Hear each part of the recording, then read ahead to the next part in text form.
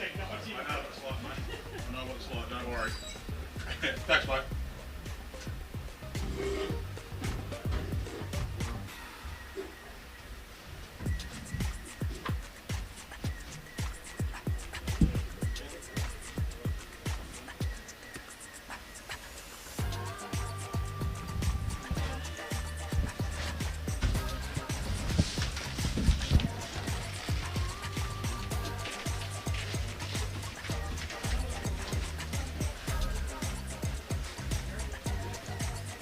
There it is there, mate. Well, hang on.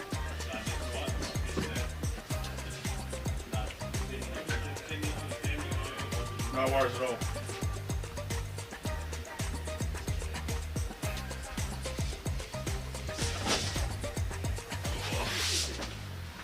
Should put this up somewhere, but I don't think there's going to be much of a crowd here, is there?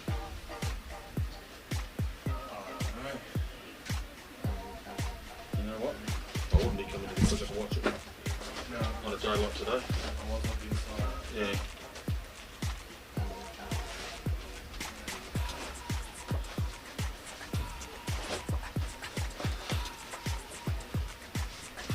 Take it in. That's what I'll do. I'll take this and put it up in front.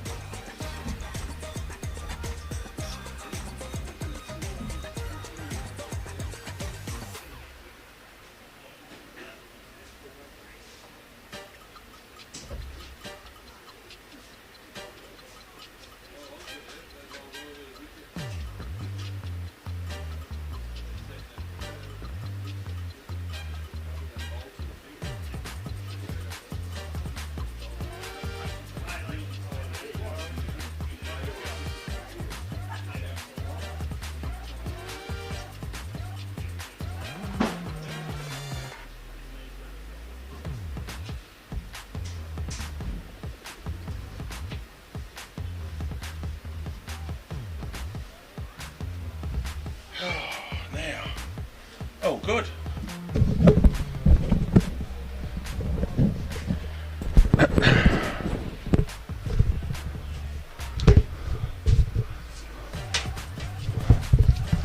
Don't need that, so that can sit over there.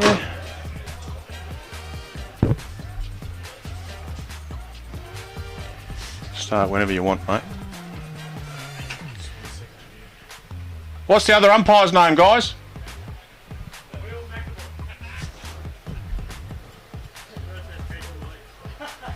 Will McAvoy?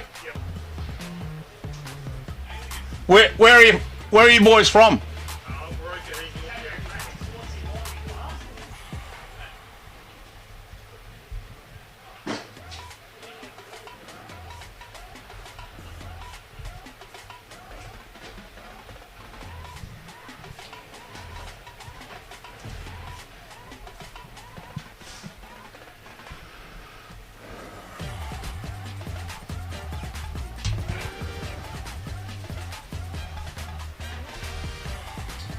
Pitch looks good, mate. You happy? Yeah, sorry.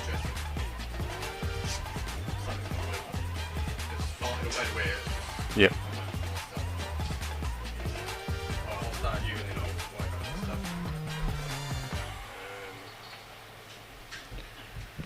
Sing out when it's starting on Facebook and I'll share it.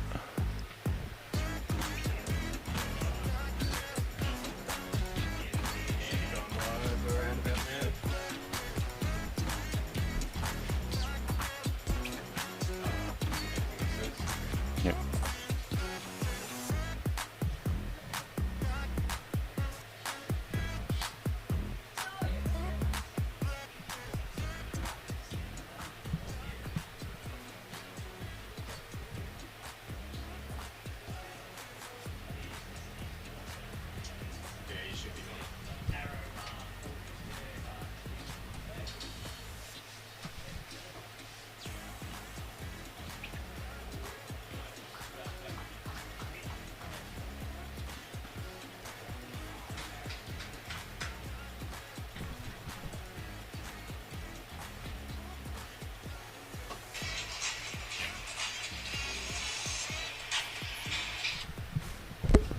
Hello and welcome to the Minlaton Oval, or the MCG, or the MCC, whatever you'd like to call it. The toss has been won by Minlaton. Minlaton has won the toss and elected to bat. Batsmen on their way out, fielding team on their way out. Not a great deal of warming up required for obvious reasons. And welcome to SA Regional Footy. Hopefully you're able to join us for the afternoon. Small crowd, hot crowd, but it will build up. It will build up. It's a great contest expected.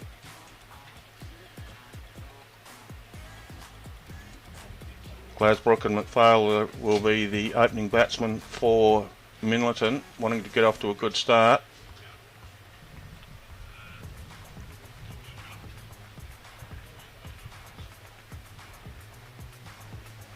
And cheerio to the umpires out there. Not only is it hot for the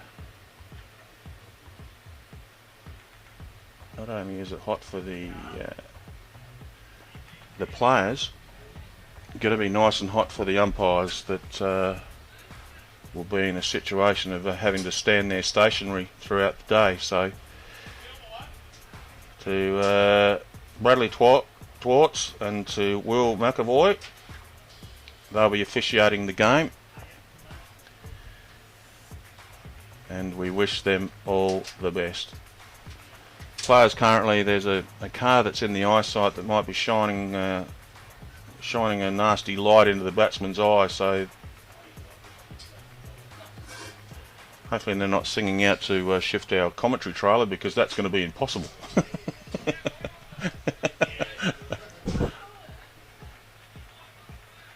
Tim Walsh. He's the headlights. I think there's some headlights being left on by some of the signals that are being put out there. Both of these teams played off in, well, they've got a great history of playing off in grand finals, and they're in a situation where they've been top of the table, top two positions all year.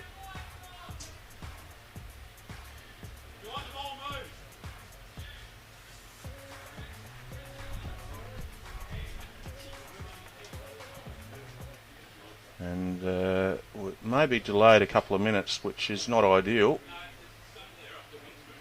for the simple fact of sun off the windscreen of one of the cars that is parked in the distance, which for those people that play cricket obviously know how annoying that can be and off-putting it can be. So certainly a situation where the crowd that has gathered here today, there'll be people sorting out where their cars are parked and whether they need to move, because it's certainly a bright day.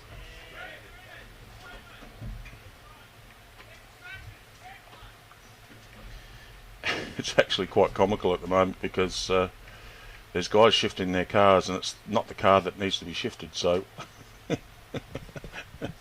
we will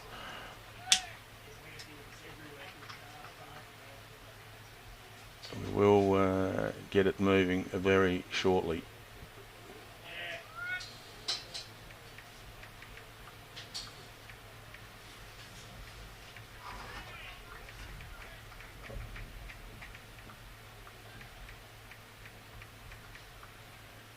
First ball of the day, slotted down leg side, and appeal by the bowler.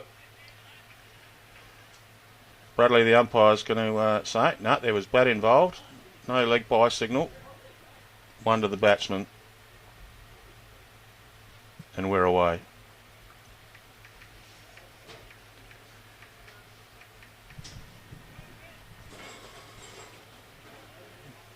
We don't need to mention how hot it is anymore for the rest of the day. We'll take it as a given. Great rivalry between these two teams. If you're not aware of the area, these two teams, Minlaton, who's batting, and Stansbury, who are in the field, combined to, along with Karamolka, to make their footy team, the CMS Crows. So they don't like each other when it comes to cricket, but they love each other when it comes to footy season. So interesting situation. We'll be joined by Rob Rankin a bit later as the next ball comes in. Nicely played, Out to a shortish cover area. Well fielded, no score. Rob Rankin, who's been a premiership player for both teams. Rob, the owner of the Dalrymple Hotel at Stansbury. He'll join us a little bit later on. Also a sponsor of SA Regional Footy, which we appreciate. Once again, bowler's line and length is ideal at this stage.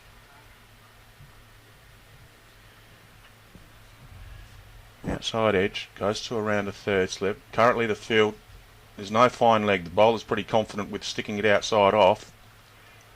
There's no fine leg. There's a square leg, a wideish mid-on, mid-off, cover fieldsman, 3 slips of gully and a point. Well bowled, well played. Once again out to a shortish cover, no run.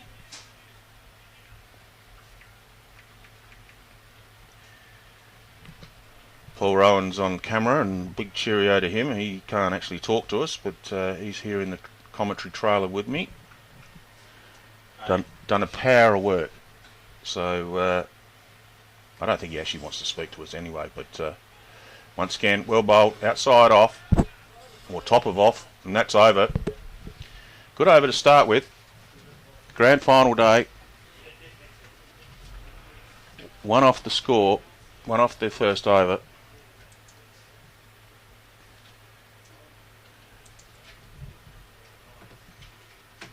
Glasbrook on 1.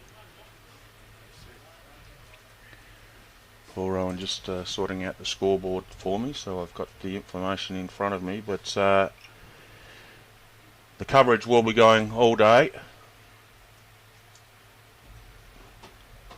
Hoping you can join us. The Minlaton Community Centre is open and it's very nice in there. If you do want to pop down and actually watch the action live, they've got the coverage on the big screens. They've got the bar open, the air conditioners are on, so if you do want to pop down, this coverage will remain on Facebook. So you can go back and watch it if you want to, or watch it live now. Either or. Hoping you enjoy the coverage. Second over of the day. Played back to the bowler.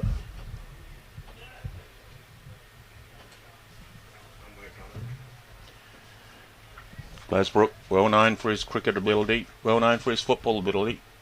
Played for state country this year. Left outside, gone through to the keeper.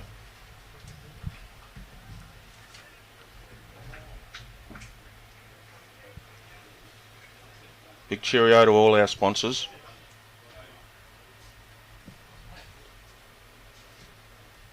Without them, it wouldn't be happening. Outside off, inside edge, goes out to mid-wicket. Vale comes through for a quick single, takes Glasbrook on to 2, which is what the total is. Good running.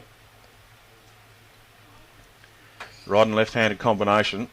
So the field, once again, because of the conditions, probably the fielders are looking to make minimal movements that during the day if they need to. Left and right hander makes it interesting. Still no fine leg.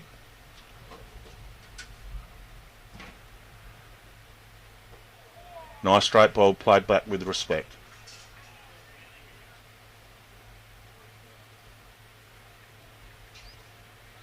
We've mentioned the umpires. Neutral umpires from different teams. Also Bradley Twartz is heavily involved in the committee, obviously. On the legs, McPhail's off the mark, goes down to a fine leg which is vacant. They only score the 1 run from it. Mid-wicket comes around and fields, throws it back, nice throw. Both batsmen off their marks. None for 3. Good start by the bowlers as well. Stansbury bowlers' line and length has been good. I didn't get the scorers' names that are keeping the player HQ updated, but they've got a very important job today as well, because Paul and I, not being from this area, we don't know a lot of the players. We know a few of them, but not all of them. Well done. Big cheerio also to the Minlaton Cricket Club. The Oval, with the conditions, the way the weather's been as far as the last few weeks is concerned, the Oval is looking an absolute picture. Henry Johnson, 2 off his first over. Austin Smith, 1 off his first over. And he comes in to bowl. No, he doesn't. The umpire's holding up play. Well, changing field. That's what that's all about. Smith coming in to start his second over.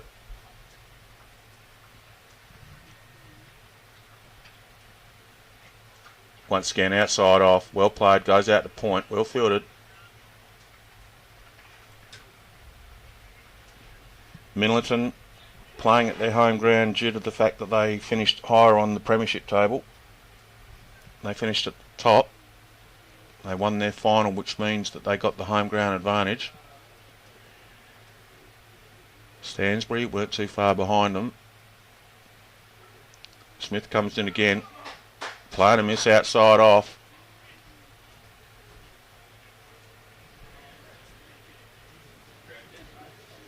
Last week, Minlaton defeating Yorktown.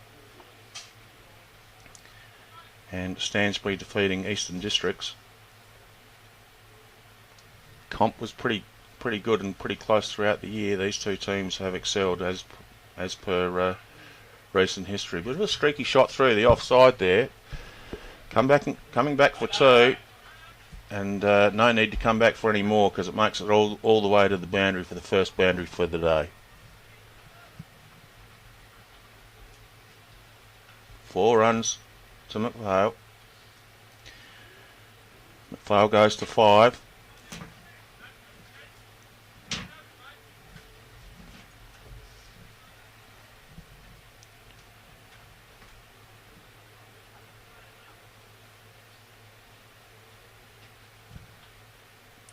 Smith again. Outside off once again. Just to reiterate the fact that both bowlers haven't got a fine leg. And both bowlers have started well. Outside off. Looking at the field placement of 3 slips in the gully. Obviously the skipper's pretty happy with the way he's bowling as well. Knows he doesn't need a fine leg. He comes in again. Once again, outside off. Good bit of heat. Taken by the keeper as it was rising. Up near his ears. Good bit of speed. Good bit of lift. Good line and length.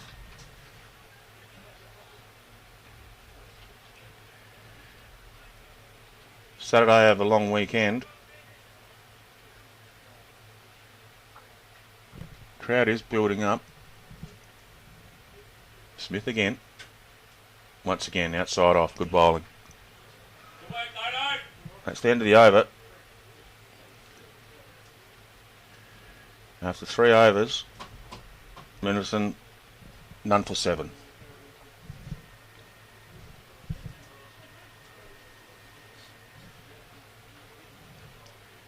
Footy season not too far away. First game, I think, 13th of April, I think SA Regional Footy's doing the first game. 13th of April. So, footy and netball training well underway.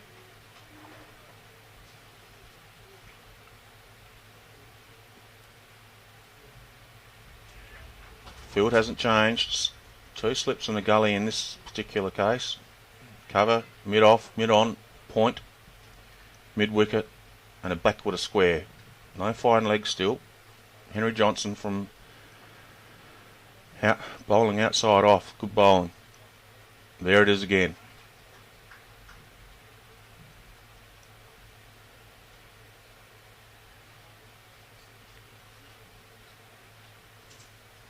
Glasbrook.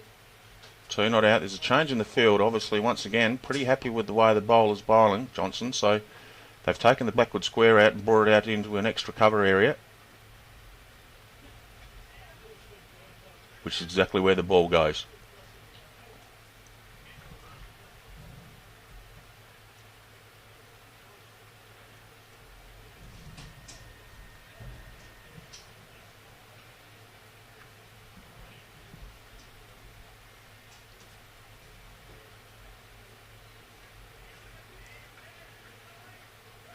Square cut, didn't quite get hold of it. Goes to a point. Haven't had a chance to talk to the umpires much. Bradley and Will both out there. Not sure what the ruling is in regards to what they're doing today, but the bowler does come in. A bit fuller.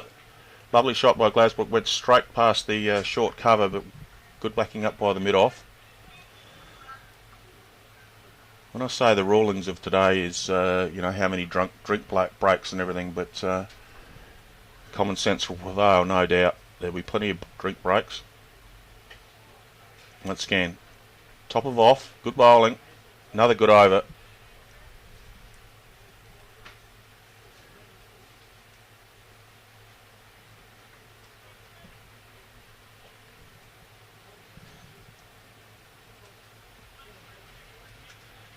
Cheerio to the Minlaton crew. A lot of the ladies in the community centre last night. Paul and I went in for a couple of beers after Paul was setting up everything, and good to catch up with them. Hear a bit of history about around the place. Smith to McPhail. Rising ball. Phil tried to clip it over the top of the slip area, but missed. And also a cheerio, coincidentally, to the Stansbury community for looking after me this morning. The ABC coverage of what we thought was going to be the markets day, but it was called off because of the heat. Anyway, Smith comes in. Just a little clip down leg side. Once again, only a chance for a single. Well played by McPhail.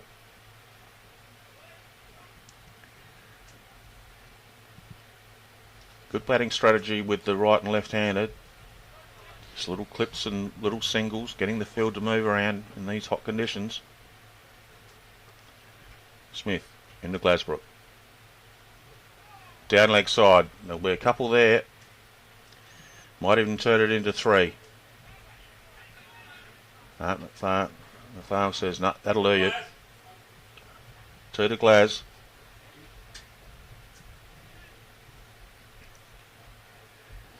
State country representative, very good player, very handy with the ball as well. Takes the score on to 10.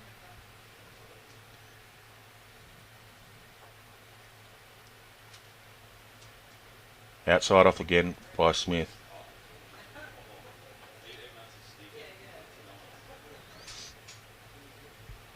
I'm going by memory. I'm hoping Austin Smith is the captain. I'm hoping that's the case. I'm going by memory.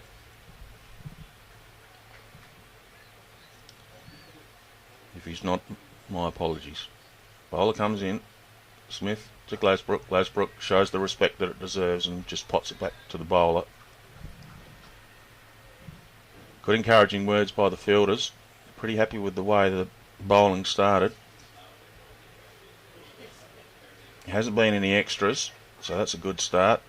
And the last ball of the 5th over. James Moss is the skipper. Thank you, Rob Rankin. James Moss is the skipper. I thought Austin Smith was, but my apologies. Anyway, Smith bowled a good one.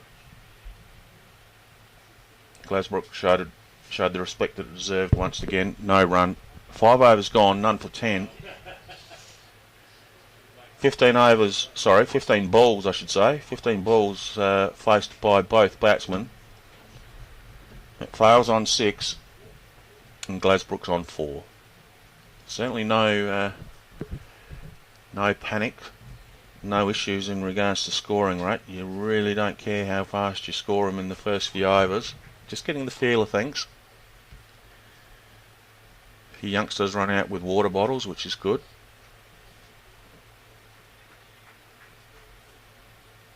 Making sure there's plenty of water being drank. Big cheerio, hopefully you're enjoying the coverage. Foul, facing up again. Yeah, nice shot through the point area. Between point and cover, that gap, and he's got himself a couple. Lovely shot off Johnson.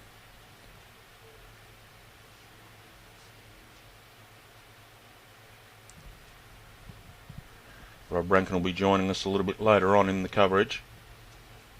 Cheerio to the hotels that have got the live stream up on the big screen. They've got it here in the community centre as well. Well by Johnson. Nice Yorker. Far well played. Nudges it out to mid-off, no score.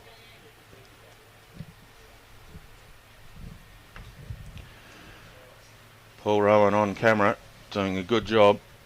I'm glad he's doing it because I've got no idea about all these cables, and a little nudge out towards the widest slip or a fine gully, one or the other. No run. So many cables here and so many pieces of technical stuff to get this live stream up and about. Paul Rowan's the man because I've got no idea what any of it does.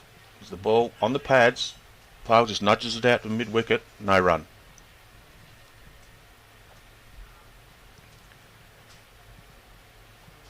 Cheerio to Glazzy as well. Glazzy was the first person I saw when I rocked up at the Oval yesterday. He was marking the Oval.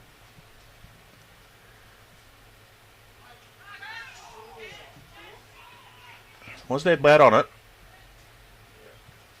Be interesting to see whether it was. Was it a chance? Yes, the umpire's not signalled anything, so it must have been off bat. Hard chance for the keeper. Actually, very good effort to get a glove on it in the first place, to be honest.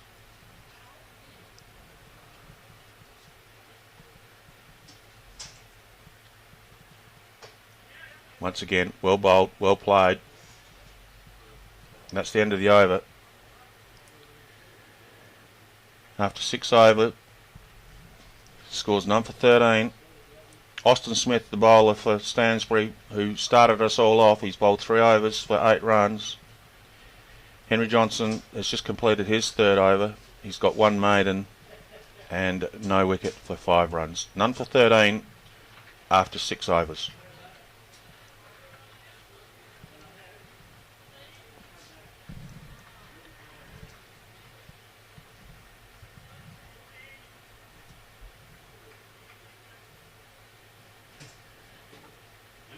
Left-handed failed to face.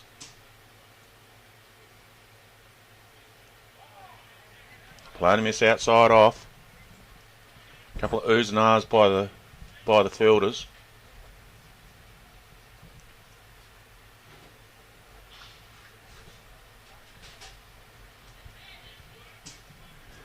Mentioning Angus Glasbrook, I mean, there's a lot of Tim Walsh and a lot of other players doing a lot of work towards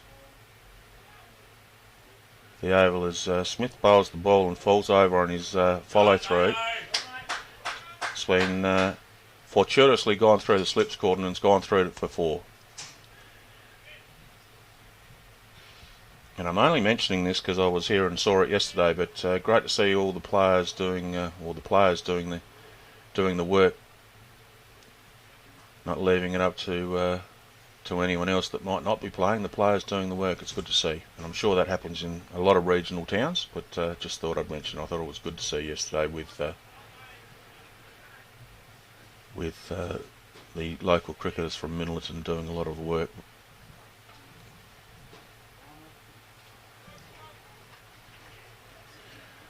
Paul Rowan and I bringing you the coverage. We should have taken our weights, Paul, before we jumped in here and see how much weight we'd lose in this trailer today.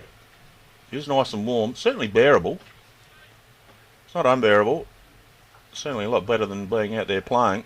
Smith turns around, goes in again. Strays a little bit onto the pads, but it's been nudged out on the offside, slight outside edge, and goes out towards the point area, well fielded.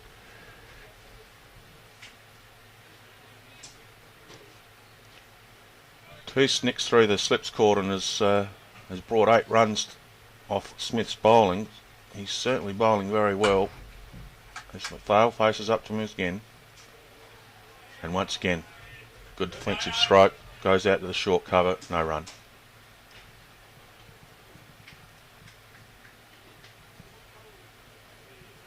Bowlers changing tact. Last ball of the 4th over for Smith. Last ball of the 7th over, and for the first time he's going to go around the wicket to McPhail. Strays down leg. Just going to be a single, I think. Might go for 2. Yeah, they're coming back for 2. Gee, I tell you what, that ball was travelling fairly quick. It went a lot further than I thought it was going to. It's going to be 3 runs to McPhail. That travelled off the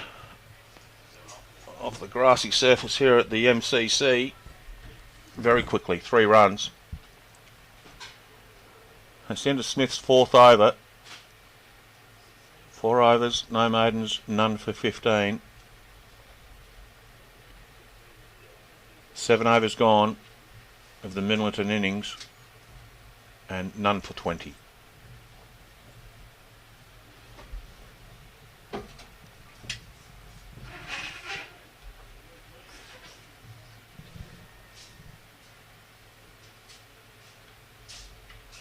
Slightly down leg again, only going to be a single. Not sure what's happening up the back there, Paul, but I wouldn't be taking my dog for a walk in this weather. There's old mate with his dog up the back. Just stopping to have a look at the cricket. There he is. Yep. He's decided he's behind the bowler's arm, so he'll shift. Glasbrook, nice straight drive. On the bounce over the bowler's head to mid-off.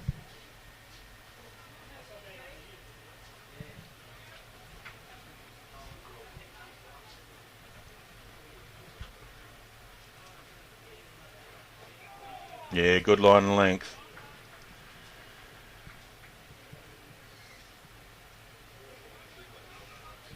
.3 overs, 1 maiden, none for 6, Johnson.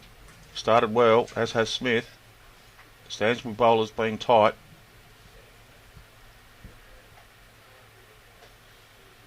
Lovely shot. Straight to mid-off, no run.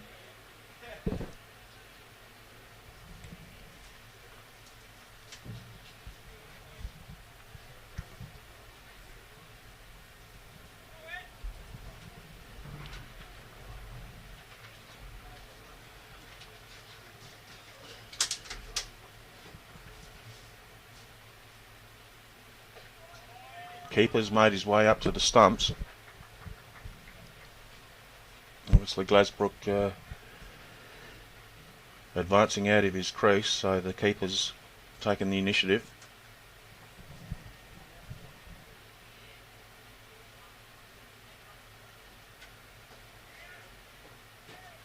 This time over the bowler's head and goes to mid-on. No run. That's over. Just an update on the guy and his dog. He wasn't actually taking his dog for a walk. He's in the car over there, and he's just taking the dog out for a little wee stop probably, and he's back in his car.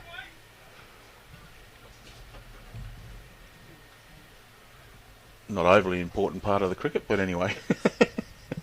That's cricket comment.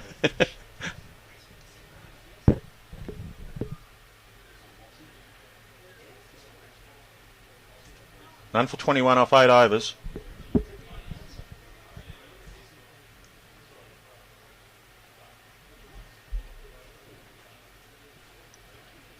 Slowish start, but good start.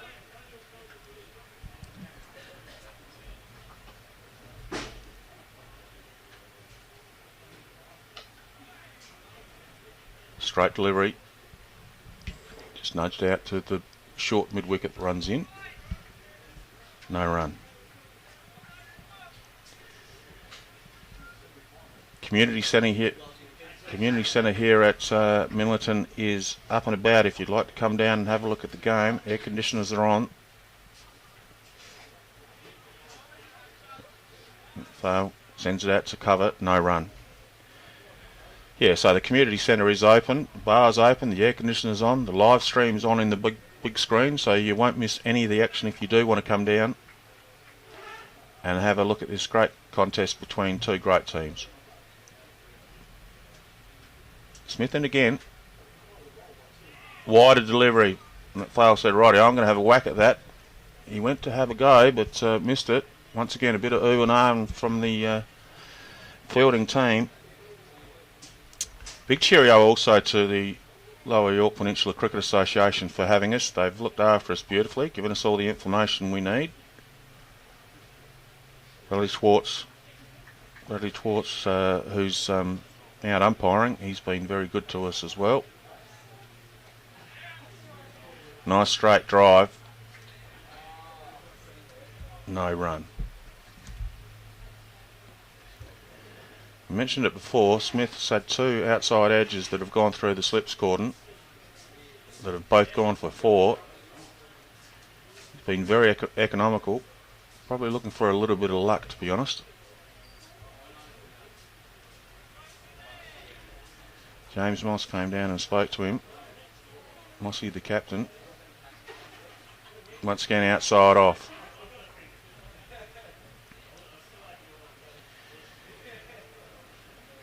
Just wondering whether the skipper might have said to the bowler, well, don't be frightened throwing it out wide of off stump. If he's going to have a go, let him have a go.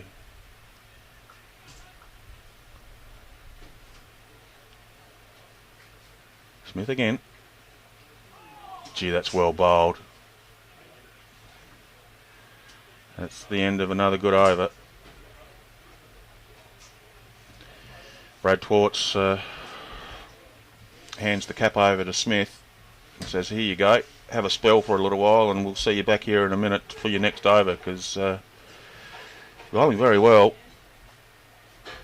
We're not going to dwell on the heat all day, but it'll be interesting to see how long these bowlers do bowl for, how big the spells are. Will McAvoy's the other umpire down the other end, and we will keep on mentioning the umpires because once again they're standing still. They're not getting around and moving around like the players. It's not a very pleasant situation out there for them.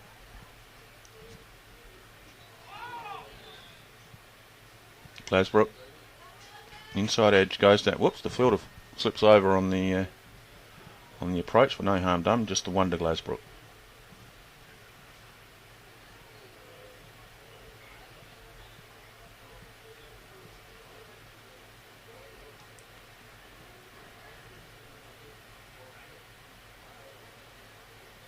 Johnson been bowling well. McPhail, who's about to face, is on 17. He's faced 33 balls. Once again a play and a miss outside off. Good bowling. Glasbrook. 5 not out off 22 balls. Slow and steady she goes. It's good batting. They're showing the respect the deservers require. They're bowling well. Now that's nudged down off the legs. That's well played. Not sure whether it'll make out the whole distance. I don't think it will. Batsmen just take the 2. Straight a little bit down leg side that time. Which is the first time I've said that for either bowler. They've been bowling line and length beautifully.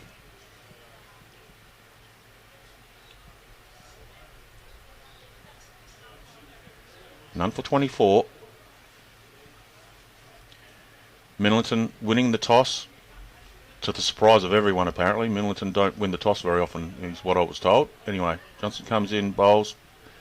McPhail just nudges it out to short cover, no run. None for 24 off 9.4 overs. And Minlaton won the toss and elected to bat.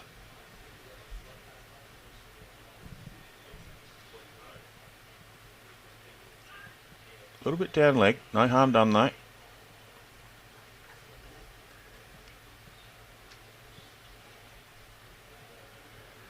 Saturday have a long weekend. Last ball of the 10th over. Went to drive it through the mid-off area and ended up just short of the square leg fieldsman. Inside edge, good bowling again by Johnson. That's his 5th over gone. 1 maiden, none for 9. Austin Smith, 5 overs, 1 maiden, none for 15. Good bowling performance. Kids running out and bringing drinks out, which is good to see. We're going to see the first change in bowling.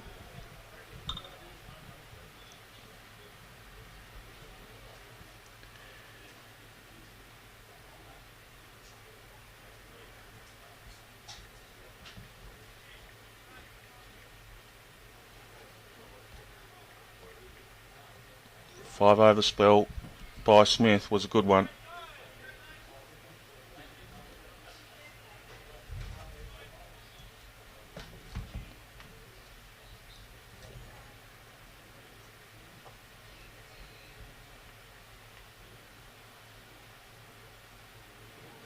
Right arm over the wicket to Glasbrook. Slightly on the pads, just clipped out to mid-on, no score. Brundle's the bowler, Reece Brundle. First ball was a good one. Changing the field. Currently got a short cover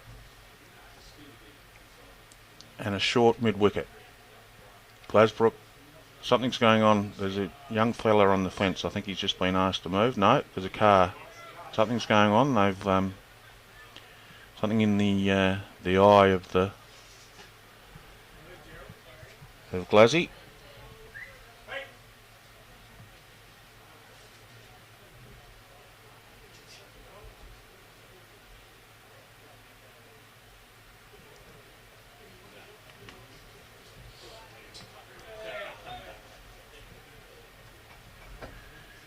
Just making sure whatever it is that's in the eye of the batsman is shifted. The bowler's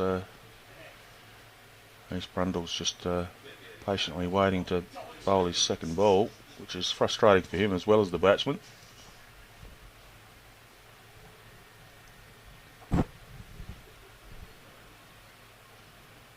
Umpire says let's go.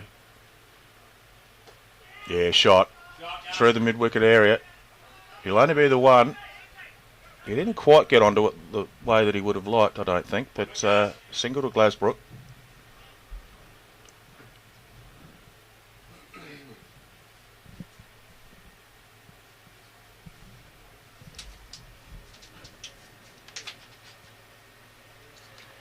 You might hear us taking lids off and slurping water throughout the day, so apologies for that.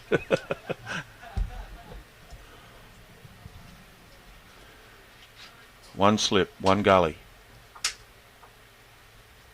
Fieldsman down at deep third man now as well. Almost came into play straight away. Deep third man, slip, gully, point, cover, mid off. They've got a fine leg now. It's the first time they've had a fine leg for the day. Mid wicket and a mid on in place.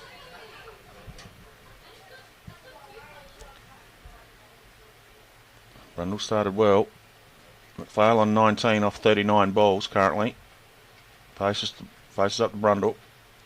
Outside off, goes to cover, no run.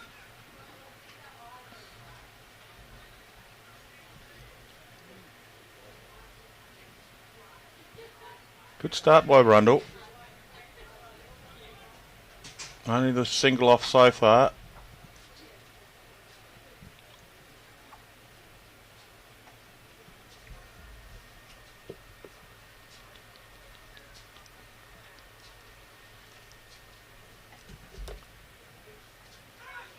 Gee whiz, that was a good nut outside off. Well done by Moss to cut that off.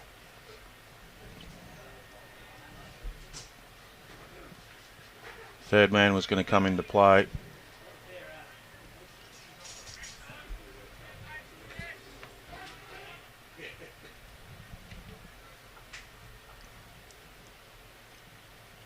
Last ball of the 11th over coming up. It's a good start by Brundle.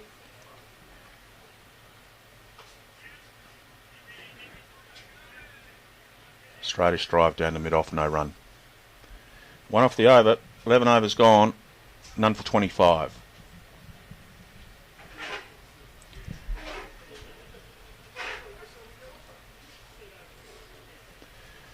Robbie Rankin will be joining us a little bit later on this morning. He's this afternoon, I should say. This morning he was telling me that he's been a premiership player in both teams. So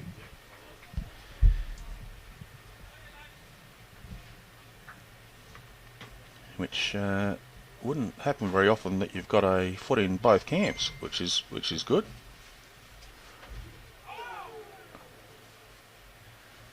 Another change of bowler and another good start.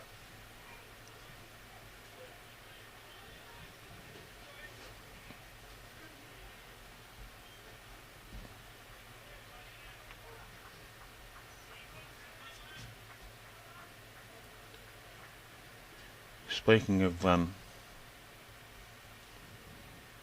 bowler comes in.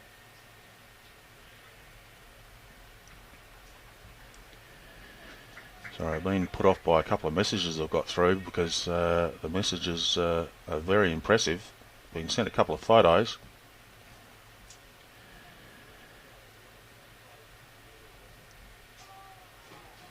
Outside off, goes to square cut it, play and a miss.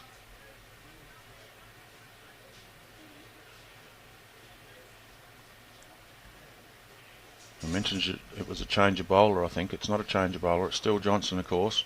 5.3 overs, none for 9. He's been very good. Once again, outside off. Respect shown by Glasbrook. Back to the messages I've been getting. I've just got a couple of photos sent through from Tom Rankin, and he's busy making pizzas. Lovely shot. Just clipped it off the hip. Going to get at least 3, you would think. Yep, 3 to Glasbrook.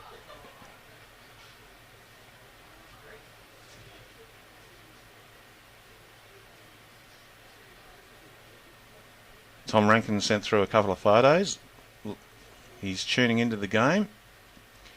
He's catering around the Golnair area. Then shooting across to Cadell in the Riverland, catering for a wedding tonight. So he's very busy. A very good cricketer himself. I'll tell you what, the pizzas he's cooking looks alright too from the photos he sent. So g'day Tom, and thank you for the messages. And I'm going to ignore the fact that he said go Blue Baggers. He's a Carlton supporter. He's obviously very happy that Carlton got over the line. But thanks for those photos you're making us very hungry there, Tom Rankin. Does a very good job with the pizzas. Very good business. Very good pizzas. And obviously very busy. There's the umpire once again. There's another car. There's another shining of the sun off the windscreen. Glasbrook currently on 9. Faced 29 balls. Dane McPhail, the left-hander, at the non-strikers, and currently on 19 off 43 balls. None for 28 off 12 overs. And Brundle will come in and bowl his second. His first one went for only the solitary run. He started well. Every time he's got the ball in his hand, there seems to be an interruption because of suns on windscreens. So he's wanting to get started, and now he can.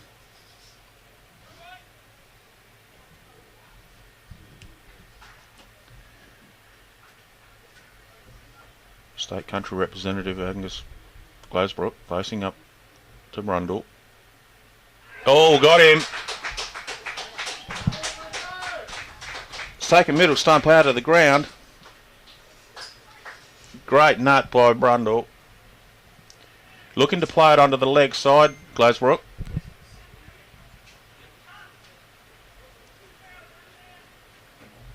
Stansbury fielders all gather around the bowler. They know how important that dismissal is. Glasbrook, fine player. And Stansbury,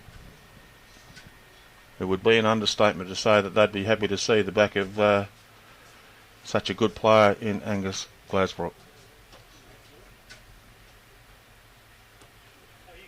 Out for 9.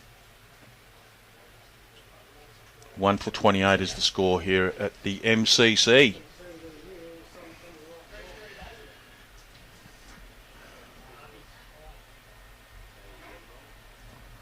And my leg's falling asleep. I'm going to have to stand up and put some weight on mine.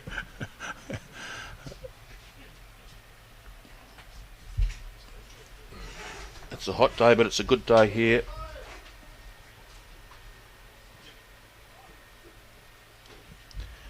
Hopefully you're enjoying the coverage. Fantastic performance by Brundle to get Glasbrook out. With his bowling figures, he's bowled 7 balls, 1.1 over, he's got 1 for 1.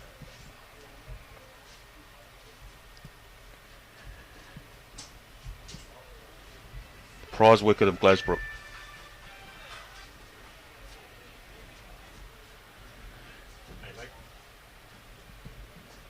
Next batsman in for Minlaton will be Newbold. Good player.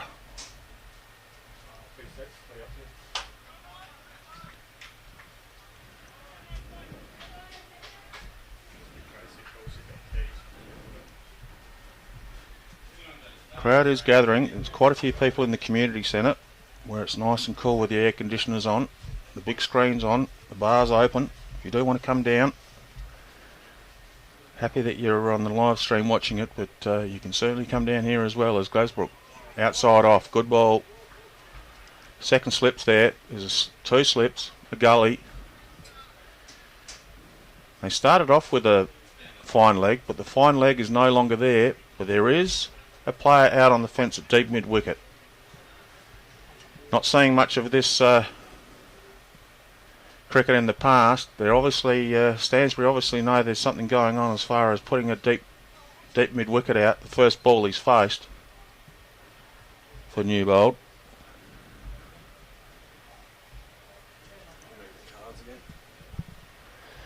Yeah, we're having issues with the cars. If you're just tuning in for the first time, or I think this is about the 4th or 5th time we've stopped because sun's shining off windscreens of cars parked behind the bowler's arm. Batsman's got every right to, well, it might not just be the batsman, it might be the fielders that are behind the wicket as well. They're a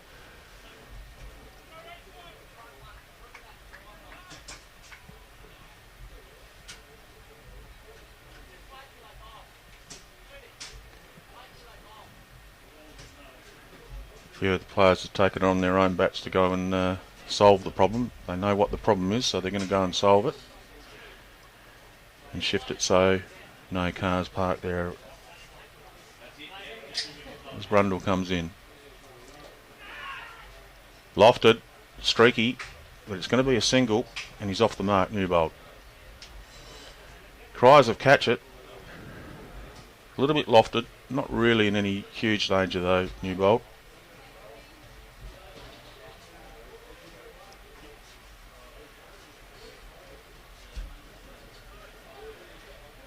Guy Newbold off the mark.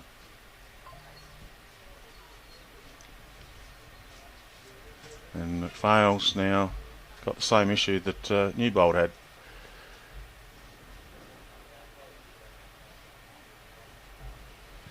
Lost his opening partner, McPhail. Needs to be there longer himself now. Nice line and length. Played with respect by McPhail. Fine leg goes back into place, as does the deep third man.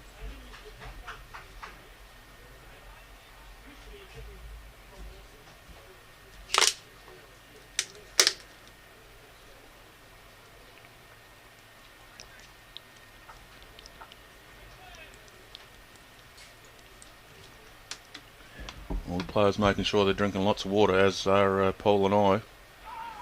Once again, a bit of an outside edge, goes to the gully.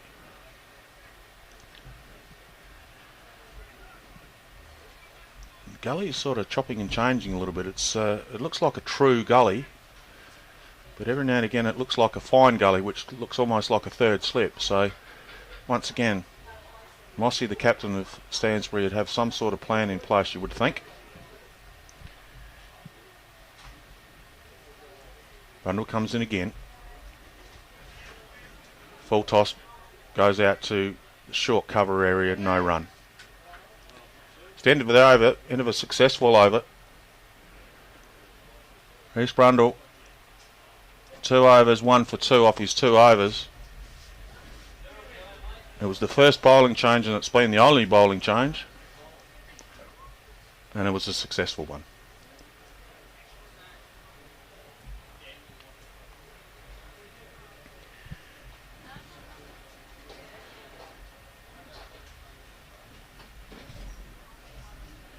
Great facilities here at Minlaton. Lovely complex. Fantastic complex. Which they've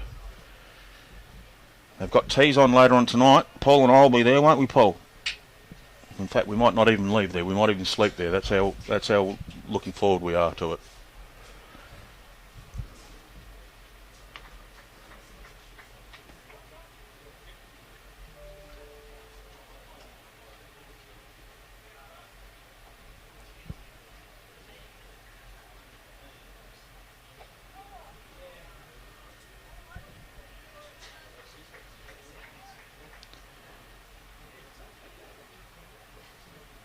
Speaking of the captain, he's brought himself on.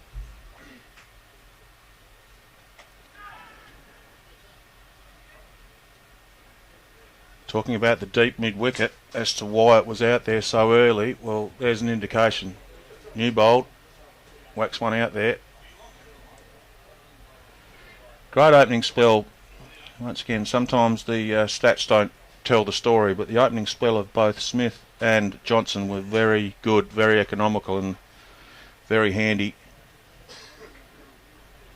Mentality of the batsman might have been, rightio, we've got a change in bowler, so we need to force the run rate up a bit, and that's what happens when two opening bowlers do such a good economical job.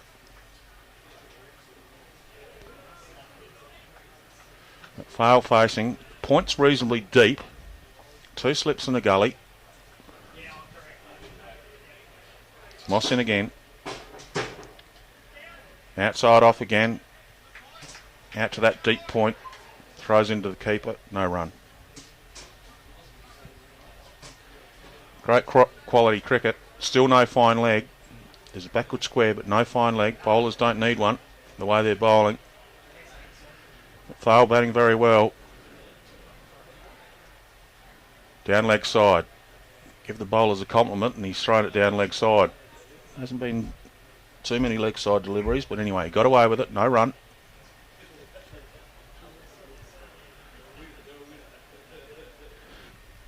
Last ball of Moss is over. Outside off. Well played out to the shortish cover. No run. Umpire says, there's your hat. And James Moss, first over, just the one off it. 1 for 30 off the first 14 overs of the game. Scorecard. Glasbrook out for 9. Played across the line. Took out middle. Reece Brundle the bowler. Good bowling. They've been very economical, the Stansbury bowlers. McPhail currently 19 not out. He's faced 50 balls. And Newbold. Guy Newbold, 2 not out, facing 4 balls. Now, second man goes out. Newbold obviously likes to go to cow corner because that's where the fieldsman's gone. Rightio, we're going out. We're going another one deep. It's the 14th over. Newbold, number 3 batsman. We've got a deep mid-wicket, a deep wideish mid-on, and a deep third man. In comes Brundle. Goes down leg, but no run. Hopefully you're enjoying the coverage. We will be here all day. Unless something lets us down technically. let's hope everything goes well. With this sort of heat, you never know what's going to happen. 1 for 30 the score. Brundle again. Yeah, good shot. Yeah, gone through the Sydney Harbour. There's a bit of a Sydney Harbour bridge there with the mid-off fieldsman. He made a great attempt, it's got to be said. Probably a little bit harsh on him saying that it was a misfield, but 3 to Newbold. He doesn't look like the player that's going to hang around Newbold, hence the reason why the field's set the way that it is.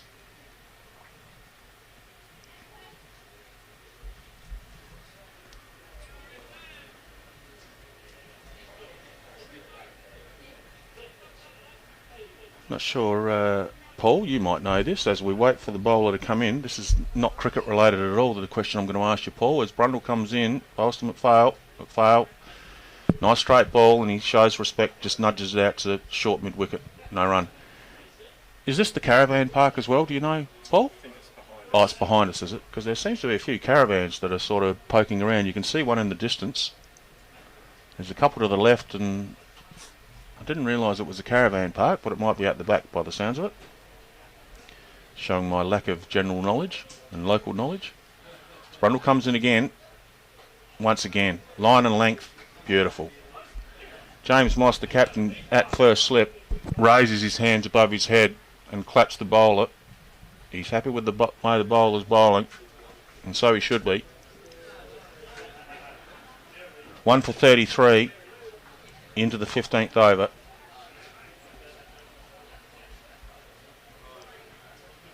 Big cheerio to all our sponsors making this possible for us. Brundle comes in again. McPhail once again, outside edge, goes to gully, no run.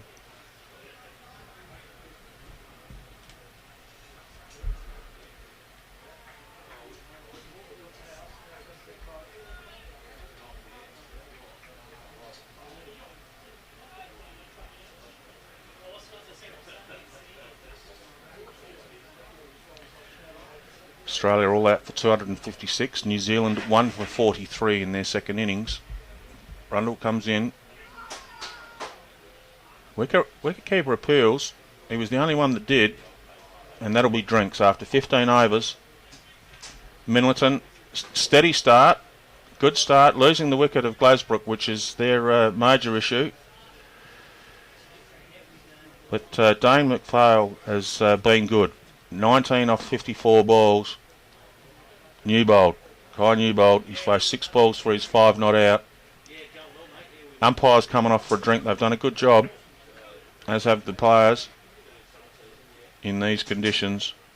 15 overs gone, 1 for 33. Cheerio to all of our sponsors, whether it be the SJM Builders, who are based in Clare, whether it be Adelaide City Motors, Elders, of course, Adam Pitt, who is an employee of Elders, who plays for Stansbury, J&G East, all of these great sponsors that you'll see on the bottom of the screen. Techgrow, based in Clare. All of these great sponsors you can see at the bottom of the screen. If it wasn't for them, we wouldn't have the coverage. Also, cheerio to the Lower Yorke Peninsula Cricket Association. Schwartzy and all the committee, all the delegates. Thank you to Brad. Not only is he on the committee and does a lot of work behind the scenes, you would think, he's also out there umpiring. I don't know what everyone else thinks, but I think umpiring on a day like today wouldn't be much fun. Standing in the one location non-stop wouldn't be much fun, you wouldn't think. But well done to everyone involved there. And as I say, those sponsors at the bottom of the screen, whether it be Techgrow, whether it be Class, whether it be Bascom, whether it be all of them that are there, Noonan Transport, Explorer Caravans, all of those great sponsors. If it wasn't for them, we wouldn't have the coverage, and we do appreciate their support. Mitch Stark was the wicket taker for Australia. He got the opener out, Will Young, for 1, caught Carey, and currently New Zealand 1 for 43. New Zealand at tea still trail Australia by 51 runs, with Labuschagne the top score, which is the first time anyone said that for a while. Labuschagne making 90.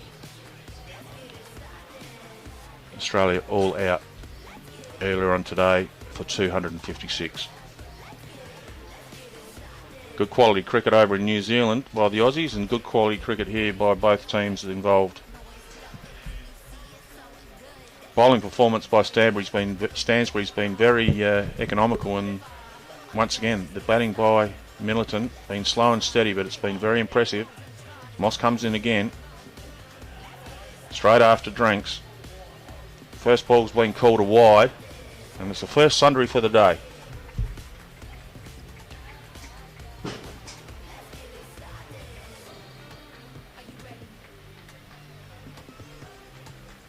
So we'll stop, rewind and replay. Away we go. Well played. Down to mid-on. Takes the single. Takes it quickly. Good batting from Newbold. Skipper James Moss putting the first extra on the board, or the first sundry, whatever you'd like to call it. Once again, shows the fact that bowlers have been very disciplined. Moss in again to McPhail. Once again, respect shown, nudges it back to the bowler, no run. Cheerio to the young kids that are in the coach's box too. They've got water bottles there that they're running out to the players.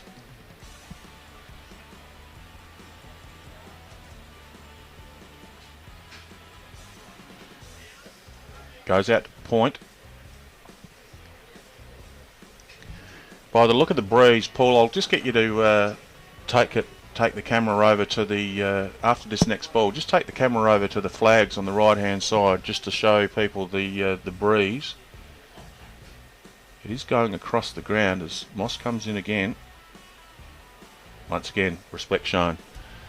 I'll get Paul Rowan to scan over to the flags. There you go. So, well, that doesn't really show you too much at all because the flags are all over the place. One's facing one way and one's facing the other, but it's not overly windy.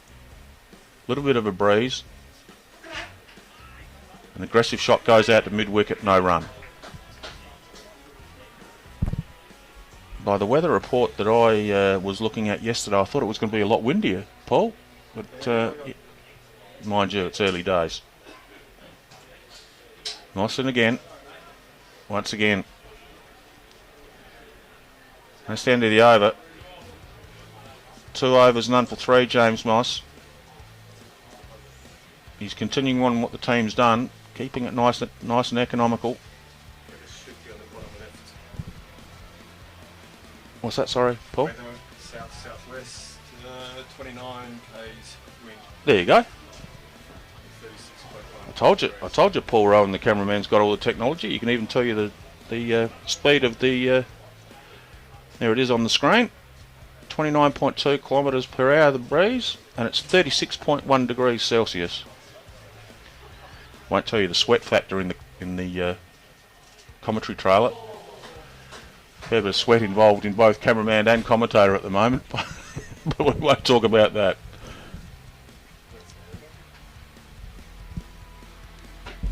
Deep third man back in play, cow corner back in play, and deep mid wicket back in play.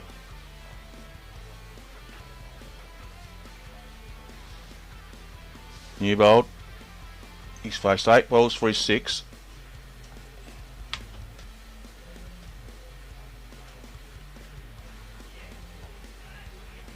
Yeah, nice shot and well fielded. Chance for a run out. I tell you what, that was nearly a direct hit, and if it was, the umpire would have had something to make a decision on. Great fielding. I think it might have been Smith there at mid-off. Very good fielding. Dove, stopped off a almost certain 2 or 3 at least. Maybe even gone to the boundary. It was hit with force and almost enforced the run out as well. Very good fielding at mid-off.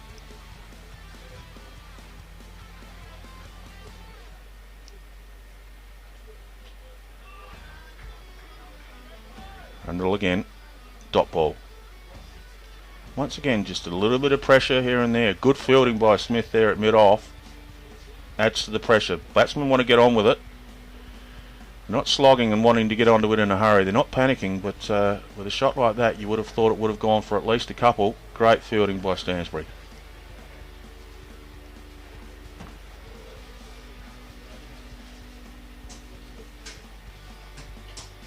Once again. Whoops. Bit of footwork there by the umpire. Lovely work, Bradley. No run.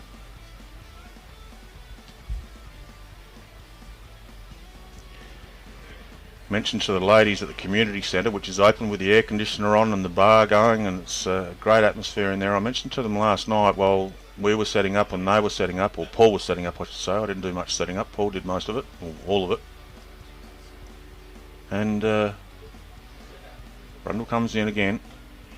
Yeah, once again goes out towards mid off, and once again well fielded, cutting it down to 1.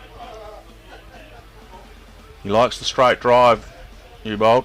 Anyway, speaking to the ladies, and they were telling us a bit of the history of the community centre, and they were telling us a bit of information on the Oval and the history of the town. It was great, really good, which is one of the things that we love doing at SA Regional Footy, getting out to these different towns.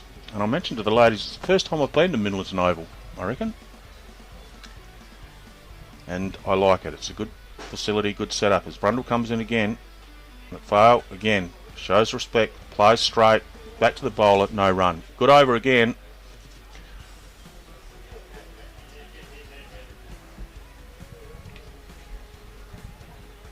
"17 overs gone."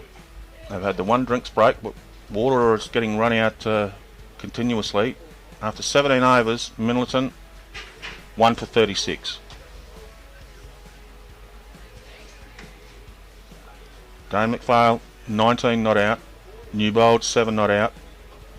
Wicket taker Reece Brundle 1 for 6 off his 4 overs, which he just completed, his 4th.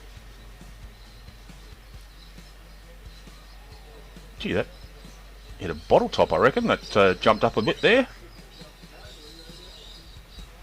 Good bowling. Hasn't been many wasteful balls. Hasn't been many down offside. Very disciplined bowling performance so far by Stansbury. James Moss. Oh, nasty bounce for the short cover fieldsman. Might even go all the way. No, it's only going to go for a couple. Goes through that extra cover area. Good shot. Couple of runs. Gotta say, it was a bit of a nasty bounce for the short cover. He might have worried about his dental cover, I reckon, if he got behind that. Jumped up.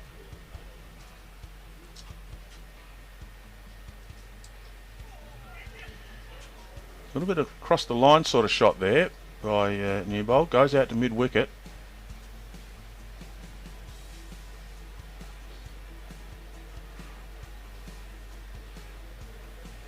Moss again. And again. As a coach, you say to the kids when you're coaching them, try and bowl on the top of off stump. Try and get the ball hitting the top of off stump. Well, Stansbury has been doing that. All 4 bowls that have been used, their line and length's been very good. Once again, I'll put the mockers on Moss. A little bit down leg. They're going to get at least 2. That's exactly what they do get. 2 to Newbold.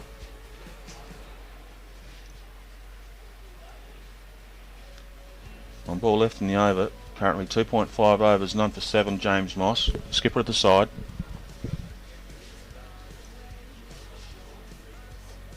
Once again, outside off. Once again, nice shot. Once again, well fielded.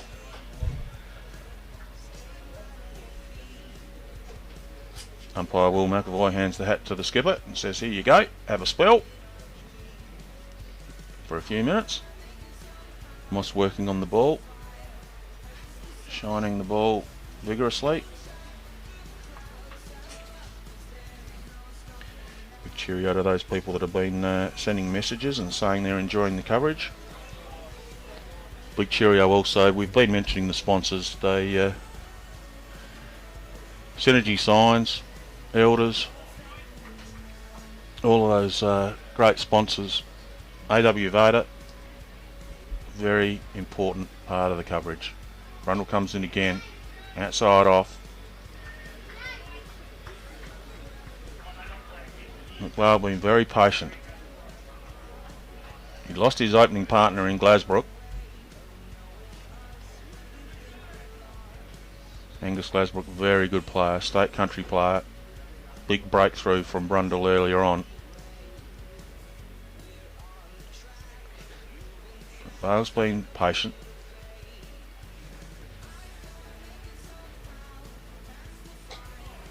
Once again, well played.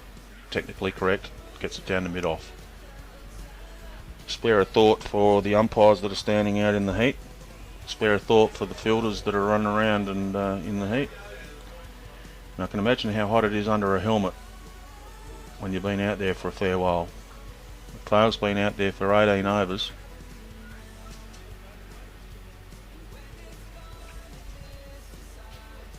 Rundle again. Once again, respect shown. Good bowling, good batting. Just pops it back to the bowler.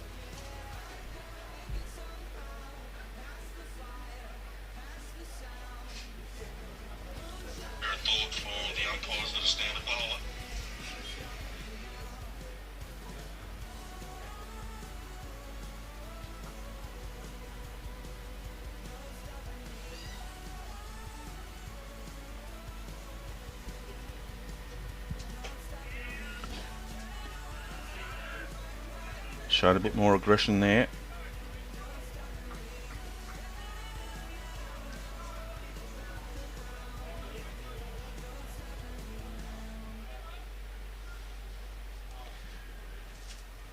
Yorke Peninsula Footy League has asked me who's the best footballer that's standing out on the ground at the moment, and says that it's a controversial question. Certainly is a controversial question. Couldn't tell you, to be honest. A lot of good footballers as the ball goes through to the keeper. Big cheerio also to Caroline Webster, who's watching from Bali. Half her luck. What's the temperature in Bali at the moment, I wonder?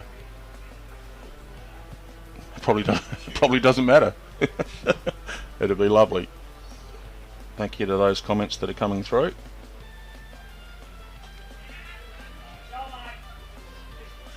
Mark Woods has just said that it's nice under the veranda. Couple there to McPhail.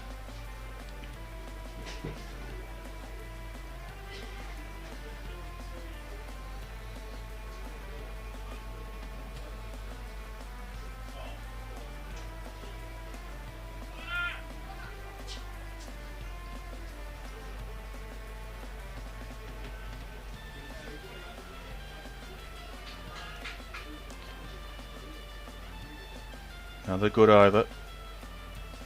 Minlaton won the toss, elected to bat. Obviously hot conditions.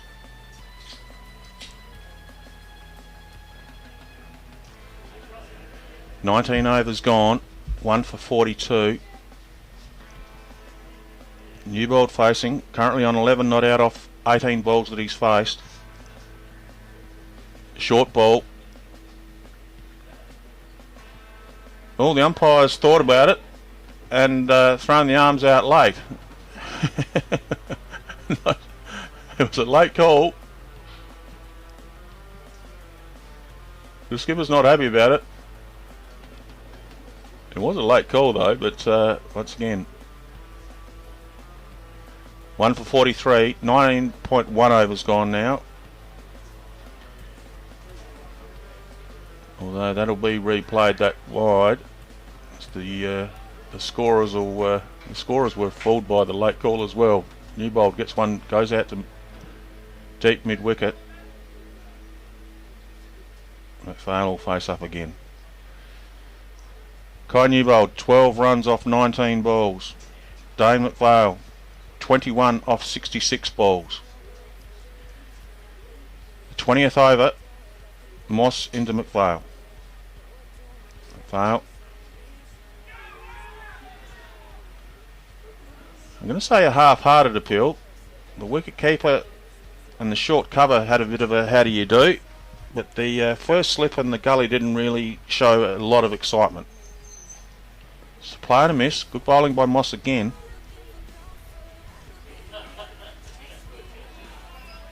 On the pads, just nudged out. Short mid wicket comes in, fields the ball, makes its way around the field to get back to Mossy. 1 for 44.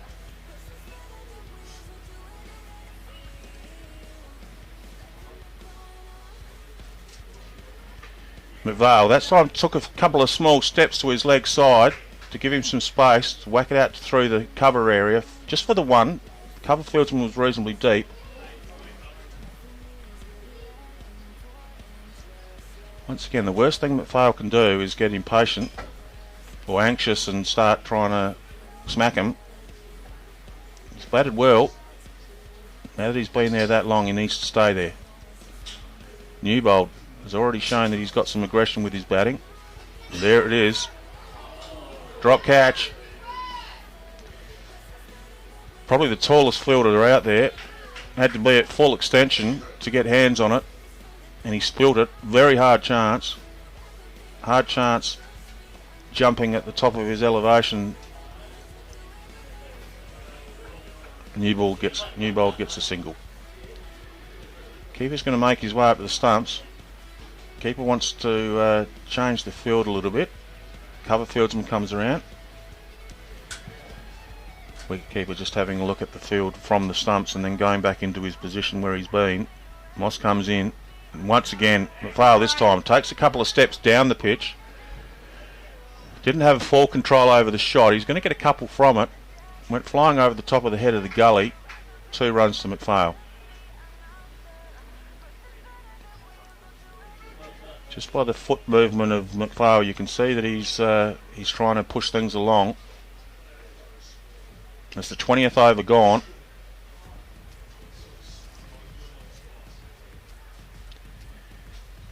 One for 48. 20 overs gone. McPhail on 24, not out. Newbold on 13. Once again, the kids go out and take some water bottles out to the batsman. Keeper grabs one while he's there.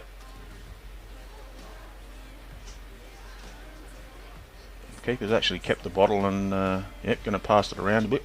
Bit of common sense being thrown in here, which is good. Big cheerio to all the people that are leaving messages as well. Sometimes I don't get a chance to have a look at them too quickly, so just be patient. No, it's alright, mate. Thanks, Paul.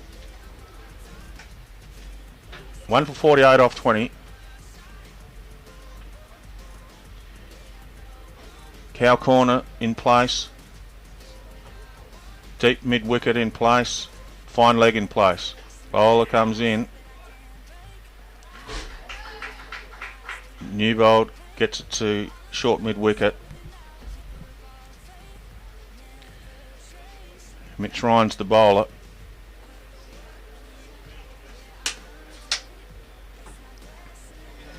Now McPhail, what's he going to do? The last couple of shots he's made a few runs from them, but he's been moving his feet out to the leg side and down the pitch to a degree to get some leverage. This time he's showed the bowler some respect, goes out to point, well fielded, no run.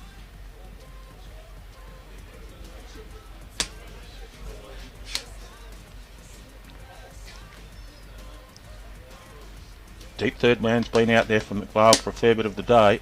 He's still out there. No slips though. Goes through point area. Just for the single.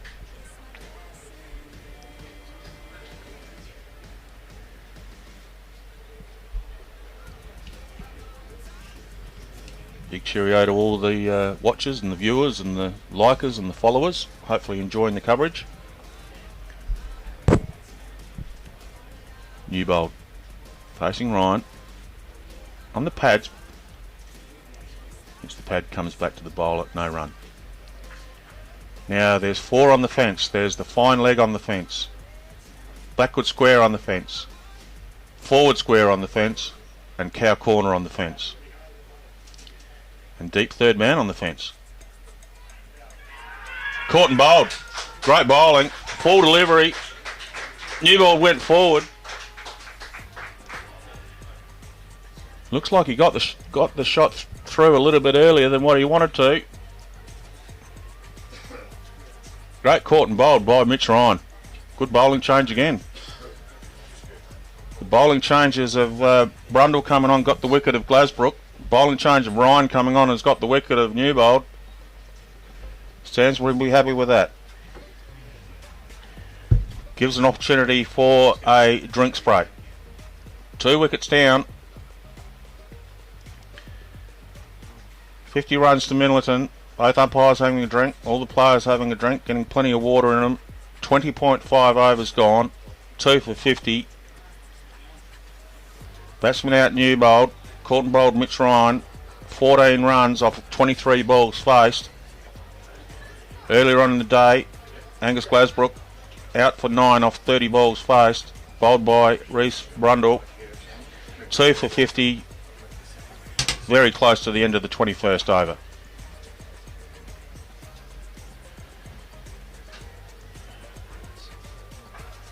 Depends on team tactics, but my viewpoint is McPhail's been there since the start. He doesn't want to throw his wicket away with any too aggressive shots, I wouldn't have thought. He needs to stay there and stay there for a long time. He's batted well.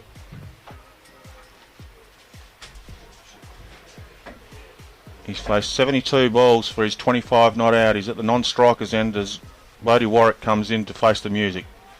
He's asked the umpire for 2 centres, please, umpy. Umpire Bradley Port says, yep, that's 2 centres. Bowler's got 1 ball remaining in the over.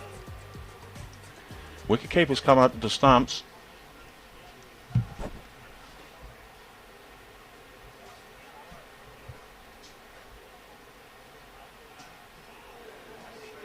Full toss.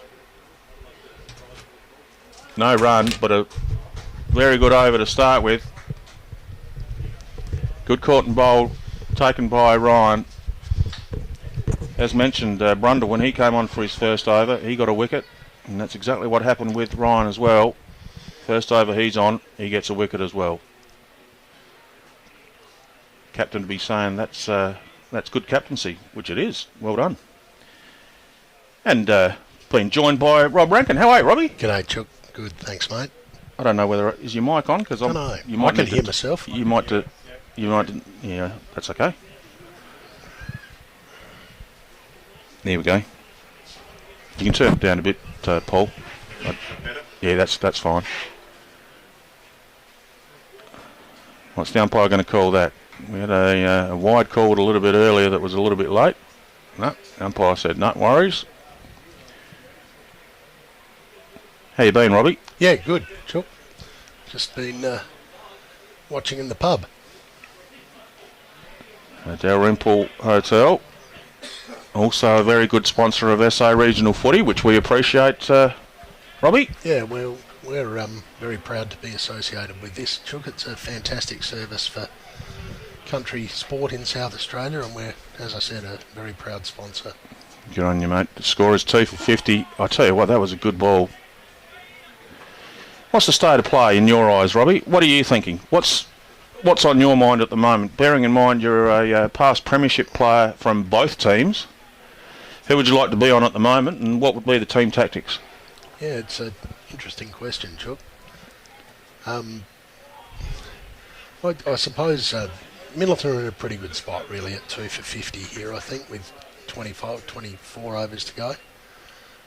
They've got some attacking players to come. Losing Newbold, a bit of a blow to them, though. He's their really dominant batsman. But Stansbury have bowled a really good line and length early in the game. They're strangling the score, and just from being here for the last 10 or so minutes, I've noticed the oval's pretty spongy and slow, so I think it's going to be quite a low-scoring game. Mossin again. Fuller. Still outside off. Played and missed by McPhail. That's the end of the over. That's the end of his 5th over.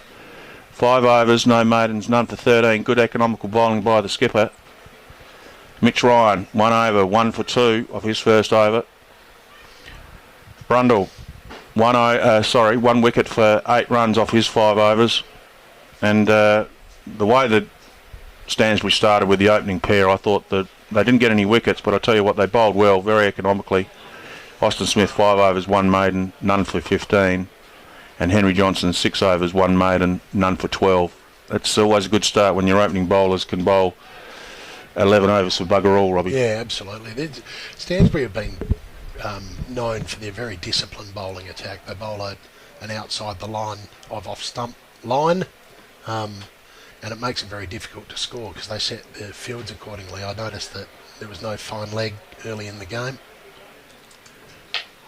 And I think that's a lot about the tactics of Stansbury, just to sort of keep the batsmen down, try and get them to nick to the slips. And Neil Smith had a couple of nicks that went through the cordon. So, yeah, no, you're spot on, Robbie. As Warwick now faces up. Once again, good bowling, line and length by Ryan.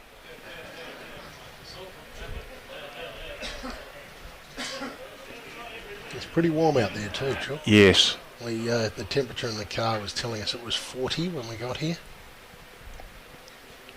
Great conditions to be at the Dalrymple Hotel with the beautiful ocean view. Yeah, well, it is. We just had to shut the doors on the deck though, because the northerly was just howling into the hotel. So, but the beer's nice and cold there. Went there last night and had a beautiful meal of flathead. Gee, it was nice. So compliments to the chef there, Robbie. Thank you. Thank you.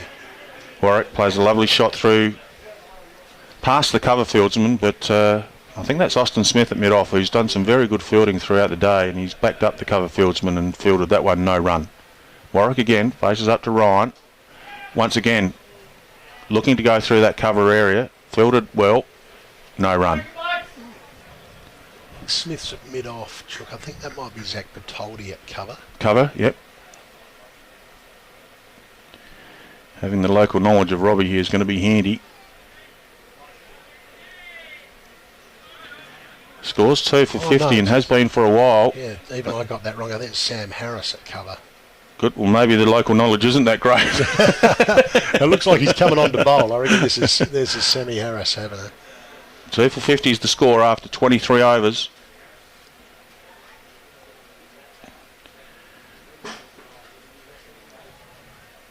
So Sam Harris coming on to bowl now. He bowls nice little right arm medium paces, gets a little bit of outswing. He's actually played for both clubs too. He started off at Stansbury and then came and played, I would say, 3 seasons for Minlaton, could be 4. Yep. And he's come back home to Stansbury. He's been playing back at Stansbury for the last 6 or 7 years now. Good bowling performance by Moss, the skipper. 5 overs, 1 made and none for 13 in his spell. Not sure what Henry Johnson did to the skipper, but he's the only bowler that's bowled 6 in his opening spell, so he might be fitter than everyone else, I'm not sure, but all the bowlers are sort of bowling their 5 overs and then having a bit of a break, which is good. Gee, look at the offside field here, Robbie. Fair chance to say that he's going to be bowling outside off like everyone else has been. Certainly his plan. While I'm talking about the offside field, there's a mid-off, there's a short cover, there's an extra cover, there's a deepish point, there's a gully, there's a slip, but there's also a deep mid-wicket or deep square leg for that ball there, down the leg side. So 3 on the leg side, the 3 fieldsmen on the leg side are a shortish fine leg, a wideish mid-on, and a deep mid-wicket. Once again, well bowled, well played. 3 dot balls to start the over by Harris. Hello, change in field. We just went talking through the field. Now the slips come out. The gully stays there, and the slip goes to a mid-on. Yeah, I like that. I like this field better because, as I said, Harris does bowl outswing, which is in-swing to the left-hander. Yeah. Well bowled, well played. With the risk of putting the mockers on him, McPhail's been good defensively. He needs to stay there. Doesn't matter how many runs he makes in a hurry at this early stage. It's only halfway through. You must have heard the commentary because he's taken a few steps down. Didn't go for a slog, but the intention was to get to the pitch of the ball, which he did. Gone to mid-off, no run. Harris's last ball of the over, no runs off his bowling yet, and that's the way it'll stay. Maiden over to start with, well bowled Harris. Yeah, McPhail's in an interesting situation at the moment with having used up a lot of deliveries. So how do Minlaton play from here? Do they try and attack from the other end and get McPhail to anchor the innings? Yeah, I mentioned it before. I think that's what I mean, once again, I don't know what's to come, I don't know the teams as well as what you do, Robbie, but I think now that he's been there that long, I reckon he needs to stay there, do a Mark Taylor. And perhaps Minlaton should bat around him at the other end. So Mark Taylor, gee, I'm showing my age, aren't I? Taylor. Oh, he's not that old, Chook. Yeah. If you'd said Bill Laurie or Keith Stackpole, that might have been showing your age. Still 2 for 50.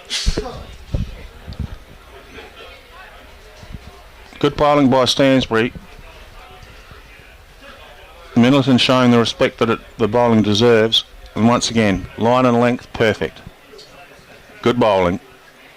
Good cricket. Mitch Ryan, 2.2 overs, 1 for 2. Got the wicket. New bowled in his first over. Caught and bowled. This goes down to mid-off with force, but well fielded. I really feel like Minlaton need to be rotating the strike here. They seem to be just striking the ball to the field. I feel like they should be dropping it and running and putting, drop and run, bring the field in. Particularly right and left-handed batsmen. Yeah. The captaincy of Moss has been very good though. The positioning's been excellent. Good captaincy. Not sticking with the same field for a whole over. Might be a couple of changes during the over, which is means the captain's thinking about things. Mid-off again. He's been busy at mid-off. He's doing a good job too. Another dot ball. The boys at Stansbury like to call this the strangle, which is just continuing to bowl maiden overs to sort of force batsmen to make mistakes. Once again, you could almost put a face washer down on the area that Ryan's been putting those balls down, all landing on that face washer, all around that same area. Robbie, I haven't been outside of the trailer for a while.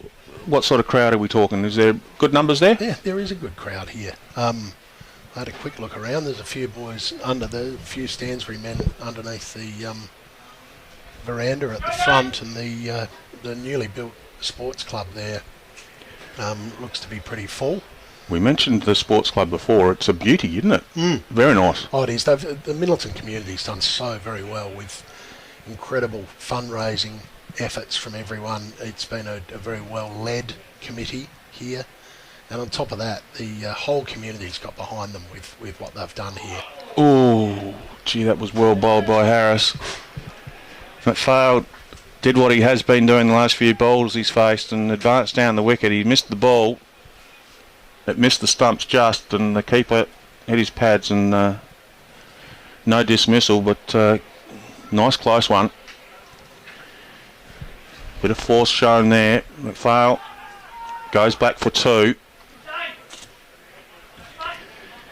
I think he's almost answering the question you were asking, Rob, with respects to his game plan. He looks like he's trying to up the tempo a little bit.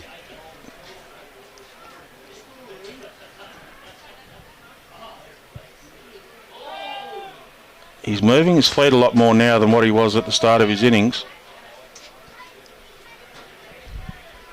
Still ensuring that his head's still, which is important. He's been the anchor of the innings, and he needs to remain that way. He goes down the pitch once again, goes for the ollie-off, but misses it. I'm thinking there's a bit of frustration coming in here, Robbie. Yep. And it's a little bit of a worry as far as the Minlaton batting order is concerned. He needs to stay there. That's the one he's looking for. Just a single. Just short of the fields and out in the deep. Score goes to 53. A bit of strike rotation there too. Yep. Bodie Warwick yet to score off 13 balls, so he'll be getting a bit anxious out there, I suppose. McPhail now goes to 28 not out. He's faced 88 balls. Currently, Bodie Warwick, 13 balls without scoring, as mentioned by Robbie. Special comments and special guest Robbie Rankin. He's not wearing his SA Regional Footy hat. What number hat are you, Robbie? Can you remember? It's in the 20s. Yeah, I reckon you are in the 20s. All the The bowler comes in, Harris comes in, and the ball is played by Warwick to short cover, no run. I do have it, but it's too hot for a hat. Yeah, no, I don't wear the hat either. I was just stirring you up. All commentators or special comments and cameramen, as they appear on SA Regional Footy, get a numbered hat. And I was very naughty, Rob Rankin, because Paul Rowan, I've had a relationship with him as our cameraman over at Wirrala, a game of football earlier on the year, and I didn't present him with a hat. Oh dear. So I've presented him with a hat today, and he's number 43, aren't you, Paul? Is that right? Paul Rowan. He is a very good cameraman, and if you could see in here, all the technical stuff that he's got set up, it's way beyond me. I'm glad he's in charge of it, because I've got no idea what all these buttons do. Yeah. Just been told not to touch him. As McPhail, he's going to face up again. I'll start again. First time I think McPhail has faced Ryan. Yeah. And they've put a couple of fielders back on the leg side, anticipating. Does he have a look first? Yes, he has a bit of a look first. That's the most wayward that Ryan has been since he started bowling. He's thrown that one down our offside a little bit further than what he has been with his previous 3 overs. Turns around and comes back in again. Steps slightly to the leg side, waxed out towards deep mid-wicket. Once again, good fielding, 1 run. Once again, good field positioning by the skipper as well. Yeah, really frustrating for the batsman. He's been trying very hard to get a big shot away, and the last 2 that he has got away have gone straight to the fieldsman for 1.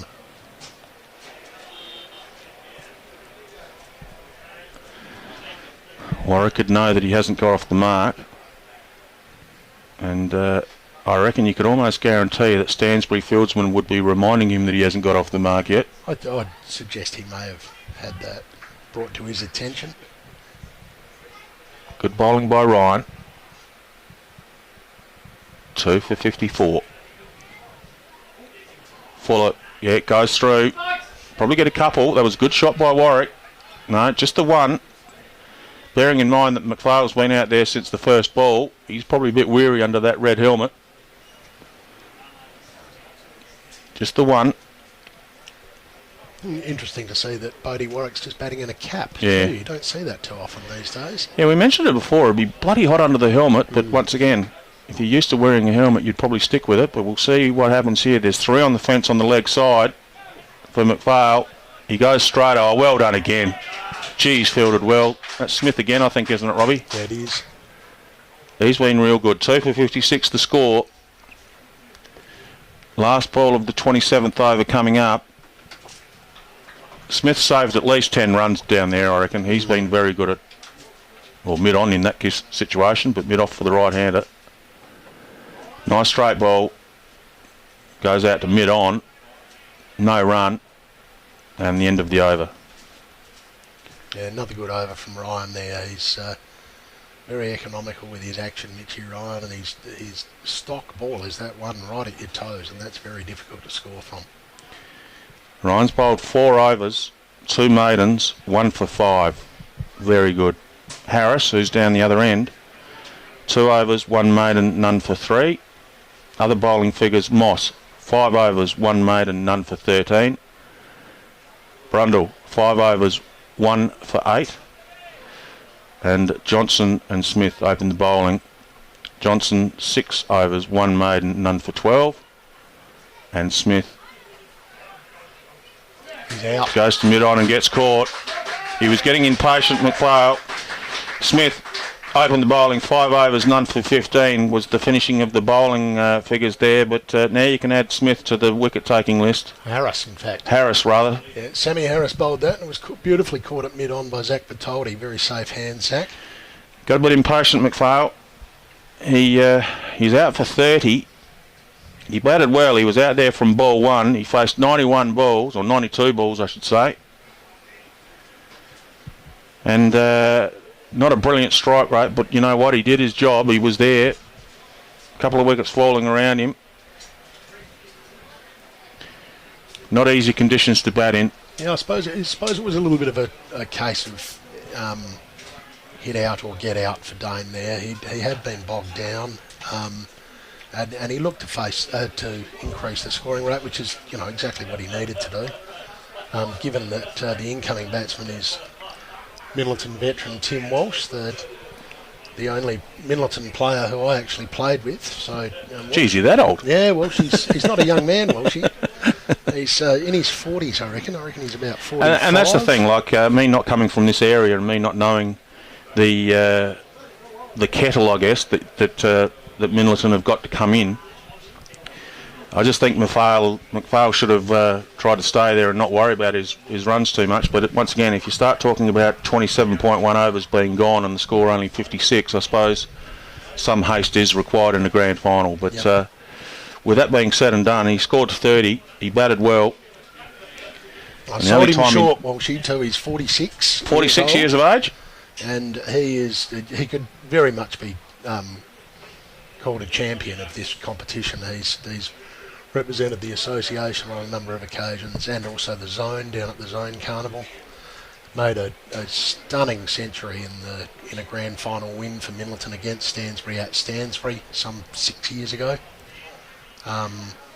He's probably getting towards the twilight of his career now, but he's a very dangerous batsman. And if he bats for 30 or 40 balls, there'll be some runs scored. Minlaton need him. 3 for 56 is the score. The field already changes. There's a deep third man gone into play. Harris comes in again, right off the mark, right from the word go. Dashes down for 1, dashes back for 2. Fresh batsman. There's a couple of places you don't want to bowl to Tim Walsh. One is on his pads, and the other one is short outside off stump, and that's why Stansbury have dropped the bloke down to third man, because he's an incredible player of the cut shot. Once again, James Moss, the skipper, making changes. Short, fine leg. Actually, it's not a fine leg. It's more of a, it's backward square. And there's one on the fence forward of square. Harris comes in again. The umpire was listening to a couple of appeals, but it wasn't really appeal. I think it was just a... half a shout. Half a shout. Yep. No run. 3 for 58. Harris bowling well, as have all the bowlers from Stansbury. Earlier on in the day, Minlaton winning the toss and electing to bat. Mossy's just shifted himself into first slip here too, from the gully.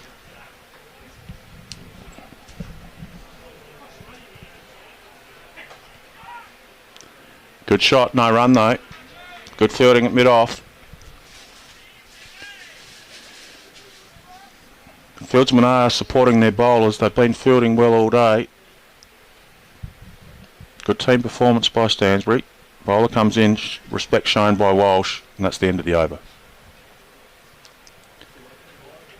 28 gone. 3 for 58. Last batsman out. The opener, Dane McPhail, made 30. Other batsmen,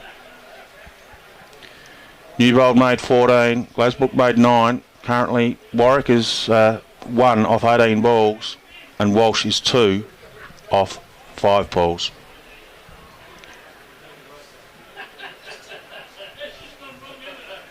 Good crowd here at Minlaton. If you want to come down, the club rooms are open, the air conditioner's on. It's a beautiful setup here at the Minlaton Cricket Club, or Minlaton Community Club. The MCG, or the MCC, whatever you'd like to call it. Bowler comes in, bowls to Warwick. Warwick, good forward defensive shot. Yeah, as I said before, Chook, I really feel like Warwick needs to get off strike here. The field is quite deep, and if he just drops one at his feet and runs, I feel like they can scamper through to rotate the strike. Right, and again, this time down leg. I tell you what, the keeper nearly took the stunts as far as a stumping down leg side, but he didn't have the ball. Very quick work, but it wasn't overly neat in the end. It's good to see Adam Pitt back behind the stumps. He started his career 21 years ago at Stansbury as Who normally keeps? a very accomplished. Well, George Coker's done it for the last 6 or 8 or 10 years, I would say. But George hung up the baggy blue last year. Warwick's innings comes to an end. He was chewing up the balls like Rob was mentioning, but only scored the solitary. Edward Johnson, the catcher. Good catch out on the fence. It's hot. There's a bit of a breeze. Had time to wait for it. They're all things that you probably a little bit of a panic when the ball's lofted heading your way. So good catch by Johnson. Finals. Yes. As Hoyle makes his way into the crease. Mitch Ryan been very good. 4.4 overs, 2 maidens, 2 for 5. Very impressive bowling figures in any game, let alone a grand final. Man at deep square leg remains there. Pity tries to get one down leg side. It's going to go through for 4, I think. No, good fielding, great fielding. It looked like Zach Bertoldi down there. Well done. Buys. Gee, that's a bit harsh on Pity. It's all right. Pity's tough. They can handle it. 2 buys, 2 needed runs. Doesn't go to the bowler. Just goes to the score. Score goes to 4 for 60, I should say. Once again. Well played. And that's over, and the end of another good over by Mitch Ryan. Hot conditions, as you've all been aware of. We don't need to keep on talking about it, but I've said it 2 or 3 times already, and I'll say it again. People may be getting sick of me saying it, but well done to the players, first off, but to the umpires. The umpires are out there standing in the sun, and it's 36.4 degrees. You can see all the information as far as the weather's concerned by Paul Rowan's great work on his scoreboard there. 4 for 60 is the score, and conditions are tough. Yeah, special shout out to the umpires. It's great that they've given up their time, and they look fantastic. They've dressed for the day. It'll be nice and warm in those black pants, I imagine. Yes. Well, they deserve a beer at the end of the day. Absolutely they do. And one of them's our association president, yes. Bradley Twarts. Bradley Twarts, yep. And Will McAvoy. Yeah. So I believe Will's from Waruka, is that right? That's correct. Yep. Yeah. And Bradley is from Yorktown. So yeah, Brad's been the president for the last 6 years, I'd say, and he does a remarkably good job. No, he does do a very good job.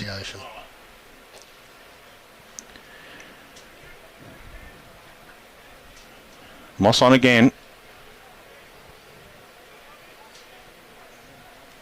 Harris's figures, who Moss has taken the place of. Samuel Harris's figures, 3 overs, 1 maiden, 1 for 5. Not sure why he was taken off, but he has been taken off, replaced by the skipper. Little nudge goes out towards a short mid-wicket, no run. Big cheerio to our sponsors, you can see on the screen. We thank them very much. The Dalrymple Hotel is a very good sponsor of ours. And Rob Rankin is joining us with special comments. Goes through to Pity, Moss to Pitt.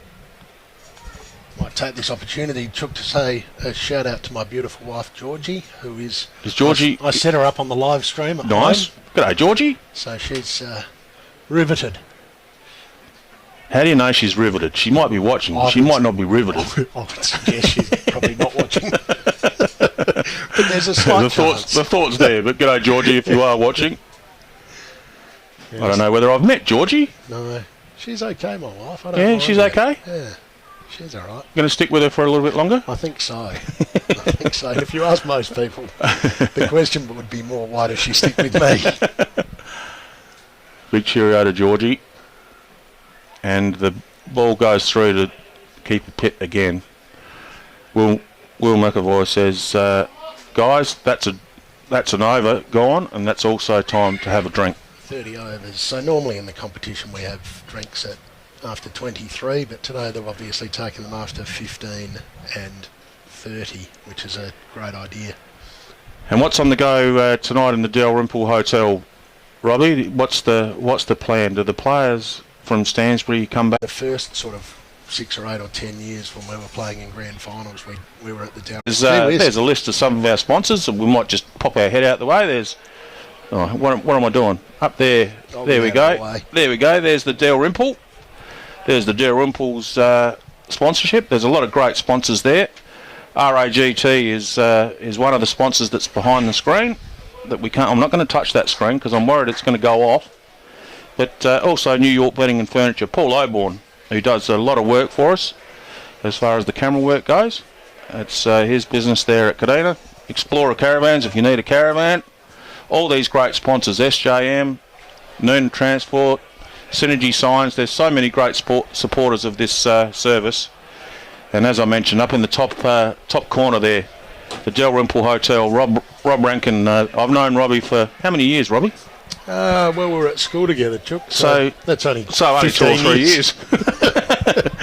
No, we were at school together. Yeah. So we've known each other for a long time, and not only is he good with the special comments, he's a good man for the community, supporting a lot of sporting organisations and a lot of community events. So I know a lot of people respect you and Georgie and what you do for the community, Robbie. Thanks, Chook.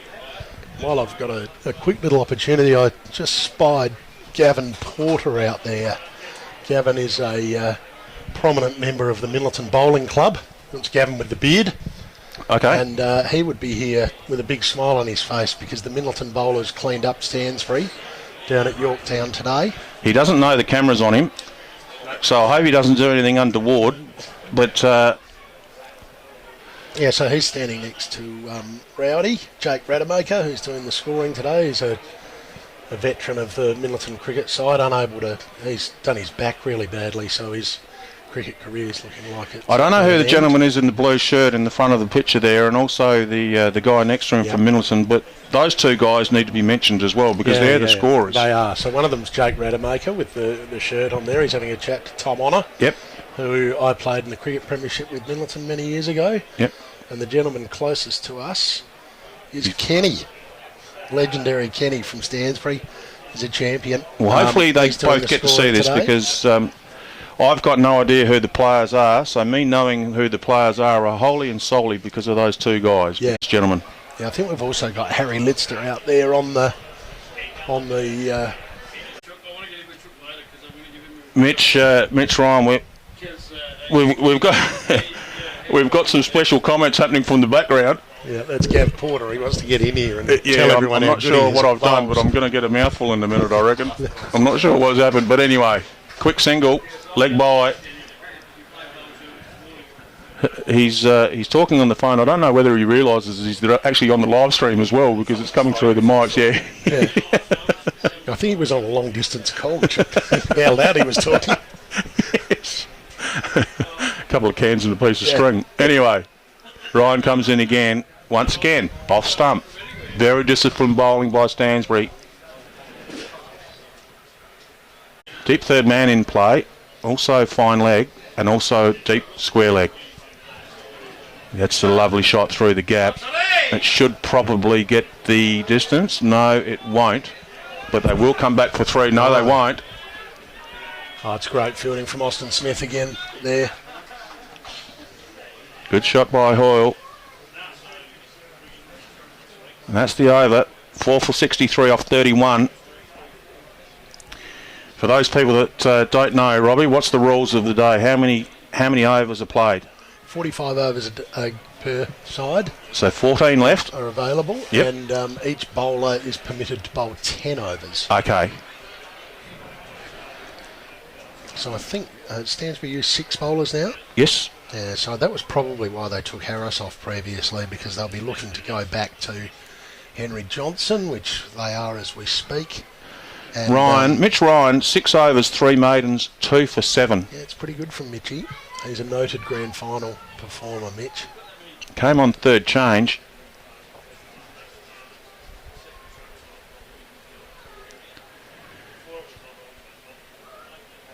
Outside off, taken by Pitt. Throws it to the gully. Gully throws it to short cover and it makes its way back to the bowler. I'm thinking that Walsh should be looking to go over cover here, over cover and over mid-off. I think that because Johnson bowls that very straight line out there, I think that's where he's going to have to try and hit the ball. Oh, outside off, playing a miss.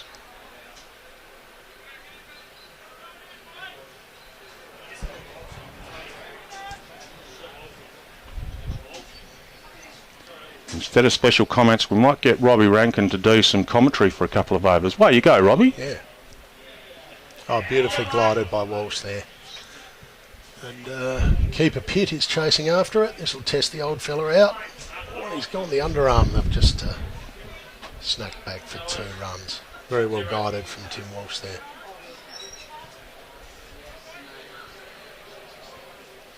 As I said previously, I think the next sort of 5 to 8 overs are really pivotal in this contest. If these two blokes get their eyes in, we could see the runs flow. But conversely, if Stansbury can get a couple of quick wickets, it's going to be really difficult for Minlaton to achieve a defendable target. Oh, I tell you what. Yeah, that's a fair call. He went to play across the line. Bit of an indication when Walshy didn't want to look at the umpire. He turned around straight away and walked back. Sort of makes me think that he didn't want to see what was about to happen. It was a very Tim Walsh shot. When he's in good form, those usually disappear, but he's missed that one, and it did look very adjacent from where we sit. Johnson's been good. He was very good with his opening spell, and he's come back on as if he's as fresh as a daisy because his line and length's been very good. Sees the end of Walsh. Very good player over a long period of time, Tim Walsh. And we were talking about players and doing work around the Oval and work around the place yesterday when I turned up. Walshy was one of them. Good club man, good community man, Tim Walsh. 6.4 overs, 1 for 14, Johnson. He's been good. He opened the bowling, bowled 6 overs on the trot, and he's come back and got a wicket.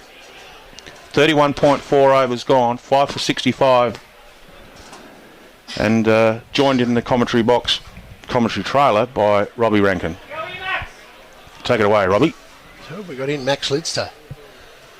Maxie Lidster's a very accomplished cricketer. He's probably a little bit too good to be batting 7 in a countryside, but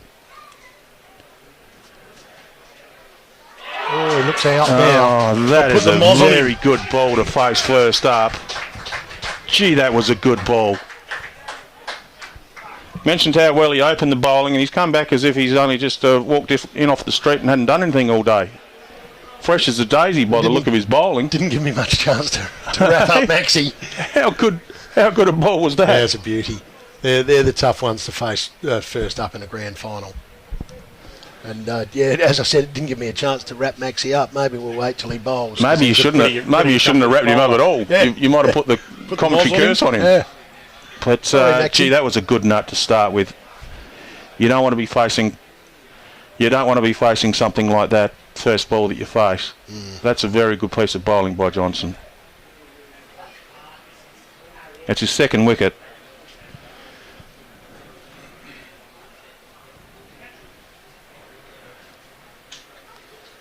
Hat-trick ball. When was the last time there was a hat-trick in a grand final of the Lower Yorke, Rob Rankin? Well, I don't know the last time, but I do know that a couple of years ago Max Lidster was on a hat-trick here. He got wickets in the first 2 balls of the innings in a grand final here maybe 3 years ago, but I do know... Is that Harry coming out to bat? I think it could be Has. Harry Lidster? Yeah, it is. Yep.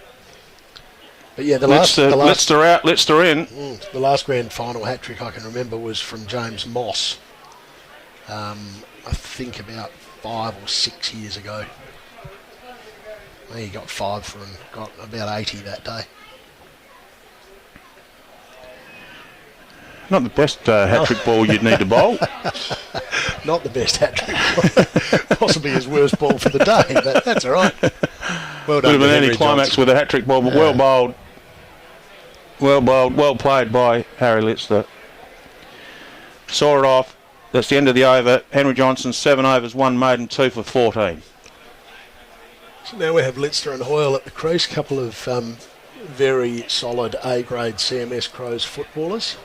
Teammates at the Crows and teammates out here for Minlaton today.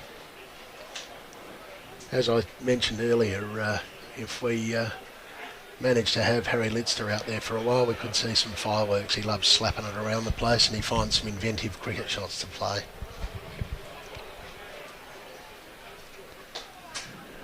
Once again, off stump was the direction. Respect shown.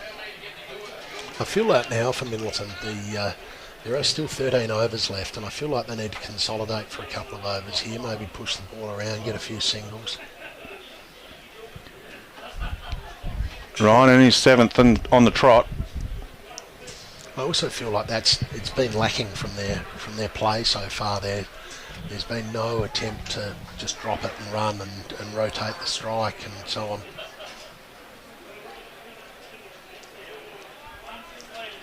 Line and length has been the key all day by all the bowlers. You can count on one hand. You can count on one hand the loose balls that have been bowled. It's been very disciplined.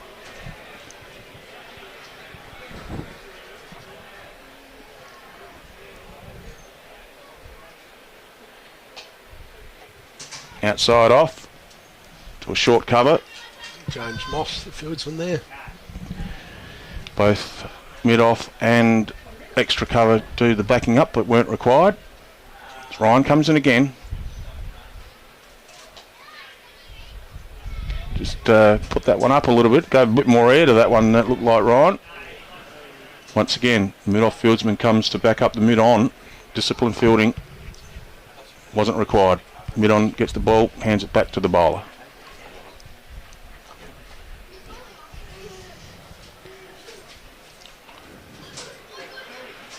Down leg side, it was a set play, I reckon. Pitty's taken the stumps, but he didn't have the ball. It's going to be a bye. And takes the score to 66. 6 for 66. All the sixes. 33 overs gone. Special comments, and now taking over the commentary is Robbie Rankin from the Dalrymple Hotel in Stansbury. Thanks, Chuck. Looks like Moss is... Oh no, we're still going to have Henry Johnson from the top end, unsurprisingly, after a 2-wicket over in his last over. Field's still very attacking from Stansbury at this stage, and I suppose with the score at 6 for 66, it's unsurprisingly attacking. Todd Hoyle on... What would it sound like if we were a New Zealander saying 6 for 66, wouldn't it? Yes. Speaking of which, quick update in the cricket. In the Test match, New Zealand are 1 for 84. They're only 10 runs behind Australia with 9 wickets in hand after Australia made 256 today. Labuschagne made 90. He did. About time he made a few, Robbie. He did make 90, and he was caught by a spectacular diving catch in the sort of backward point gully region.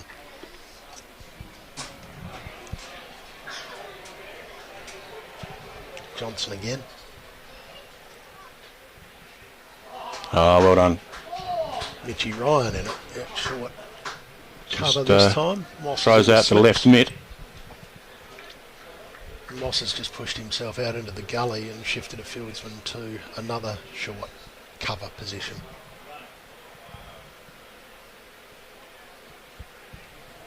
But yeah, this is incredibly disciplined bowling from Henry Johnson. Putting all the pressure back on Minlaton to score runs.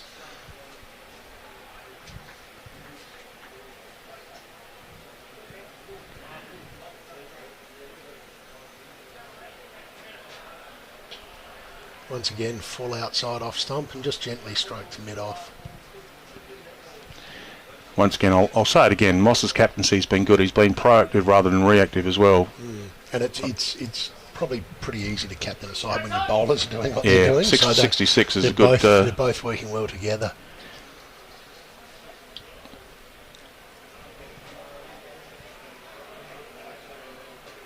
Shot. Lovely shot down the ground.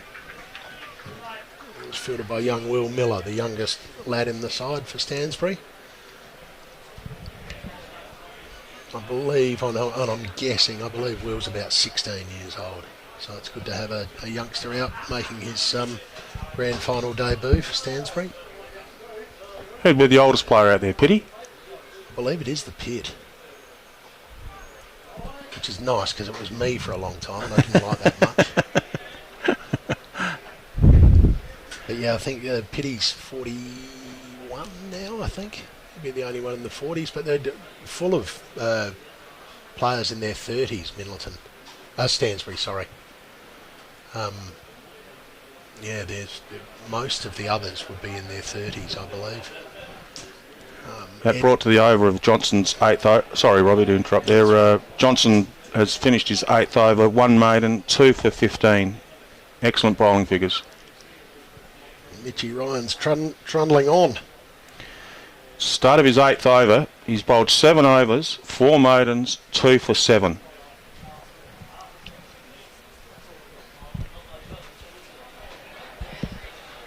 Just another strangling delivery from Ryan. Todd Hoyle. Todd Hoyle's looked really good out there. He's probably, I think, been the most impressive of the batsmen. He's only scored 3 runs, but he's been playing some really nice cricket shots. It appears to be an appeal for stumps. Yeah, I'm going to say off the pads, onto the stumps. Yeah, I believe what's happened is Pitt didn't take the ball cleanly. Yep. And the ball rebounded from his pads onto the stumps, and Pitty seems to think it's out, but the umpire is unmoved. In fact, he's unmoved so much that the other umpire. So Will McAvoy didn't like it at all. And the same old story. We might be able to look back at the live stream later on and have a discussion. The video hookup, but once again, if it's not out. Any doubt, not out. Yeah, absolutely. The appeal didn't look ridiculously convincing either. No, I think it might have been just pity. Yep. But all the same.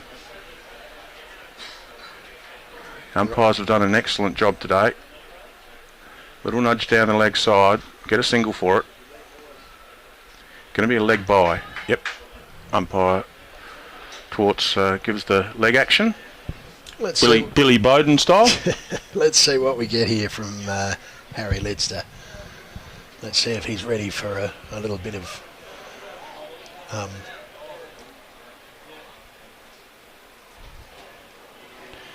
what sort of tally would you be looking at? The circumstances that we're in with Minlaton, what sort of tally would you be happy with, Robbie? Realistically, 100 from here is a good score with 10 overs to go. That'd have them scoring at 3 runs and over, and considering the scoring so far has been at less than 2 runs and over, if they could sneak 100, 110, runs are never easy to chase in grand finals, and I'm not 100% sure, but I believe Stansbury scored about 135 in the grand final at Stansbury last year, and that proved too many for Minlaton. So if Minlaton can fight their way up to 100, 110, they've at least got something to bowl at.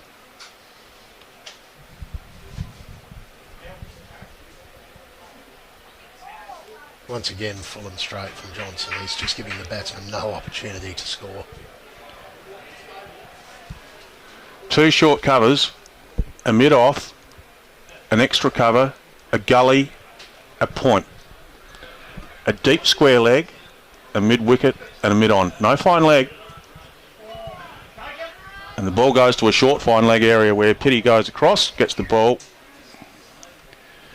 and throws it in.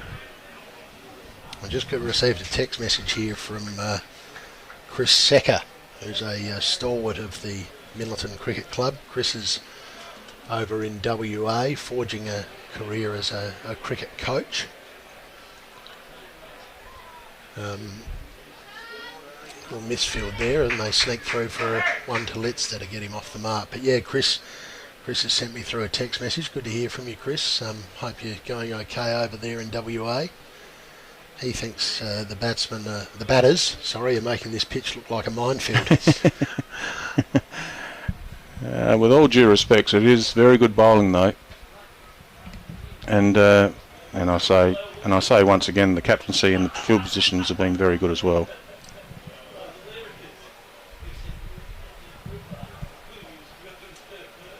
Yeah, Chris is having a lot of success over there in Perth. His the team that he coached won a competition this year. I don't know exactly what competition it was, but run out here. A run out. They didn't need that. Sorry to interrupt, Robbie. They didn't need that. Confusion. Yeah. Todd Hoyle smashed it to mid-wicket, and Austin Smith was there, the man who's just fielded up a storm today.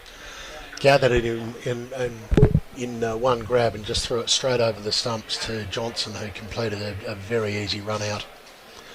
Unfortunately, that's the end of my man Harry Litster, who I was hoping to watch bat for a while. Bit of a shame to see has out. We've got Benny Parsons coming in now at number 9 for Minlaton. But yeah, that's a bit of a shame. It's one thing that Minlaton didn't need at this stage was a mix-up, but Smith's fielding's been absolutely exemplary today, and once again paid off for the Baggy Blues.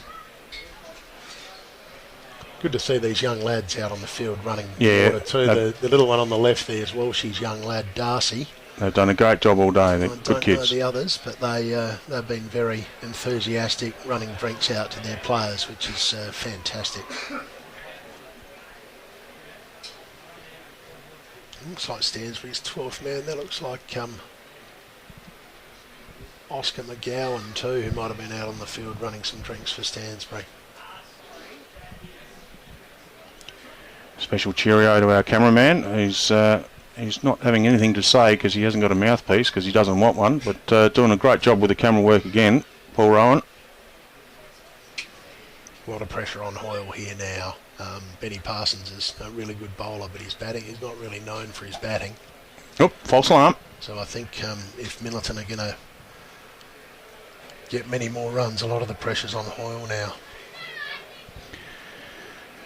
I think there must be. Is there a glitch with the Player HQ scoreboard? Is there? Yeah, it looks like Rob? it. Yeah. There is a bit of a hitch. Takes the score to 7 for 69, I think it is. We're going a bit solo here because they've.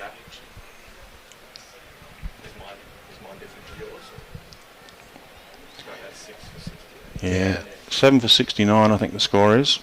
Yep. We've got some technical issues in regards to Play HQ, which for those people that have anything to do with Play HQ, you wouldn't be surprised by that because there's always glitches with it. But we'll just might get Paul to go and see the scorers and see whether they're fixing the problem without bothering them too much. You know the scores aren't working? So Todd Hoyle managed to sneak a single off the end of that over, and I think he'll be looking to dominate the batting from now on. But once again, Mitch Ryan's just hitting that spot and making it very difficult to score. We're seeing 6 for 68. Just trying to sort out the technical issue with the scoreboard. We will get back to you, but it is 7 for 69. Yeah. Hopefully they catch up. The hot weather's got to the scoreboard by the look of it. Yeah, I'm not sure. We'll keep an eye on that, Robbie. The economical bowling of Ryan has been excellent. There's a bit of moving in the coach's box, so the batsman just steps away and says, "Rightio, kids, just keep it nice and still in there, so I can concentrate on what I'm doing." And he does. He faces up to Ryan again. Forward defensive, nice step, big step forward.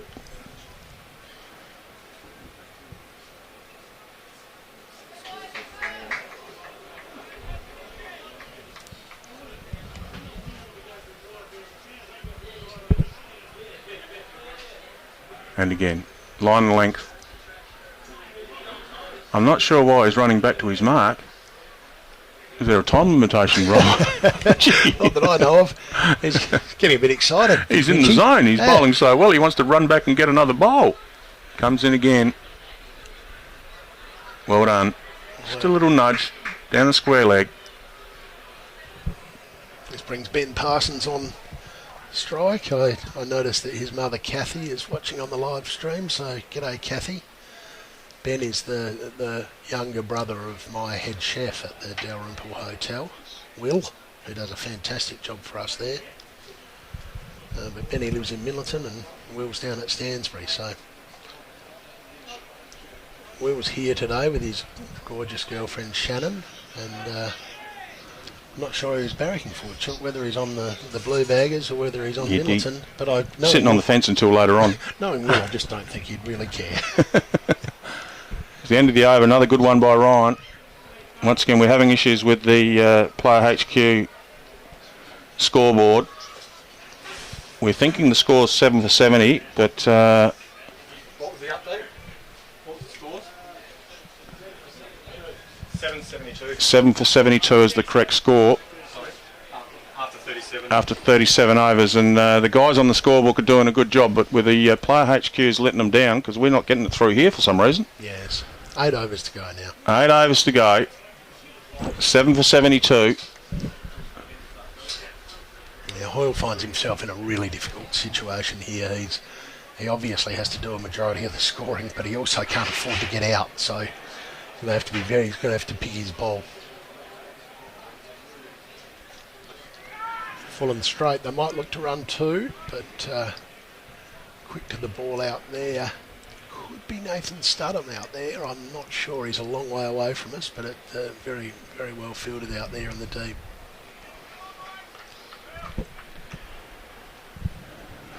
Seven for 73. And Moss just bringing the field in with the new batsman Parsons on strike. He's, as you said, Chuck, he's captained the side beautifully. He's identified the players who are on strike, and they'll be trying to keep Parsons on strike for the rest of this over, I'd imagine.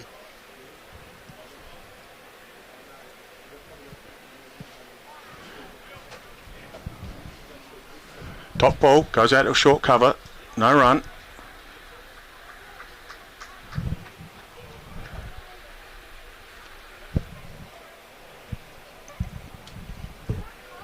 Big cheerio again to the umpires. Will McAvoy's officiating down that end. Bradley Twart's down the other end at square leg. Once again, good line and length. Top ball. Batsmen are just thinking to themselves, rightio, when are we going to start lifting the head and going for the big tonk? The bowling's been exceptional. Full of ball.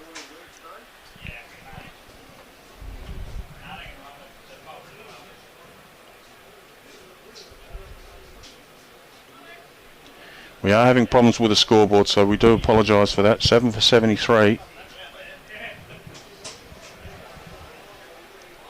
There's the Woolley Wolf, swing and a miss, through to keeper Pitt, no run, end of the over.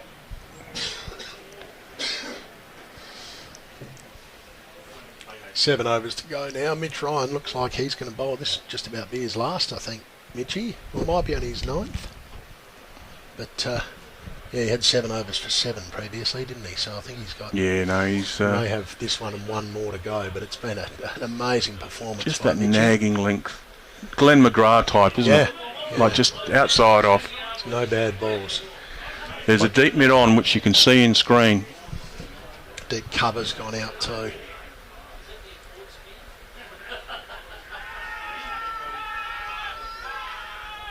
Oh, pity. Oh, Todd's walked. He's walked. Yeah. Good sportsmanship. Beautifully shown. bowled by Ryan there. It looks like the umpire didn't like it a whole lot, but in very good spirit. He's a good lad, young Toddy Hoyle. He knows that he's hit it, so he's put his head down and he's walking off.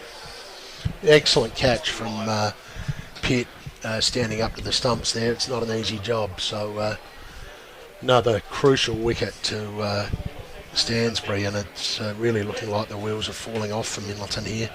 8 for 73.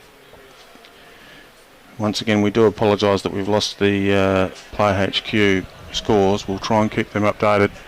But he was pretty confident he'd taken the catch. He went, how's that? Then how's that? And then how's that? And still no response. But once again, good sportsmanship.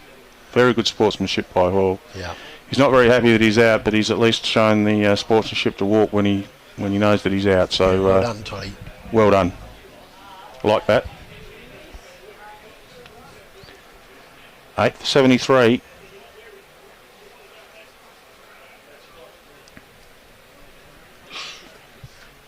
Can you find out who the new batsman is for us, please? Harry Wilson. Harry Wilson coming into bat at number 10 for Minlaton. Comes from some pretty good Minlaton stock.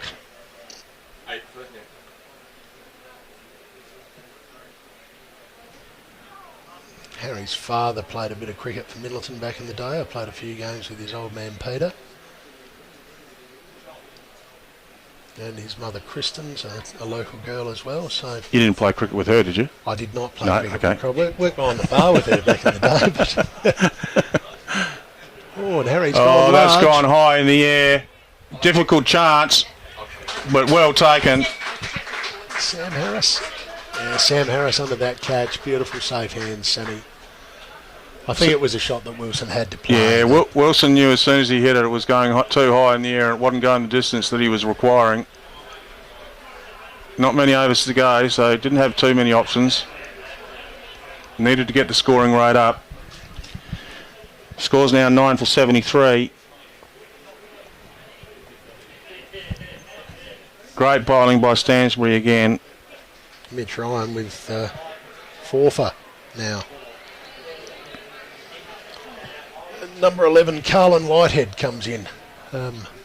Fun fact, played in a couple of premierships at Minlaton with Carlin's old man, Colin, Funky Cole, and Funky also batted number 11 for us. So it's a family tradition, I think. There you go. Being upheld by his son, Carlin here.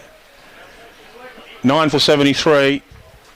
That being said, though, I must take the opportunity to say what And, an outstanding bowler sorry, Colin mate. was. Yeah, Colin was an outstanding bowler for us back in the day.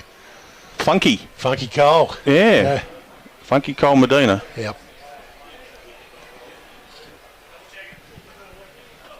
73 is the score. Not many overs left. Scoreboard with Player HQ is letting us down. We've lost the link. And once again, One to Parsons there, who the batsman crossed when Wilson was dismissed. I know that I've said this before and I'll say it again, is Parsons' nickname's Nose. An old Parsons Nose. No, he's actually Chook. Oh, there you go. Close.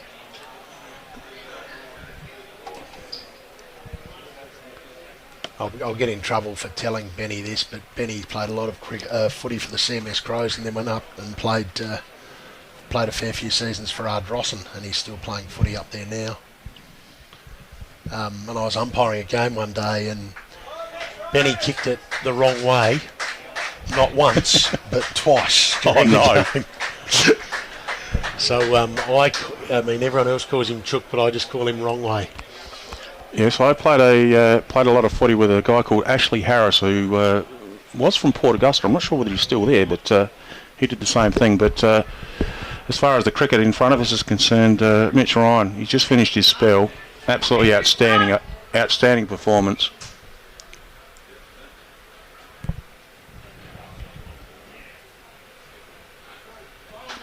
Player HQ isn't linking up with us for some reason. We will keep you updated throughout, but I'm going to say that Mitch Ryan, after his overs, would have had 4 for about 9. It'd be four for less than 10, I think it would have been. Very good performance, hence the reason why he was getting high 5s and high 10s by his teammates as he walked to his field position. Mossy's brought himself back on now. It doesn't look like we're going to see any spin today from Big Ed Johnson, who's a very accomplished off-spin bowler, but it doesn't look like he's going to get a trundle. The medium pace. He took a catch earlier, so he's been in the game. Oh, Yeah, played a little actually back towards the bowler. Mossy loves mixing his pace up. That was a clever slower ball from Moss and Yep. very nearly achieved what he was looking to achieve. And the quicker one. A little bit outside off, tempting the batsman to have a square cut. There's no one out on the fence on the offside. There's one deep mid-wicket. And mid-on and mid-off are relatively deep. Not on the fence though, as you can see by the coverage. Nothing on the fence on the offside. Good shot through the cover area. Should get a couple. They turn for 2. Oh dear. Oh, they should have gone for 2. They had time for 2, but bit of confusion. Only the single. 9 for 74. Very easy to miss there, but that's the way it goes. Moss in again. Outside edge, fielded in gully. No run. And James Moss will be targeting the stumps here, there's no doubt about that. He'll be looking to try and bowl Whitehead. Another slower one from Moss there. Gets through his overs very quickly, Mossy. He gets back to his mark and he doesn't mess around when he gets there, so a quick over. He, like all the bowlers, have bowled well. We'll get player HQ all sorted out and we'll give you all the bowling figures a little bit later on once things start to behave themselves technically. We've got Reece Brundle coming on from this end. He started it all, getting Glasbrook out. Bowled very well, first change.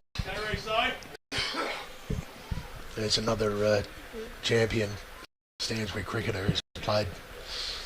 It's the 21st consecutive grand final for Stansbury today, and Reece. Hang on, go back a step. How many? 21. 21 in a row. Yep. Gee whiz, that'd almost be a record, wouldn't it? I would say so. It's in a 10-team competition, or a 9-team competition at the moment, but majority was in a 10-team competition, and Reece was 12th man in those first two grand finals, and I believe he missed one 3 years ago, but other than that he's played in every grand final and done some amazing things too. He's taken some really good hauls of wickets and he's done some good things with the bat too. Probably not quite as quick as he used to be, and Parsons has hit that on the up through the covers for a couple. Going to get a couple. Every run counts. He's looked okay, Benny Parsons. He's hit some good shots so far. Yeah, as I said, Reece's run-up's the same as it always has been, but he doesn't quite approach the crease with the same vigour that he did 10 years ago.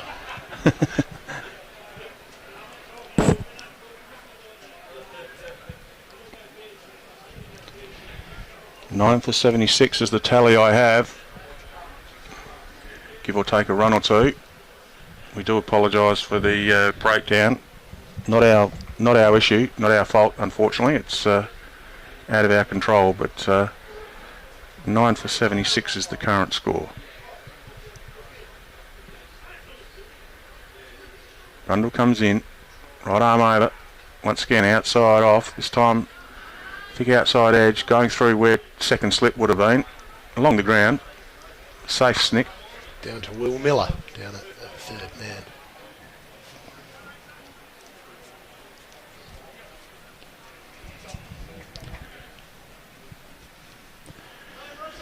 I reckon the breeze might have died down a little bit in the last half an hour or so, Robbie. Temperature's still very hot, obviously. Lofted over the top, bouncing a couple of times. Well fielded by mid-off again. Aussie Smith. He's been busy. Yeah. I mistakenly said he did a harbour bridge over the top of one earlier on in the day, and he hasn't done anything wrong since. He's been outstanding. I think I was a little bit harsh with my Sydney Harbour comment too. Yeah, he's a very good all-round cricketer. Very good player. Brundle comes in again. It's a nice shot for no run. There's been a lot of nice shots for no run. Once again, we'll talk about Mossy's captaincy. His field positioning's been excellent as a captain. Wicketkeeper Pitt goes over to Brundle and says, "Well done, mate, well bowled." Gives him a high five. And it was a good over. Players trying to accelerate. How many overs? 41. 9 for 78. 9 for 78. 78's the score. Oh, and I've just spilled my drink, but I'll fix that. 9 for 78, 4 overs to go with Moss from the top end to Parsons. I've just spilled my drink, which at the start of the day was very cold. Moss has bowled a short one and Parsons has helped it on its way down to third man, and they should get back for 3 here. No, but just the 2. Once again, very good fielding from Stansbury. Looks like Ed Johnson there. Parsons is batting really well. Just talking about my Gatorade that I'm drinking here, or Powerade. It's a bit like a warm soup at the moment. Once again, Parsons looking solid through the offside. Good shot. Once again, no run. Good fielding by Brundle. Scores out to 9 for 80 in the 42nd over.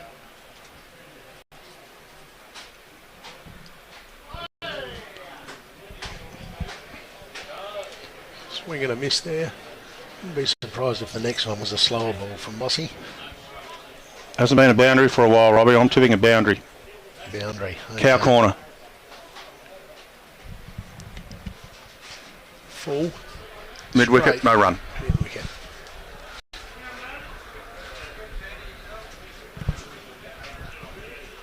Nine for 80. Not long now. Pity calls the gully fieldsman to go deep to a third man, and he does. He turns around and runs back, not to the boundary, but deep enough. Lofted shot goes out towards cover. Single. 9 for 81. Mitchy Ryan completing the fielding out there. Had a busy day, Mitchy. He's been very busy. Yeah.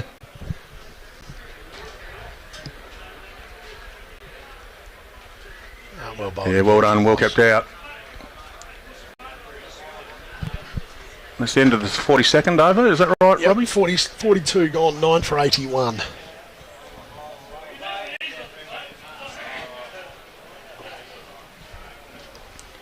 Well done again to the Minlaton community, the community centre here. If you are thinking about coming down and having a look at the second innings, they've got the air conditioners cranked up. It's beautiful in there at the community centre. Absolutely fantastic. A lot of people there watching the live stream, a lot of people there watching the live action, and a lot of people there, I dare say, Robbie, having a quiet drink or two. Well, yes, well, it's the day for it.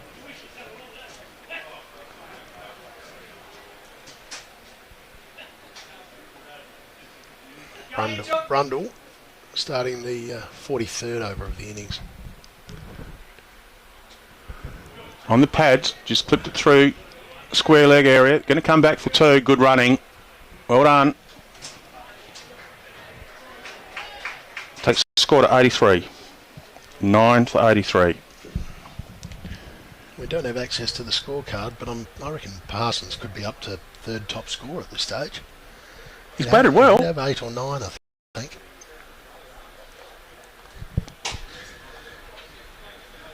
Wicketkeeper Pitt comes out and talks to the skipper. Skipper didn't do anything to change anything, so I'm not sure what the conversation was about. As Brundle comes in, lofted shot again through the cover area. Just be the single, I think. There's someone out deep there, so you're just the one run. Once again, good batting. Looks like Nathan Studham out there patrolling the cover boundary. It's 9 for 84.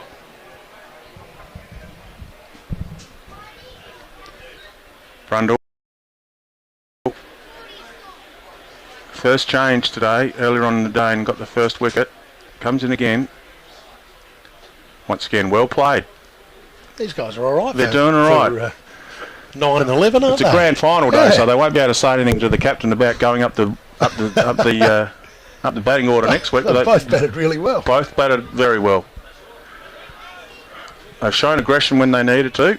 They've shown respect to the bowler when they need to, and they've batted well. Hopefully I haven't put the mockers on them.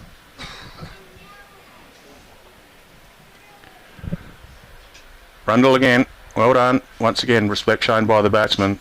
Goes out towards the short cover.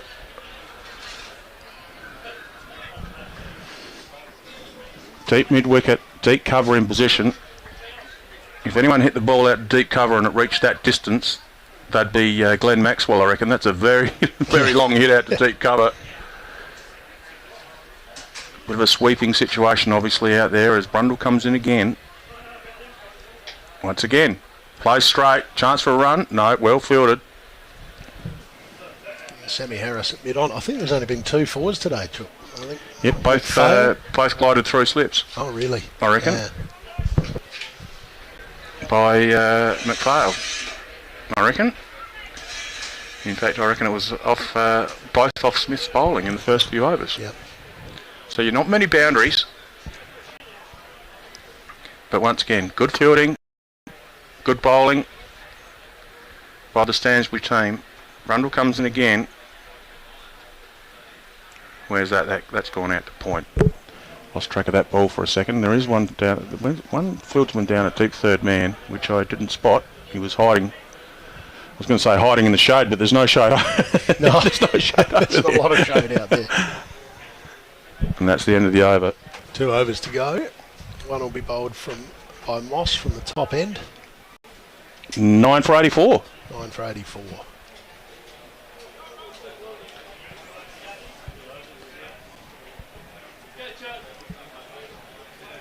Yeah, it's at this stage of the game you'd think that Minlaton are just hoping to get maybe 6 more. Yep. Lofted down the ground. There's someone down there at deep mid on.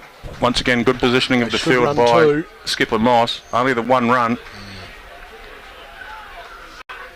So, lack of awareness there a little bit from Whitehead with the young lad down on the boundary. They probably could have got back for 2.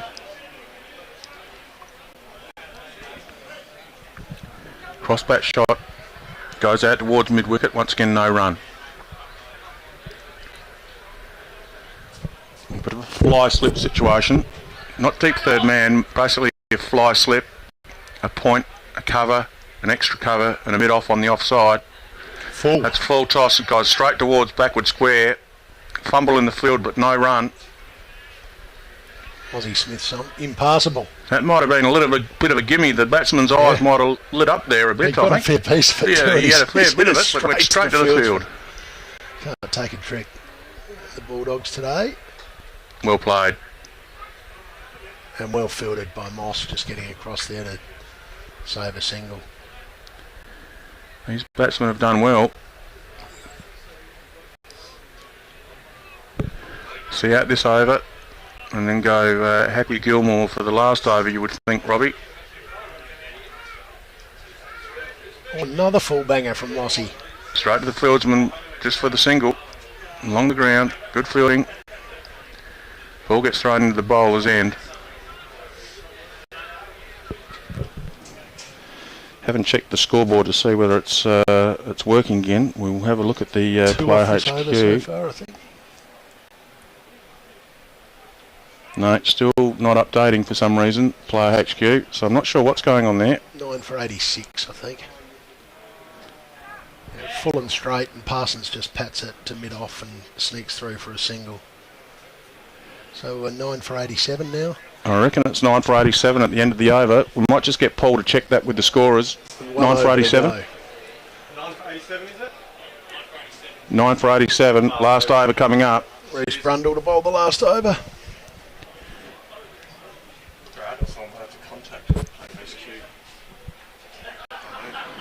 There's obviously something going on with player HQ because the scorers are doing it, but it's for some reason it's not going on the on our site, including our mobile phones. So it's not just an issue with our screen; it's an issue with the whole setup. So we'll wait and see what happens here. But anyway, it's the last over.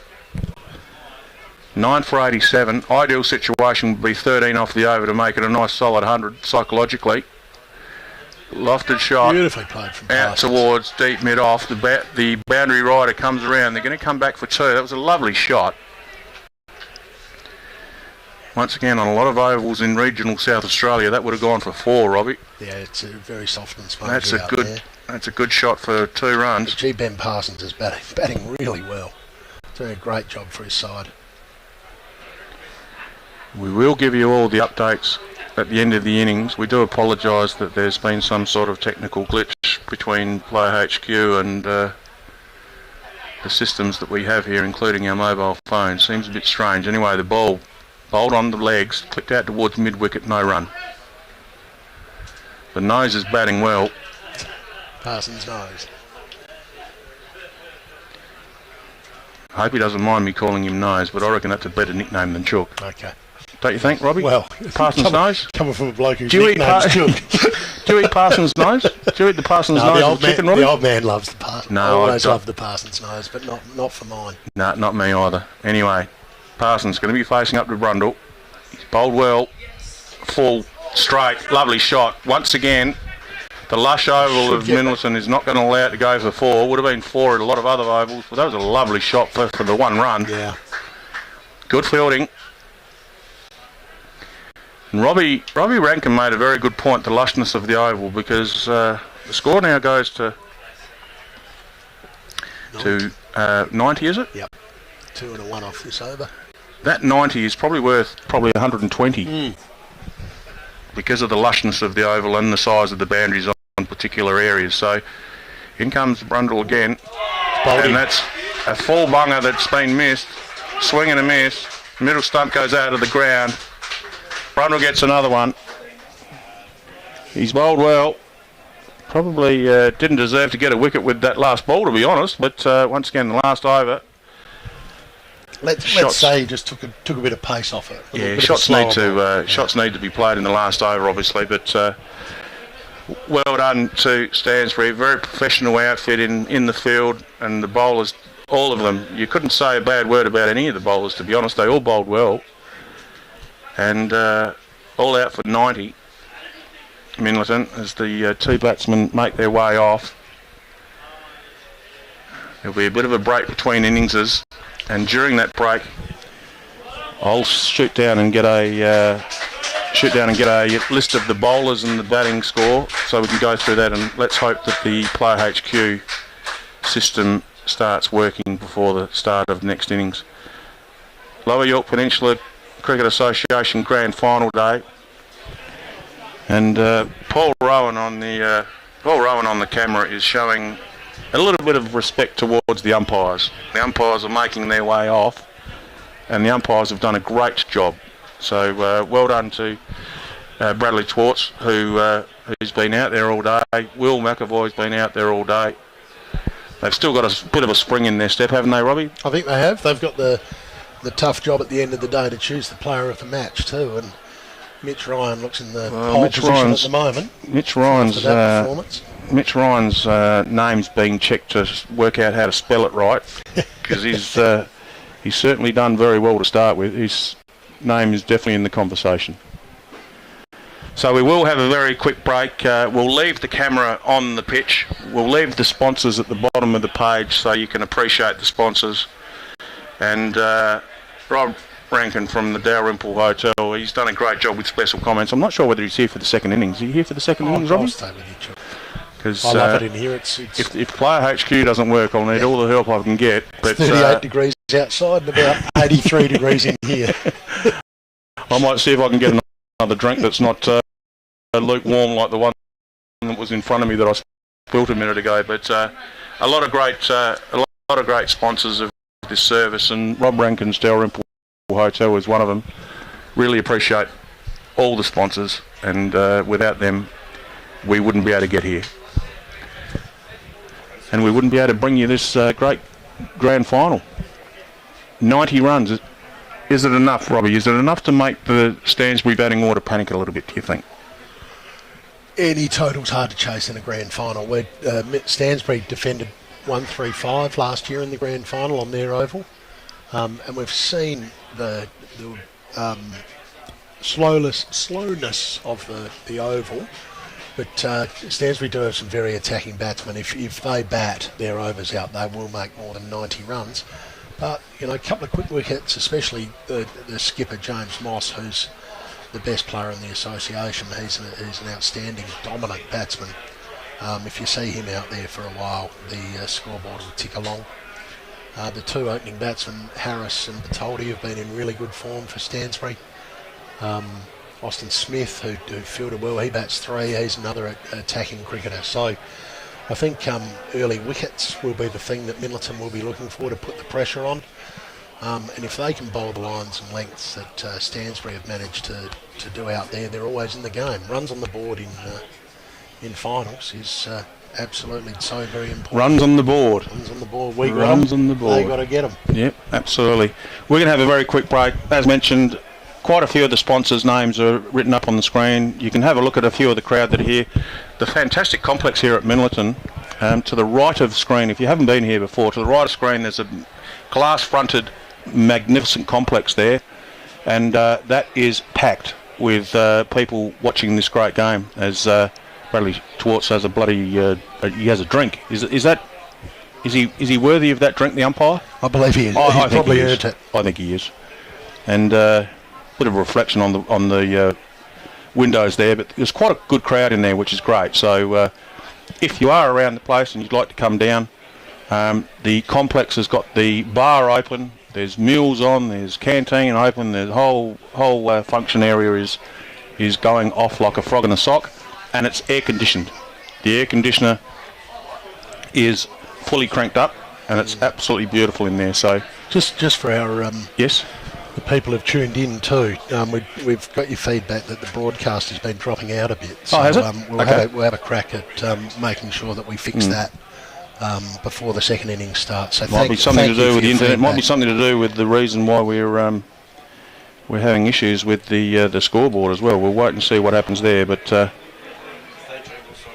Yep. yeah, Paul Rowan's the man. He'll sort it out, Robbie. We'll have a quick break and we'll be back in a few minutes with the second innings. The Minlaton boys are about to take to the field, so we'll have a few minutes off and we'll come back very shortly.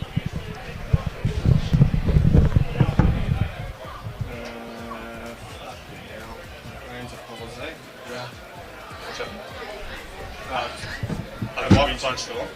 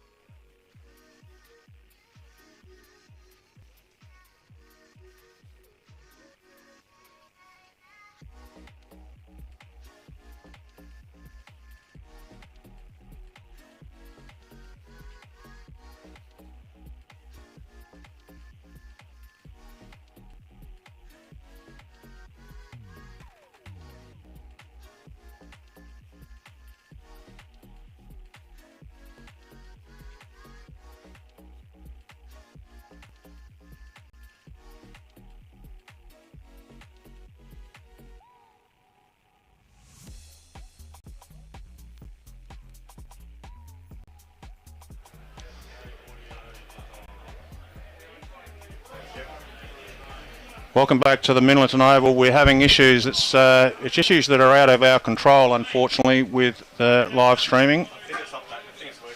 We hopefully get an update as we go along. But just very quickly, not out batsman was Parsons on 16. Wilson was out for Nord. Whitehead was out for 1. These are some of the updates from the last few batsmen that fell. But as far as the bowling's concerned, Brundle, 7.4 overs, 2 for 17. Mitch Ryan, we mentioned it was going to be less than 10 runs off his 10 overs. Well, it was. It was 4 for 9. Harris, 1 for 5 off his 3 overs. None for 20 off 9 overs for Moss.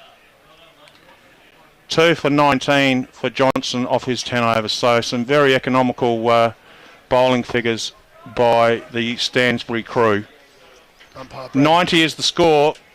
91 is the total. Just calling play. We've got Max Litzer opening the bowling from the bottom end, which is interesting.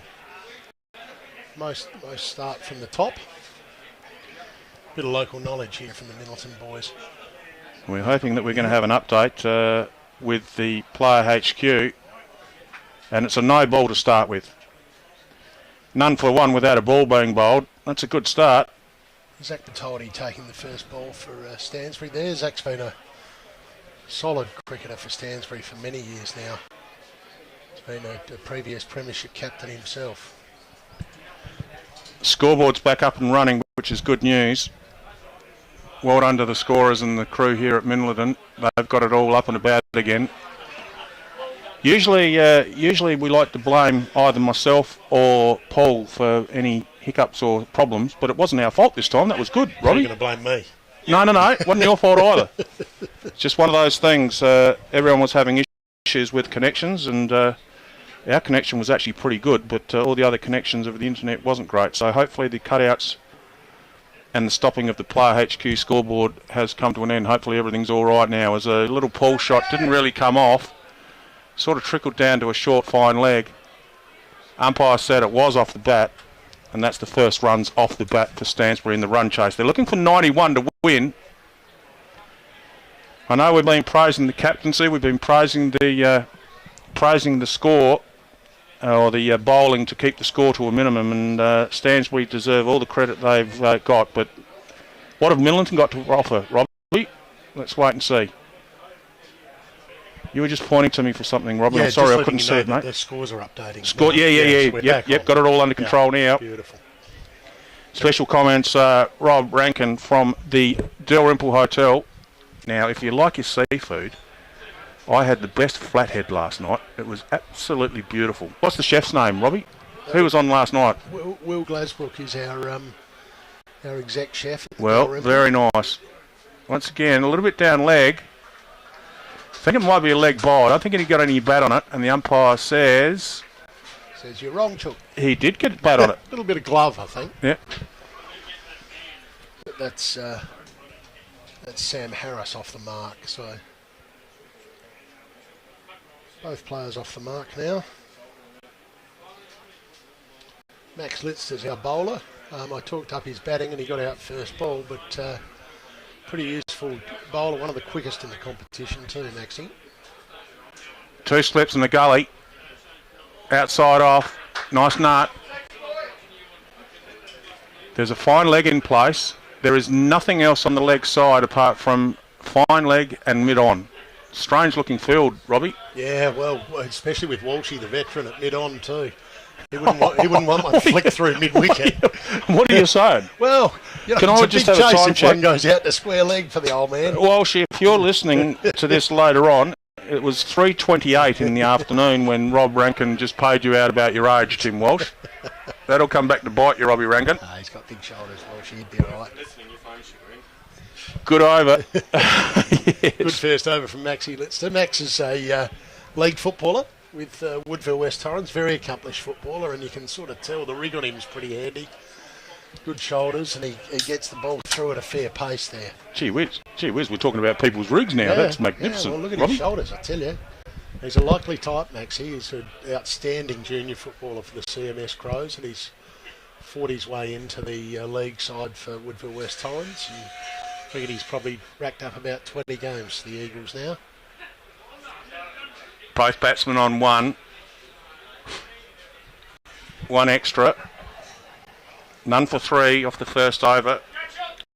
Chasing 91 for victory. Ben Grand Parsons. final, Lower Yorke. Oh, French cut. The 1 run.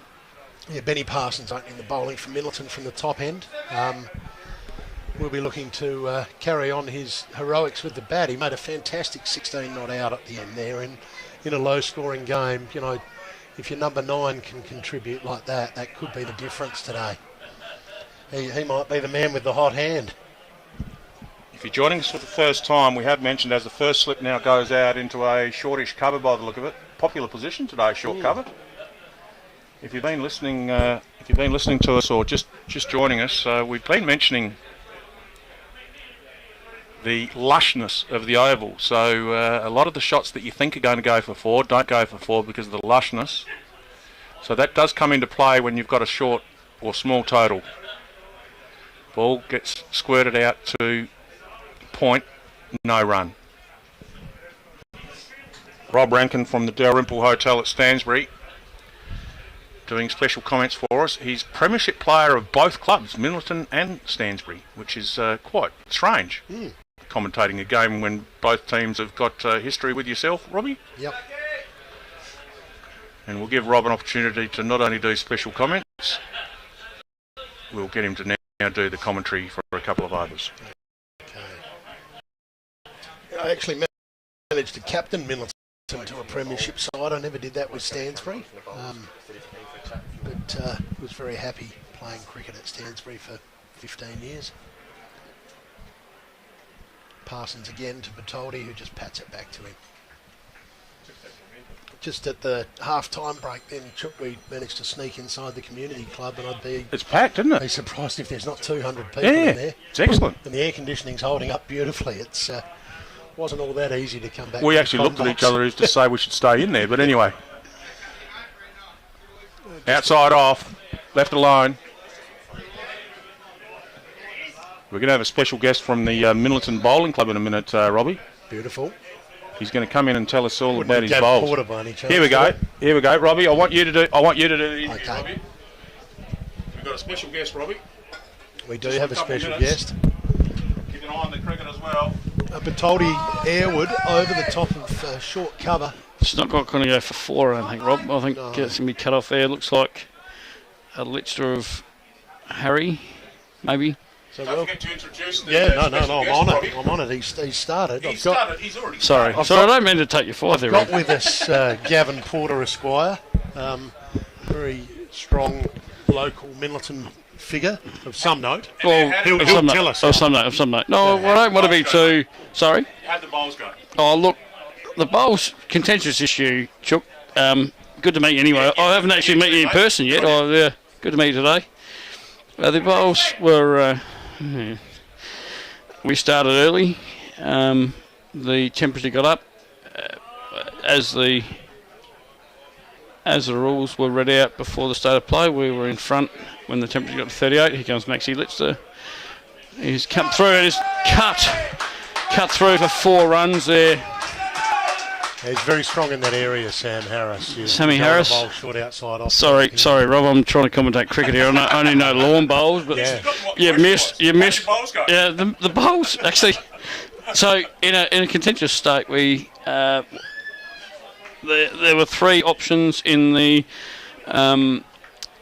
executive decision, and the temperature got to 38 before we made 60 ends. So the team with the most shots up was the winner. So Minlaton were victorious through to play. Minlaton were victorious over Stansbury with shots up before 60 ends, which was worked out by the executive of the Southern Yorke Peninsula Bowls Association. And that's a qualifying final? No, that was the preliminary final. So Minlaton actually go through to back up. Last year we won. We go to play Port Vincent at Edithburgh next week to defend our title as the Southern Yorke Peninsula. Oh, it's out. The no stumps. ball. Oh, No hello. Hello. The stumps have gone spinning out of the ground, and it's a no ball. Umpire Brad Twartz, as quick as a flash, called a no ball. Then it was beautifully bowled from Leinster, and Harris threw his hands at it. But yeah, wow, it's going to be interesting to see how costly that is in the scheme of things. Poor Maxie. Maxie's normally pretty good. So into the grand final next week for bowls. That's excellent. Yes. And what's the history like in regards to the team you're playing against? Oh, look, I don't know. Look, we've had a couple of games against Port Vincent in recent time, and a couple of grand finals. I remember dropping an 8 to Corey Wildash in a grand final at Yorktown, which was pretty hard to swallow because I was only a young pup then, and Corey was pretty harsh with his commentary towards my demeanour. So I learned a lot, Chook, playing bowls, and I learned a lot of manners, we'll say. I know people don't like my manners these days, but my manners are much better than what they were. You've got a bleep button here if you swear. Were they good manners or bad manners? Or, you know me, Rob, get a couple of beers under your belt, get a bit yip-yahoo, and in closing, there's a shot there. In closing, well done for making the grand final, but how well did you bowl yourself? Oh, look, I made some shots. I won't say I played well, but I enjoy very much. I played against Robbie Nat and Greg Nankerville. Greg skippering, Robbie playing 3. We had the better of them, but I always enjoy playing Stansbury. Very good team to play. Hopefully next week we can get the job done against Vincent, but thanks for your time. Good on you, mate. Minlaton through for the grand final of bowls. Okay. They had 2 teams in the tennis grand final, Minlaton. They've got the cricket team here in the grand final in the cricket. Minlaton's having a good season, and the community centre here is going off like a frog in a sock. It's absolutely fantastic. Score currently none for 13. We've got special guests coming in. That was good, Robbie. I like that. Yeah, he was great. We have been having some glitching issues with the Facebook. Is it our issue, or is it an issue with the internet, or what's the problem there, Robbie? Cameraman and tech experts telling us that if you go to YouTube, yep.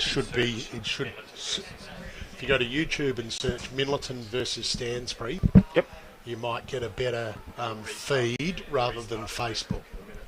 So Facebook will still be there, so you can stick on Facebook and SA Regional Footy Facebook, or you can go to YouTube shortly and crank it up there, or you can go to YouTube now, Paul's telling us. But there has been issues. Everything's been fine our end. We aren't seeing the issues, so we do apologise for that.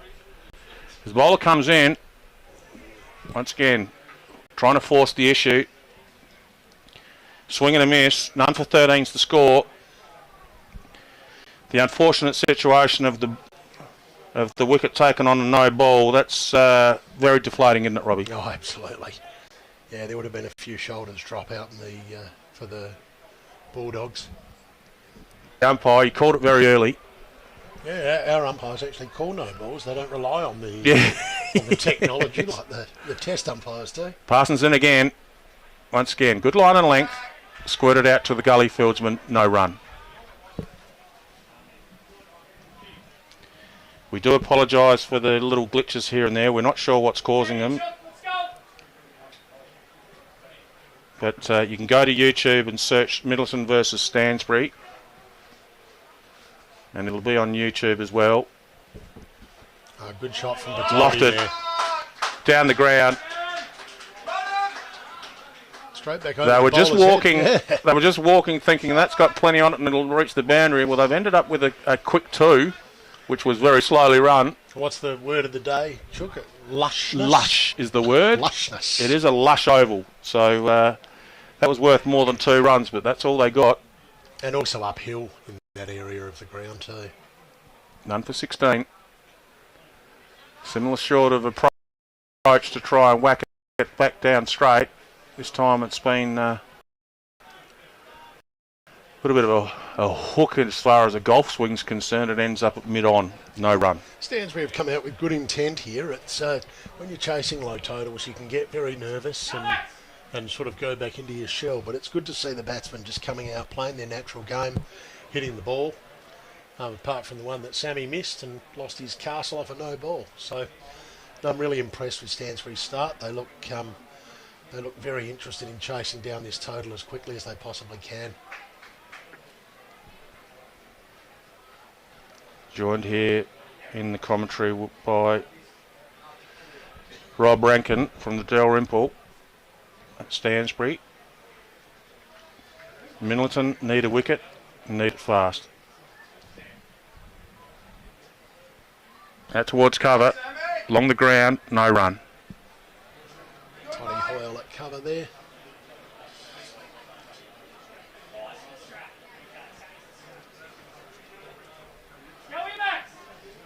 A bit of noise coming from the Minlaton supporters, which is good to hear, getting a bit of support from the sidelines. It's just that wicket that they need. One brings two, as they say in cricket parlance.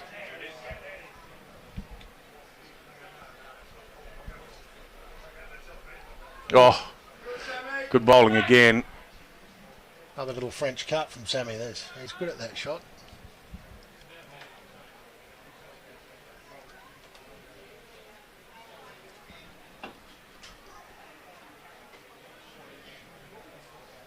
Apologies to the viewers if you can hear us sipping our drinks in the combox. It is 37 or 8 degrees outside and a little bit warmer than that in here. We need to keep our fluids up. Lovely shot from Batoldi there. Good cover point. Might have gone all the way, in fact it has. And one of the locals told me that the ground might quicken in the afternoon, and that one really flew away to the point boundary for a beautiful shot from Batoldi for 4 runs. I think also the extra pace of Lister is important in that.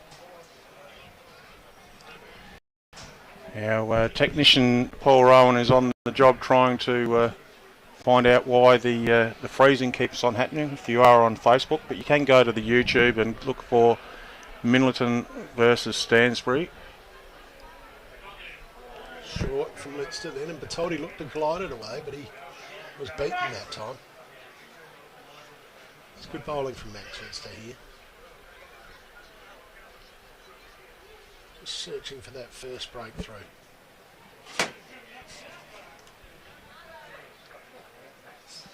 Got his brother Has shining the ball up for him at mid-off. I'm sure he's offering Maxie a bit of advice too.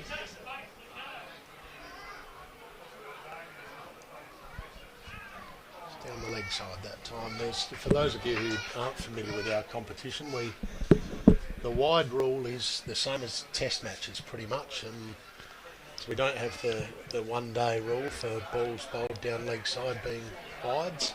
It's pretty much the green strip that you can see. If it's off the green when it passes the batsman, it's a wide. If it's within the green, it's a legitimate delivery. Lister again. Full toss there, and Batoldi doesn't take toll of it. Walsh at mid-on fires it back in at Batoldi, and that ends the over from Lister. None for 20. Chasing 91 for victory. Grand final day here at the Lower Yorke Peninsula Cricket Association Grand Final here at the beautiful setup here at Minlaton. They've put on a good show, a great oval, great facilities in the community centre.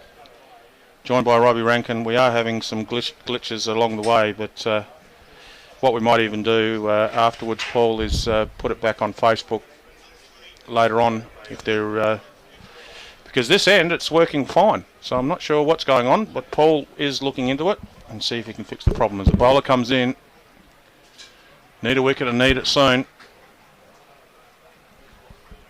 Pretty good batting from Batoldi. Batoldi's on 9 not out, as is Harris. Just saw Angus Glasbrook at first slip, then just rolling his arm over. Wonder if we'll see some spin into the attack zone.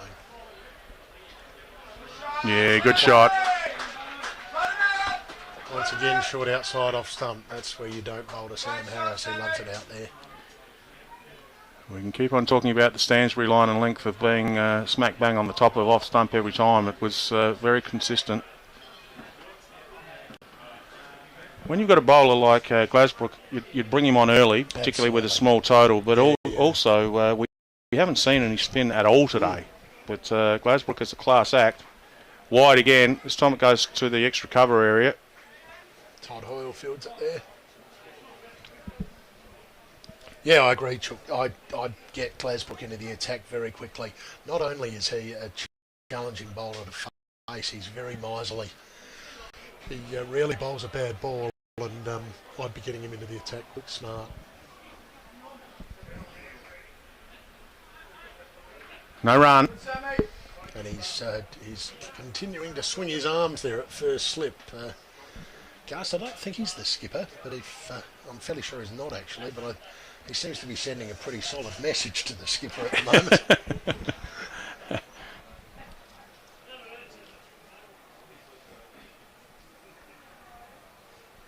Again, full.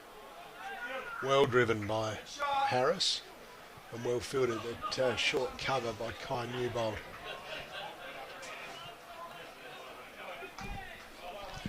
Parsons is bowling okay here. He's bowled a few wide ones this over, but I wonder if he's setting up Harris for a straight one here.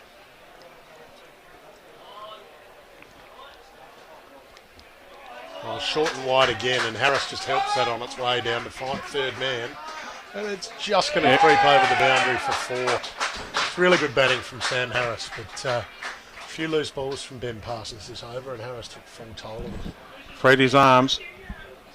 Now we're going to see whether all that warming up, I'm not sure how much warming up you need to do on a day like today, but we'll see whether the warming up is coming to kick Glasbrook down this end. He's walking towards the umpire. He's pointing to the direction of where he wants some of the fieldsmen to go, and he's taking his hat off, and he will be the next bowler. The deep mid wicket's gone out too. Deep mid off also goes into place.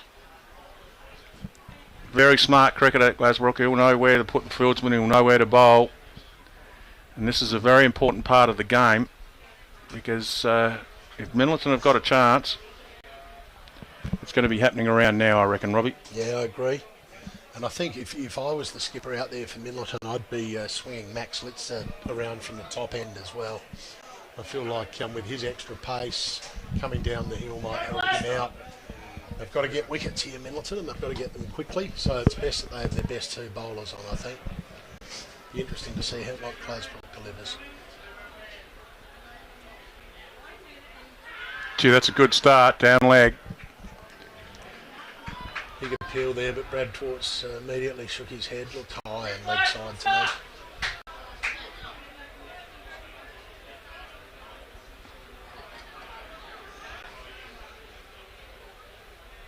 Glasbrook again.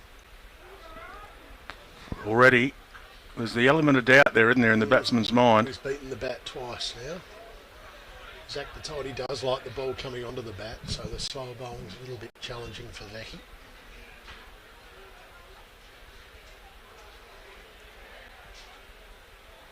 No shot played.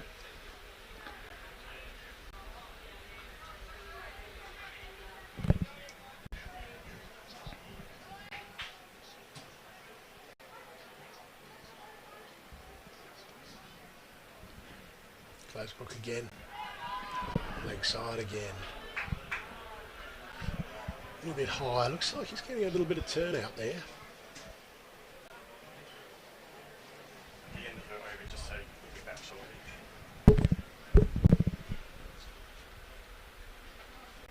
Outside off, well played, reaching forward. Good line and length, good areas by Glasbrook. Complexion's changed, hasn't it? Bit of pace off the ball. We're going to have a very quick break after this over to see if we can get the glitches out, ladies and gentlemen, so just bear with us as Glasbrook comes in. Just nudges it down towards backward square, well fielded, no run. That's the end of the over. We're going to have a very quick break and we'll restart this live stream and hopefully get rid of those glitches. In theory, we should be back on. I don't know if it's any better. So resend, reshare. Paul? Yeah, I guess. I don't know. It might be the same stream. It might be different.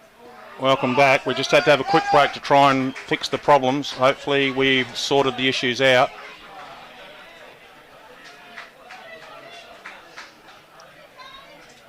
Joined in commentary by Rob Rankin. Robbie, state of play. We've had a wicket but was on a no ball. Unfortunate circumstances, but they need some wickets in a hurry, don't they? They do. And Harris looks in a really attacking mood out there too. What are you doing? It's lofted. It's safe. It's going to go. No, it hasn't. I'm not sure whether excellent fielding out there from that was very good. Max Lidster. He's a real athlete, as I alluded to previously. He's a league footballer and a very, very talented athlete, and he dived full stretch to stop that sneaking over the boundary, but not the best ball from Benny Parsons there. He'll be looking to get back onto his line and length. The thick inside edge from Harris that time onto his pads. As I said previously, if I was the Minlaton captain, I'd be looking to bring Lidster on from the top end. He was the one who looked most likely to get a wicket. And we are getting feedback, Chook, from a couple of our viewers. Have we fixed it? Everything's working fine. Well done to Paul Rowan, sorting the problem out. Hopefully that's fixed it. Oh, that might be a wide, yeah. The umpire calls it. Problem being a hot day, problem being a lot of internet users, a lot of phones, a lot of people in the one place. There's always going to be issues, but hopefully we've got on the top of it. So we do apologise for those glitches that have been happening. We'll blame Robbie Rankin, but it's not his fault. Yeah, no, I'll take the blame. Bowler comes in, outside off stump again. Once again, just too much length outside off stump. Goes back for a 2, takes the score to 33 without loss.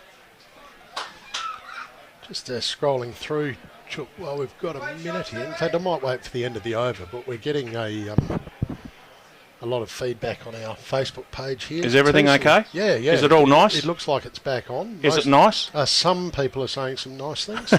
Is there any nasty stuff? A little bit. Oh dear. It's all right. It's all right. Unfortunately, we can't control the technology, can we?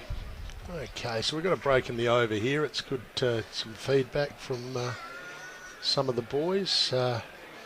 Yorke Peninsula Football League's put a question up there. Who's the best footballer? You know, I read that out before. Yeah. And now, what's your opinion, Robbie? Well, Max Lidster, He'd have to be, obviously, wouldn't he? he plays league football. Yep. But there are some very accomplished other local footballers out there. Angus Glasbrook with the ball at the moment. He's captain of the CMS Crows and a association representative. Harry Lidster, another A grader. Toddy Hoyle, another A grader. As Glasbrook comes in. They looked high again. And for the Stansbury side, a couple of champions in the Stansbury side. There are one's retired, James Moss, who's probably one of the best country footballers that you'd find in the last 15 years, who hung up the boots a couple of seasons ago. Adam Pitt, who's also an outstanding... No, don't mention Pitty's name. Okay, yeah, no, don't actually, mention you're Pitty's right. name. No, Pitty's horrible. Not Adam Pitt. Mitchy Ryan's good footballer. Sam Harris, Zach Patoldi have played. They're good B graders, those boys. And, of course, for those people that are listening and watching for the first time, Minlaton, of course, and Stansbury are all teammates when it comes to footy, along with Karamolka, so the CMS Crows. Now, Teresa Hayward has just put on there on a text message, she's blaming me for spilling that water earlier on for the glitches. Yeah, it could be. Yeah, so I'm willing to take responsibility, but it wasn't water, Teresa, it was Powerade. But, your point... Good call, It's Teresa. a very good point. We've got a celebrity following us too. We've got the great Laurie Colliver, the G'day, Lozza. stats man from Fox Cricket. I hope he's saying nice things. He is. He's very happy with the coverage. Ball dabs down towards backward a square, no run.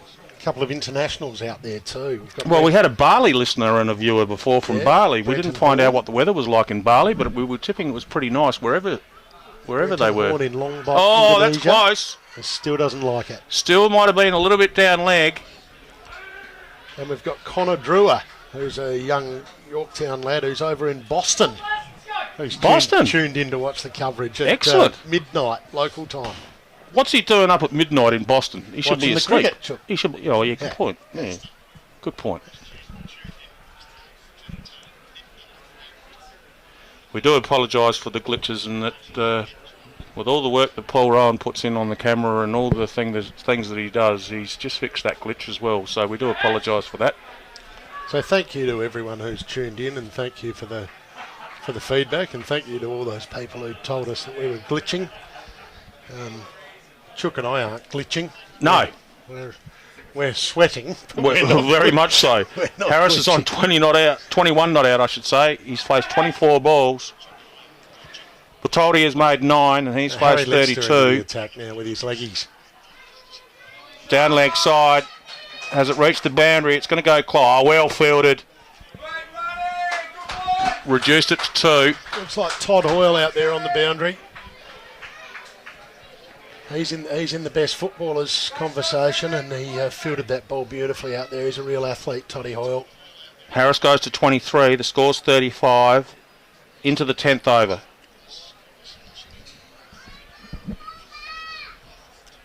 Same shot. Different result. Only the 1 this time. Really liking this attacking cricket from Minlaton. They know they have to get wickets. They know they have to get wickets quickly. So they've brought on a couple of spinners, slow the game up. And look, obviously when you bowl leg spin, especially when you're a country cricketer, you're going to bowl the occasional bad one. But Litz has been right up to the batsman so far. Need a wicket. Need it quickly. Not a bad nut. Fortuitously went down, squirted down leg. The 1 run, it's a leg by.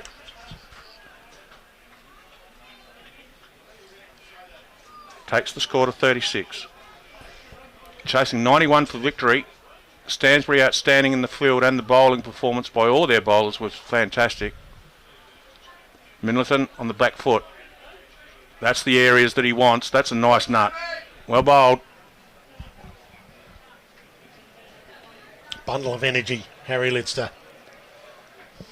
Gets on with the game very quickly.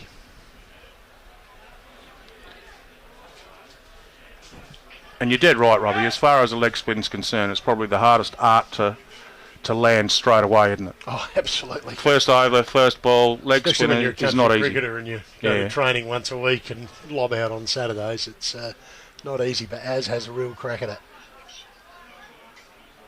He's thrown that one up, and it looks like he's got a wicket. Gee, that's a good catch too. That's great bowling from Harry Lister, throwing the ball up, and it looks like it's caught by his brother Max out there on the boundary. Good catch. Got in position early.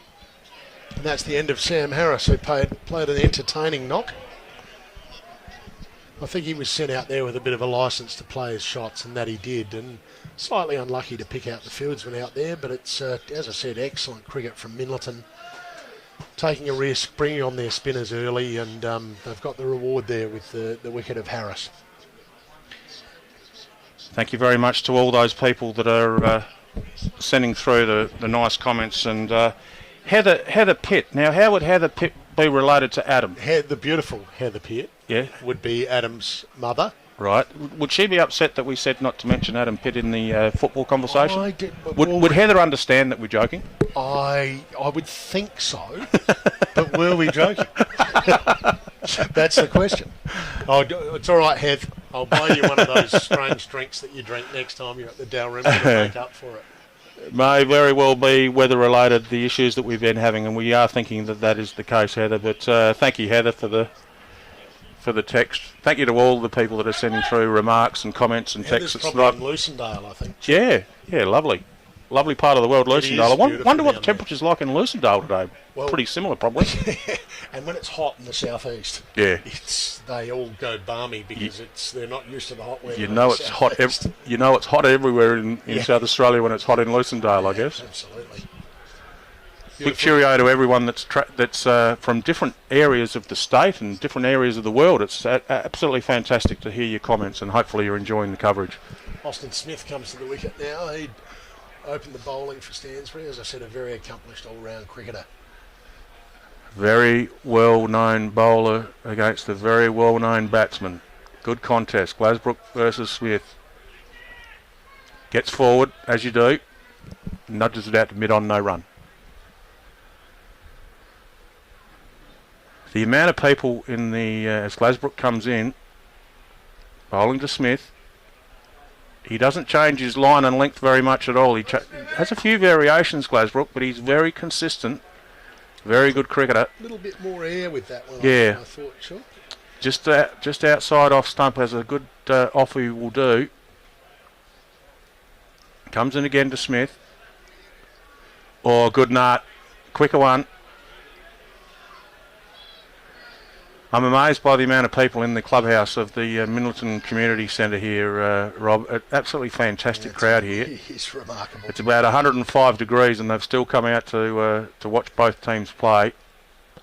You're actually spot on. I just got a message from Tim Harris telling me that it's 40 degrees in Minlaton at the moment. 42 is the heat rule apparently, is that right, Robbie? Yeah, 42 they play, 43 is off. But once the game started, the game's on. That is a very good ball. Yeah, it's cut Smith in half. Oh, that has absolutely weaved him in half. In fact, it fooled the wicketkeeper as well. That's how good a ball it was. It's a bye. Gee, that was a good nut by Glasbrook.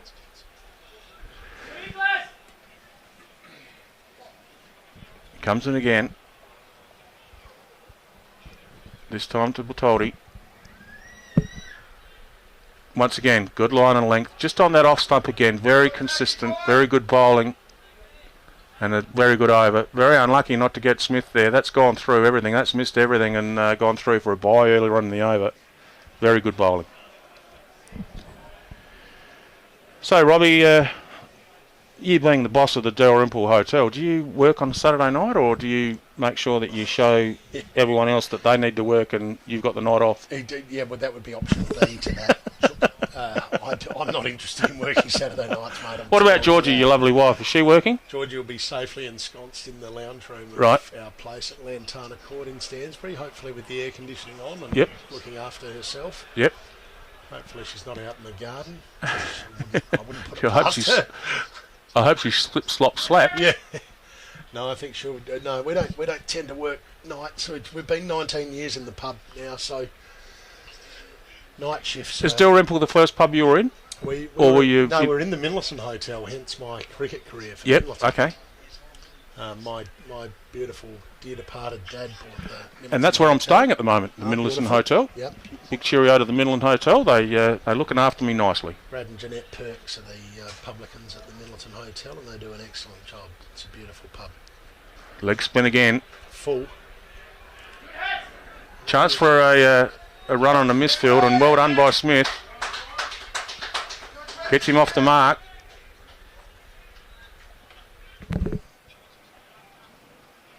Yes, the live entertainment at the Minlaton Hotel kept me awake for a little while. There was I don't know whether it was a band or a solo, was it? Yeah. Paul Rowan was there. Port Perry Blake, was he? Yeah. Okay. And you had an early morning too, John? I had an early morning, so I didn't get a lot of sleep, Robbie, it's got to be said. Yeah. But, no, they're looking after us well, the Minlaton Hotel, as did the Stansbury Hotel for tea last night. As mentioned, the flathead was magnificent. Enough about my food. Let's talk about the cricket. Well bowled again.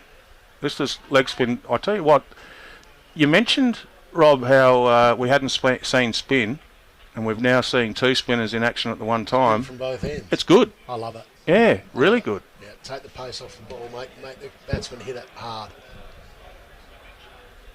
There it is again. A little bit of gap through the mid-wicket area. There's someone out deep. There's chance for two, and that's what they'll get. Someone from the crowd says, great placement, Zaki. Someone from the crowd. That would be the pit. You reckon it's pity? That was the pit, yeah. Heather, your son Adam is in the background yelling out, well done, Zaki. Once again, well played. Front foot forward. Nice, technically correct, straight drive to mid-off, no run. I wonder if Evan Pitt's out there watching too. Pitty's old man, if you are. G'day, Ev. I cracked a joke about the Pitts this morning on ABC Radio, Rob, which is probably a vintage thing. It's not. Young Paxton didn't know what I was talking about. I jokingly said to young Paxton, Adam's lad, do you know Adam Pitt? And he said, yes. Do you know Amanda Pitt? He said, yes. I said, do you know Brad Pitt? He said, no. I said, what about Ted Bullpitt? Do you know him? And he looked at me as if to say, Ted Bullpitt? Who the hell's that? So those people that are sat around our age would know who Ted Bullpitt was. But anyway. Country reference. Yeah, Glasbrook. A little bit outside off. Cut shot goes straight to the point fieldsman, no run. Ted Bullpit, what a beauty. We won't Leave your money on the fridge. Yeah, well, yeah, and something else I think he said. Yeah, no, we better not. Something about Galars, wasn't it? Yeah. Anyway, Glasbrook comes in again. Yeah, well bowled again. Once again, Austin Smith, good batsman, showed the respect that ball deserved. Nudges out mid-wicket, no run. 1 for 41's the score. Glasbrook again. A little bit wider, just tempting, isn't he? Yeah. Just giving him a bit of a tempt. Big cheerio also, Robbie, to the umpires again. They've done a great job. Absolutely. Brad Twart standing at the bowler's end and Will McAvoy at square leg. They've been outstanding, the boys, in tough conditions. Glasbrook's dropped that short, though, and he's been dealt with by Smith, who's got it out to the boundary. And it looks like well done. Really good fielding out there from Harry Wilson. Excellent work from the young man.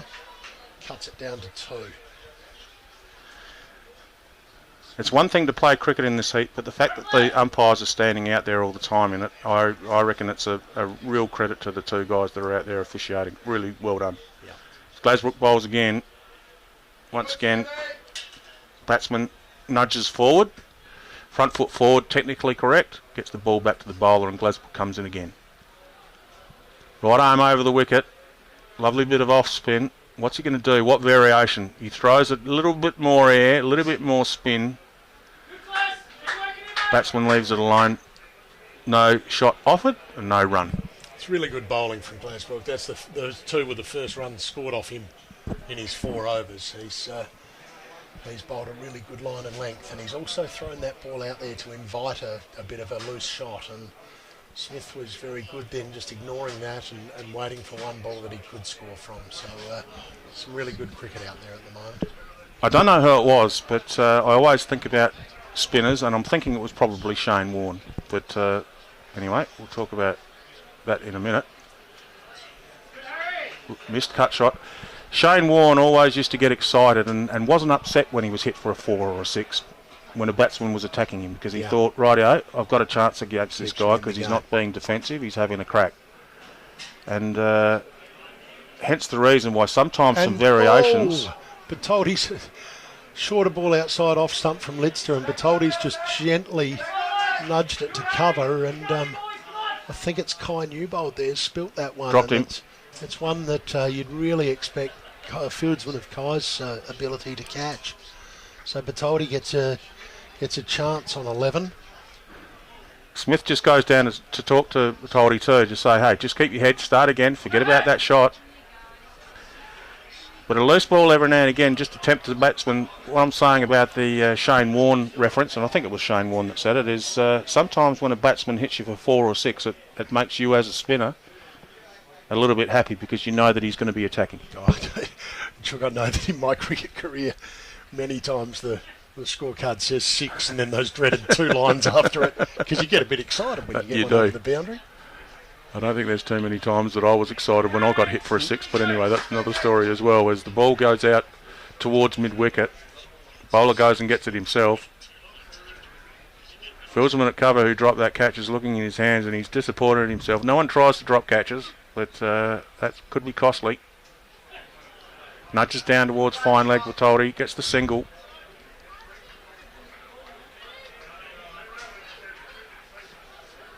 A wicket off a no ball earlier on.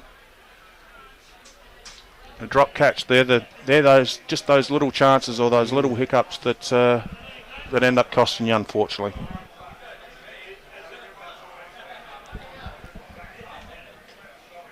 If any of the Eastern District boys are watching the telecast today, they'll remember having a fairly low total against Stansbury about 5 or 6 years ago at Curramulka Oval. I believe ED made about 140 that day, and Stansbury came out. Austin Smith batted fantastically and made 50, and they were about 1 for 70. And with a similar lineup today, they lost 9 wickets for about 30 runs, and ED triumphed that day. I was once involved in a game back in many moons ago, Robbie, as Glasbrook comes in again. Gets inside of that one to hook it around, but misses. The coach was Les Stillman. It was back in the Sturt days, Sturt versus Kensington, and Kensington were chasing 210. And they were 2 wickets down, and they needed 30 runs, and they ended up losing 8 wickets for 9 runs. Never seen anything before it, and never seen anything after it either. Incredible. So, moral of the story is, it's never over until it's over. Exactly right, Chuck. Exactly right. And that's Middleton's mindset at the moment. Need a wicket, then need another wicket. Second wicket, third wicket, fourth wicket, bang, bang, bang is what they need. Glasbrook in again. Good Zacky's the call from Pity in the crowd underneath the veranda here at the beautiful setup at Minlaton. I've noticed that Bertoldi's been uncomfortable against Glasbrook, as I mentioned earlier. He likes the ball coming onto the bat, but he's doing a good job. He's fighting his way through this. Good shot through covers. That's a lovely shot. They'll get a couple for it.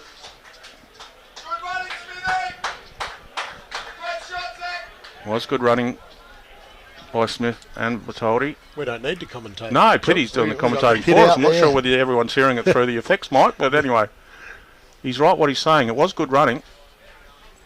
Attacking field still in place. A little bit quicker ball by Glasbrook. Nudged out towards mid-wicket, no run. Score currently is 1 for 46. Last ball of the 15th over coming up. Swung to around the wicket here, Angus Glasbrook. Yes, Glasbrook's thought about what he's doing in regards to going around the wicket, and he's halfway through his run-up. He thinks, well, hang on, I've got deep mid-off still there. Probably don't need him there. Bringing up. So he's up to an orthodox mid-off. Glasbrook in. Well bowled, well played. Just nudged out towards square leg. Easy single. Good batting. Good running between the wickets again. Joined here by Robbie Rankin.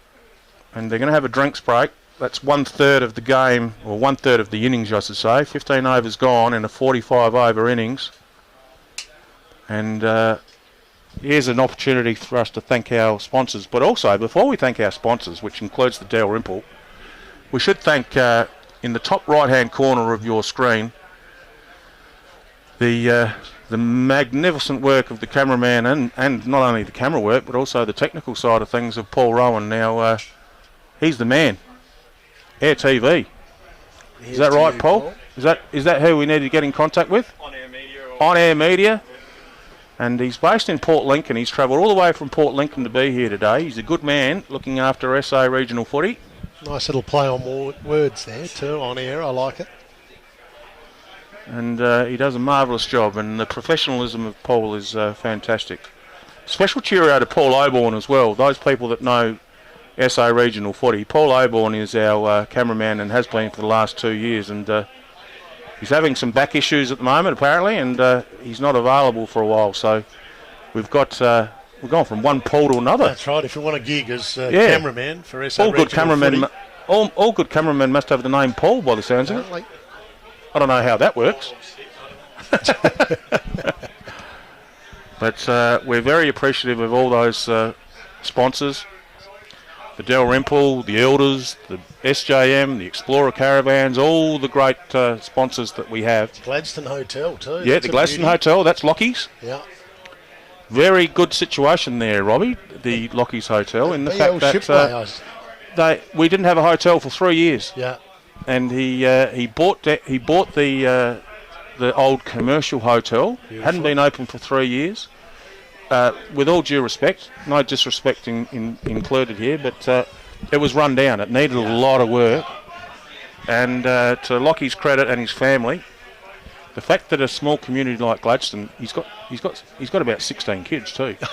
No, he's got six. No, he's got six. He's got 6 kids. 6 kids. That's a lot. But to Lara and to Brenton, they're very good people, and they're very welcome in Gladstone because they've opened up a pub that we haven't had a pub for 3 years. Yeah, so that's great.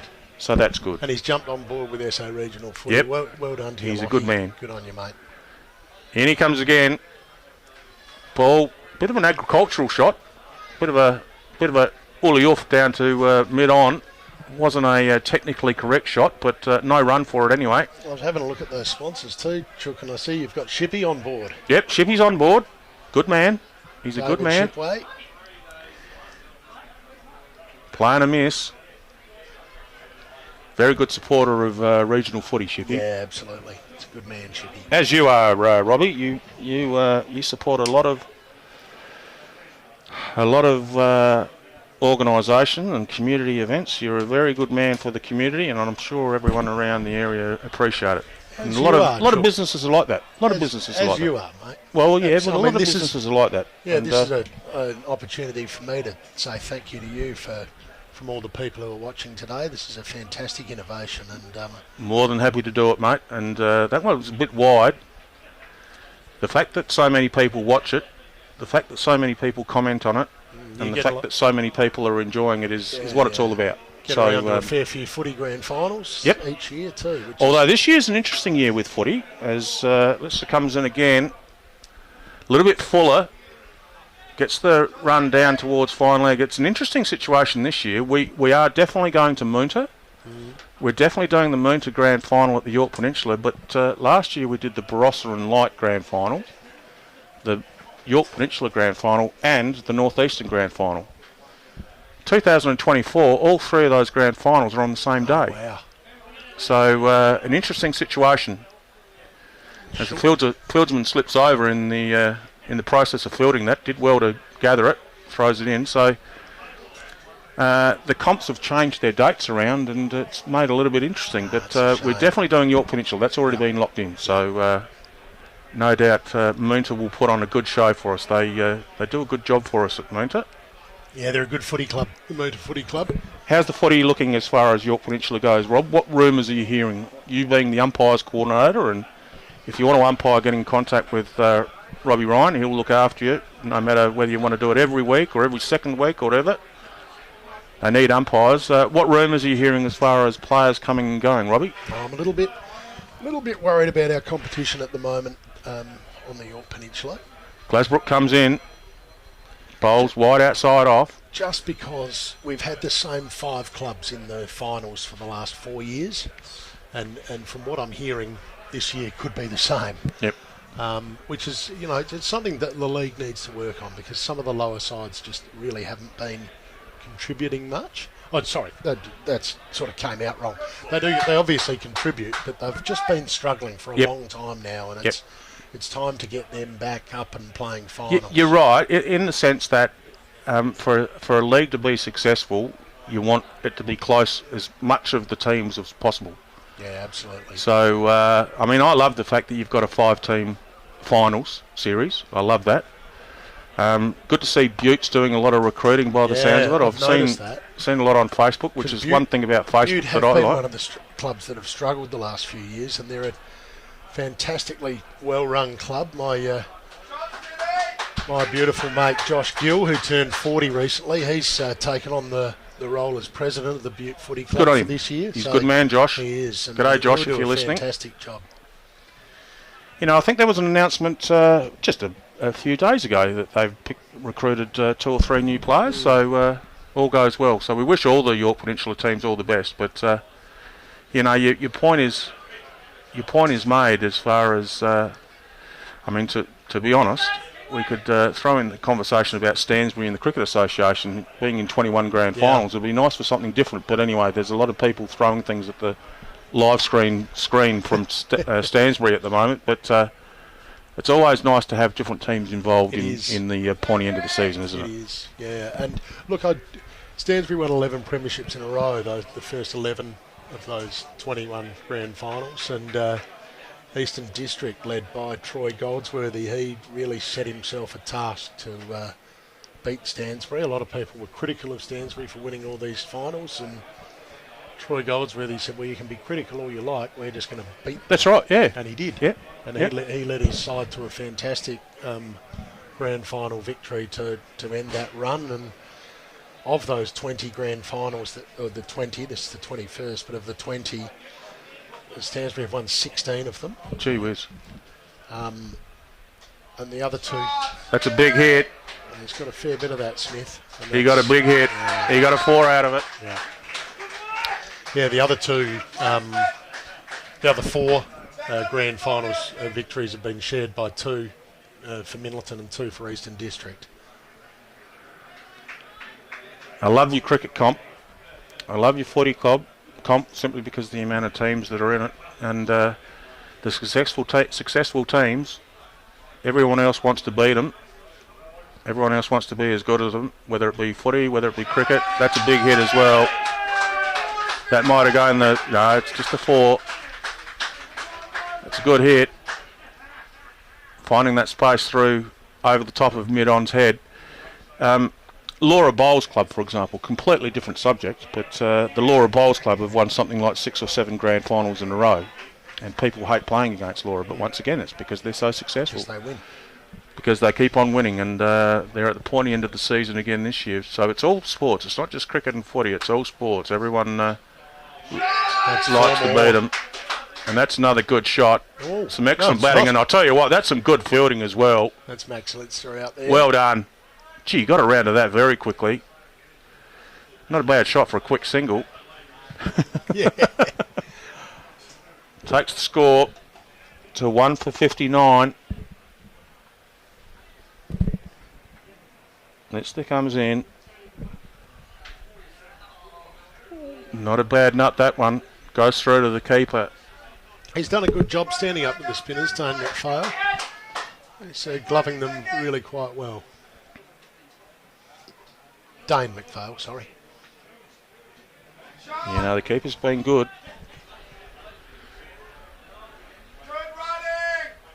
Good fielding as well. Adam Pitt in the background supporting his team. Takes the score to 61. 1 for 61. 30 required. Plenty of overs in hand. It's with his leg spin. Comes in. Quicker ball. Short. Yeah, a bit short. Gave the batsman a chance to sneak inside of it. Whack it down through that fine leg area. 4 runs. Good batting. Costly over.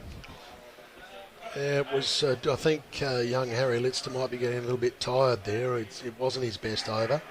And the batsmen were good enough to deal with some of those bad balls that were bowled then. So it's good batting from Stansbury to take advantage of that. And I wouldn't be surprised if we see a change at the top end. Platoldi makes his way. He's opened the batting. He's been there from the start. He's faced 58 balls. He's on 22 not out. Samuel Harris was out for 24. And Austin Smith is currently 14 off 23 balls faced. As Glasbrook comes in, just a little chip around the corner towards square leg. Once again, good running. Probably wasn't his call, but he made the call, Smith. That was good batting. Toddy faces up to Glasbrook. Glasbrook's been very good. I tell you what, that's got to be close. Yeah, it is. He went back. That was a good nut. Put an extra bit of speed on that, Robbie, and good bowling by Angus Glasbrook. Yeah, look, Glasbrook's bowled fantastically. 6.5 overs, now 1 for 7. In a team score of 66 off 18 overs, so he's probably been Minlaton's best bowler. Crowd just applauding a good effort from Zach Bertoldi. A really solid 22 he made. 2 for 66 off 18.2. Still a chance, Robbie. Still a chance. Well, there's life. 91 is the total they're looking for. They still need 25. Stansbury, the side that they are, they've got a pretty good batting lineup, as you would imagine. So to lose 8 wickets for less than 25 would be a minor miracle, but you never know. It's grand final day. James Moss coming out to bat, the Stansbury captain. Probably one of the better cricketers in the association as well, I would think. Oh, absolutely. He's an outstanding cricketer, James Moss. He's made hundreds in grand finals, taken 5s in grand finals, and sometimes he does it in the same game. But no, he's an outstanding batsman. Mossy. I'm only going by memory, but what did you do last grand final, Robbie?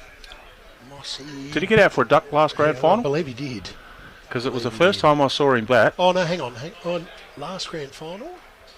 Jeepers. He Yeah, didn't. you've He got didn't me. score many You've because got I was me looking too. forward to him batting because I was being told how good a batsman he was, and he didn't last very long from memory. But anyway, that's my memory, which could be wrong. As Glasbrook goes to Moss. Moss sees it go down leg side and thinks, right, I'm going to have a piece of that, but he missed it. See if you can find out how many Moss he made last year, Robbie, because my memory's no good, so I might need to apologise to him. Anyway, Glasbrook coming into Moss. Quality cricketers. One bowling against the other. You're right. Mossy was out first ball of the match Yeah, last year. I reckon he'd scored 3 centuries in not very long in a few games leading up to last year's grand final. You'll be happy we brought this up, Mossy. I never saw him bat before, and I've been told, and I know how good a batsman he is, and he faced one ball last year. Anyway, I don't want to put the mockers on him He hit it because straight we don't back want it to happen Carlin again Whitehead. today, for his sake, as the ball goes out to deep mid-wicket, And he's off the mark. and he's off the mark. Yeah, just looking at the scorecard from last year, Zach Bertoldi, who was just dismissed, batted number 8 for Stansbury last year in the grand final. And I think one Adam Pitt made runs last year, from memory. Pitt got 34. 34 not. Too well, Gee, but I'll tell you what, my memory's not as bad as I thought it was. No. As Glasbrook comes in, he top scored. Smith made 33 last year. Bernie Vince played for Stansbury last year and anchored the innings at the top. And they got 1-3-2 and bowled Minlaton out for 87. and can I just say that I do apologise for mentioning that, James Moss, if you do listen back to this. I shouldn't have brought it up, but we know how good a player he is. Bertoldi was out for 22. Harris also opened the innings. He was out for 24. He was the first one out. Harry Litzter taking the wicket. Glasbrook taking the second wicket. Smith currently 15 not out. Moss currently 1 not out. And joined in the commentary box by Robbie Rankin. We've got to change a bowler by the look of it, Robbie. Tim Walsh coming on to bowl, the veteran. Good start by Walsh. I don't think Walshy will mind me saying that he's not quite as quick as he used to be through the air, but he's hard to get away. Rarely bowls a bad ball. Tell you what, he's come on. He's had a long day. He's a veteran, as you say, and the first couple of balls have been beautiful. Yep. Right areas. Once again, good area again. Now the field positioning that we've got, Robbie, we've got a deep mid-wicket, we've got a deep backward square, we've got a point, we've got a, I'm going to say, is that a second slip or a third slip currently in play? Third, I'd say. Walsh comes in, good line length again. Mossy doing well here. He's waiting for the bad ball. He probably won't get one from Walshy, but that's all right. There's plenty of time for Stansbury at this stage. McPhail, the wicket keeper's done a good job behind the stumps. A little bit shorter, down leg side, a little nudge around the corner and a single to Moss. The only stray ball that Walsh has bowled so far, a little bit down leg, just got away with it with a single.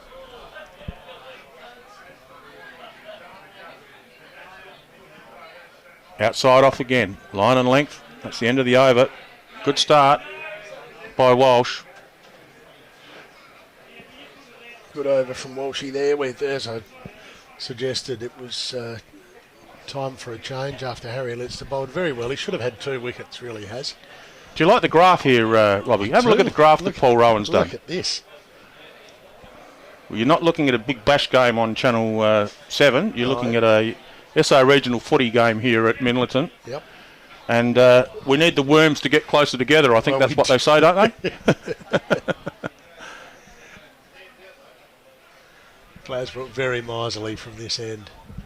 Bowling to Moss.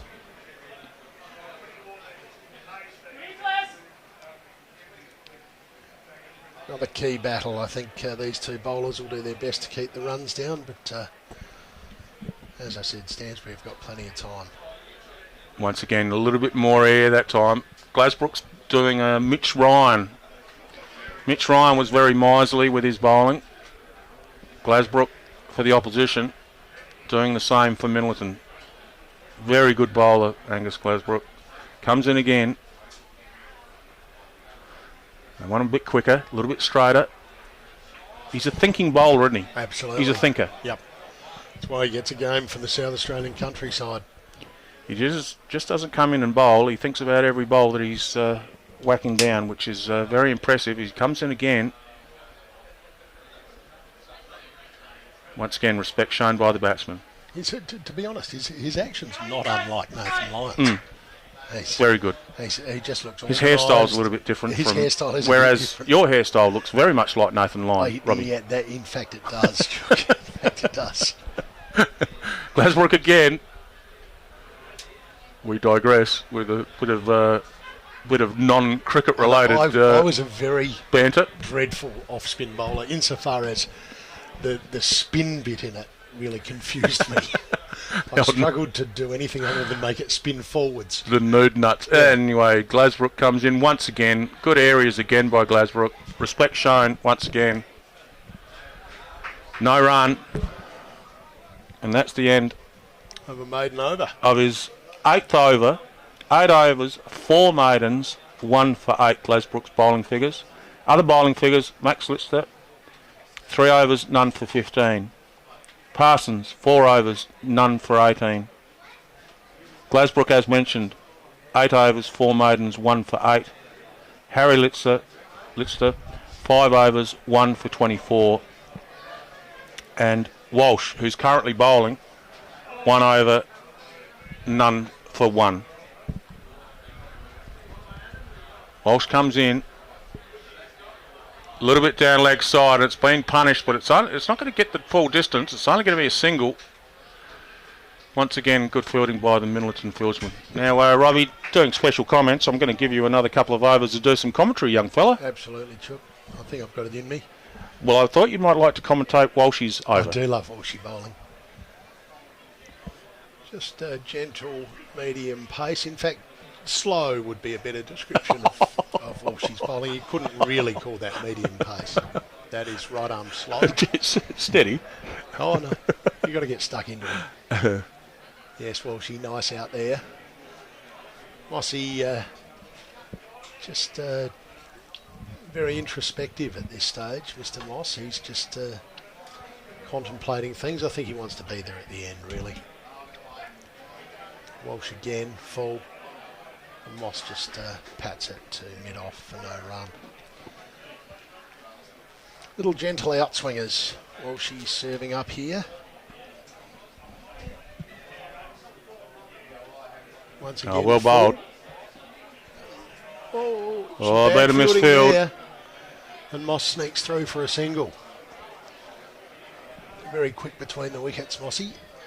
And is always on the lookout for a cheeky run. Well responded by Austin Smith. 2 for 70 is the score.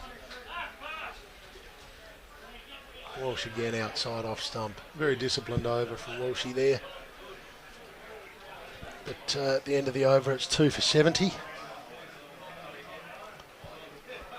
Moss on 3 and Smith on 16. Glasbrook to continue. And Walsh 2 overs, none for 3. Yeah. Very tidy. Very tidy. Walshy. Glasbrook to continue from the bottom end, the school end, here at the beautiful Minlaton Oval.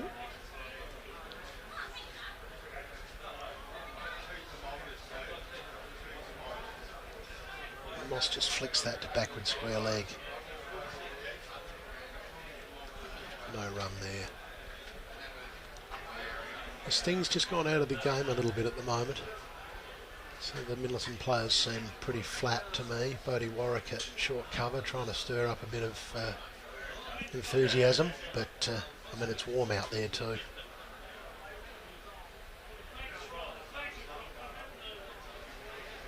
Not a good ball from Glasbrook. It's really only bowled a couple that haven't been perfect, to be honest. He's beaten the batter on a number of occasions. Did Angus ever go down to Adelaide for turf cricket? No, because he was probably as a younger man, he was a better footballer than he was cricketer. Yep. So how old is he now? 27, I reckon Gussie is. But yeah, no, he probably focused more on his football as a junior, as an outstanding junior footballer. And as I said, he is the captain of the CMS Crows. The control that he's got in regards to his off-spin, he'd be very handy down that lane. I agree. He'd be very handy on turf. Yeah. As he comes in again. Yeah. Oop, there's a short one. I've just given him the absolute mockers on that. Yep, That's the worst bowl he's bowled all day. Oh, well done. Great well fielding done. out there from Harry Wilson again, and cuts it down to 2. That's very good fielding. Excellent from Big Harry out there. He made good ground. He must have run 30 or 40 metres then and just scooped it back in from the line. But yeah, I agree, Chook. He's a really talented bowler, Angus. His love lies on the farm, though. He works with his father, Tim, who's a good mate of mine. Tim thinks he works for him, but Angus thinks he works with him. In fact, I think Angus thinks that next year Tim will be working for him. End of another good over there from Gussie Glasbrook. Very good. So as far as the farming side of things go, where's his farm? I mean, he's obviously around Minlaton, but where's his farm in relation to where we are? Not too far from here. Not far from the town? It's, their farmhouse is about 3 k's out of town on the Port Rickaby And Tim Road. would be watching the live stream, would he? I don't know, I reckon Glazzy might be propping up the bar. He doesn't mind one. You reckon he's at the bar? I reckon he might be here. I'd be surprised if he's not here supporting his son. He and his father Joe. Don't know whether Joe's here. Joe might be at home watching, and if you are, g'day Joe and Helen, Angus's grandparents. Joe and Helen and Tim and Dione have done a lot towards the putting together of this sporting club here, so well it's done excellent. to all of them. It's a credit to everyone involved. In fact, the lawn out the front just down here is known as Joe's lawn. Excellent. He's very much in favour of these, done a great job. The facilities are great, and the people of Minlaton have really looked after us well, so we do thank them. And as the MCC or the MCG, we weren't sure what we should be calling it, but I think MCC's spot on. As goes out towards point, good fielding again, well done. That's Angus Glasbrook there, showing his athleticism.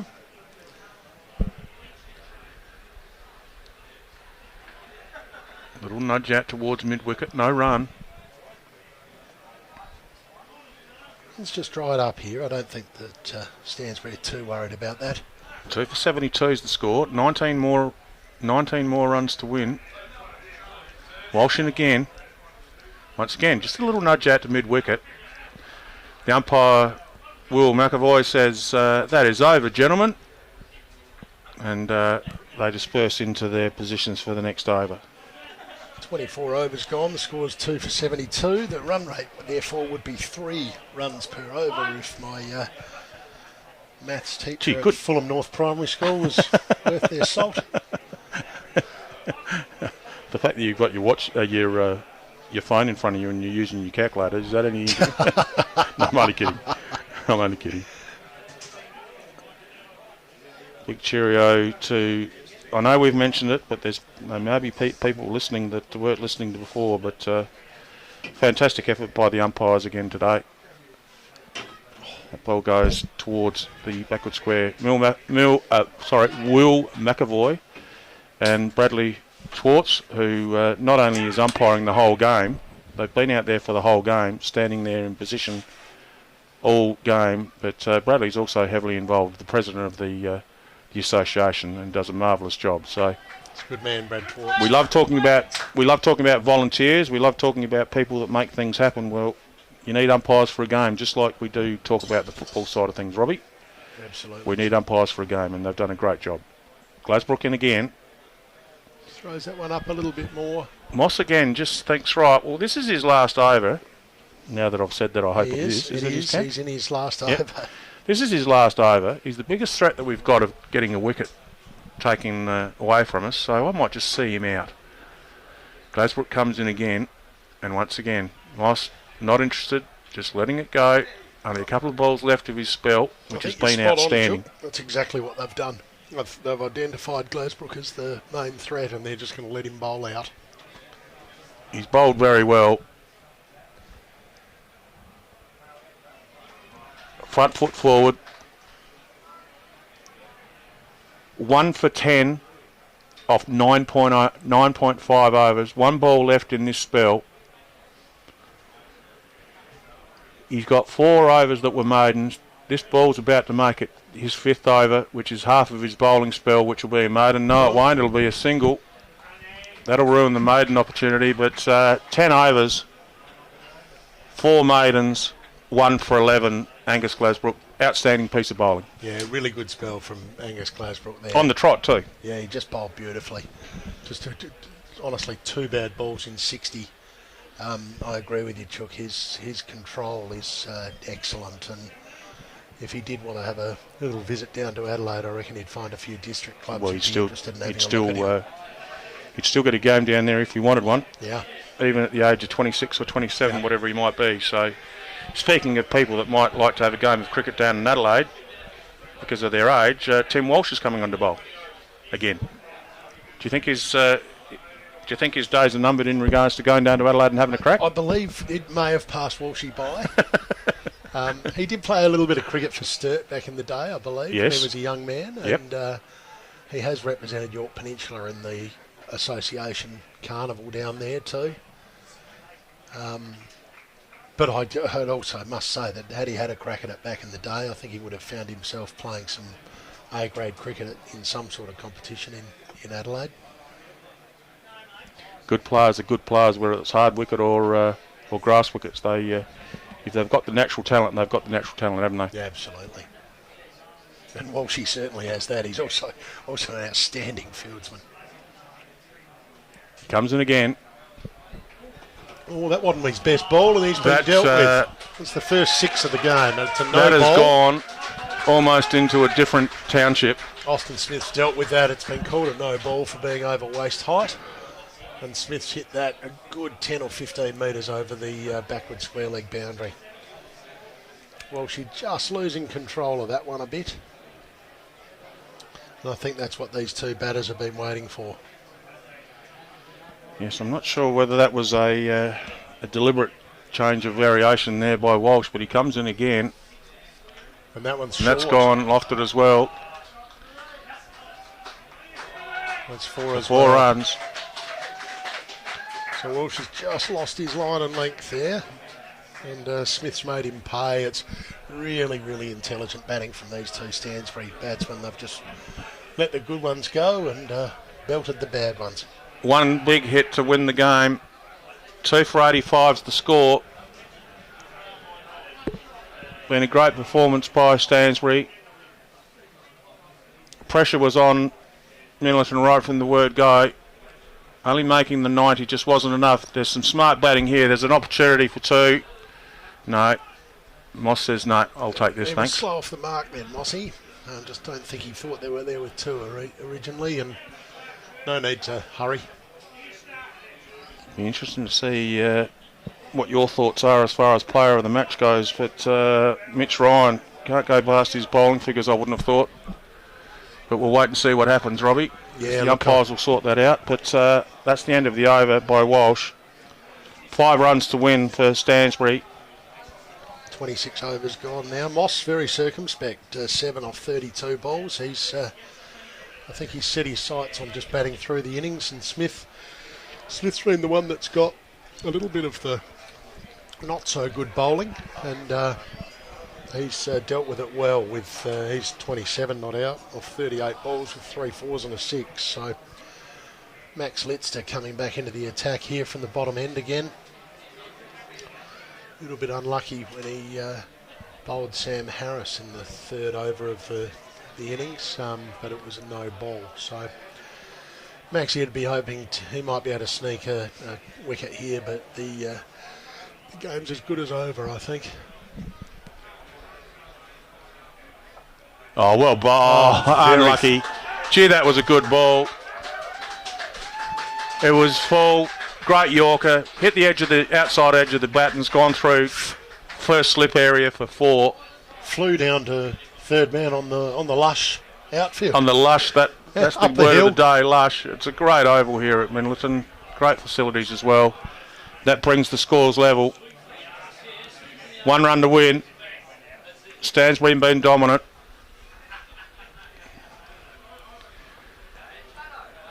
Scores level. 2 wickets down, Stansbury. That'll be it. They'll run to make sure the scorers are correct. There's 2. They're going to turn around for 3, are they? No, they're not. They'll stick it at 2. That'll be enough. That'll do it. They're saying that that's it. They're pretty happy with it too. So that's Stansbury's 17th premiership in this modern era.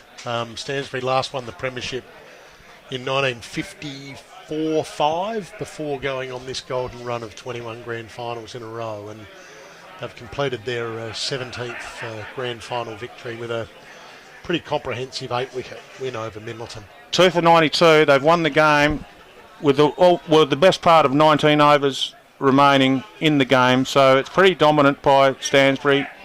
It all started with their bowling performance, and I'm not sure who man of the match is, but I'll be saying Mitch Ryan would get it, Robbie. I'll be interested to see what you say, but as far as the batting goes, Zach Bertoldi opened the batting. He was out for 22, facing 59 balls. Samuel Harris, 24 off 29 balls. He was out. He was the first one out, actually. Caught Lister, bowled Lister. Austin Smith remains 33 not out, facing 40 balls, and James Moss placed 33 balls for his 7 not out. As far as the bowling figure goes, the pick of the bowlers was Angus Glasbrook. He came on first change, bowled 10 overs, 4 maidens, 1 for 11. The opening bowlers were Max Lister, who finished off with that last over there. It was 3.2 overs, none for 21 was his bowling figures. Ben Parsons bowled 4 overs, none for 18. Harry Lister, 5 overs. I thought he bowled all right. He had the tonk on one of his overs, but I thought apart from that one over... It's just his last over. His last over. Just lost a bit of control, but I thought he was really good. Yeah, 5 overs, 1 for 24. Should have had 2. And should have had 2. And Tim Walsh, 4 overs, 1 maiden, none for 16. And a good performance by Stansbury. The Minlaton boys, they're gathered around, as are all the players around Stansbury, congratulating the batsmen that were coming off the ground as we speak. And once again, a big cheerio to both umpires. Well done to both umpires that are making their way off the ground as well. Bradley Twartz and also Will McAvoy. Stansbury victorious. A great game of cricket in very, very trying conditions. Robbie, very hot conditions, very hot circumstances, but a good game of cricket all the same. Oh, absolutely.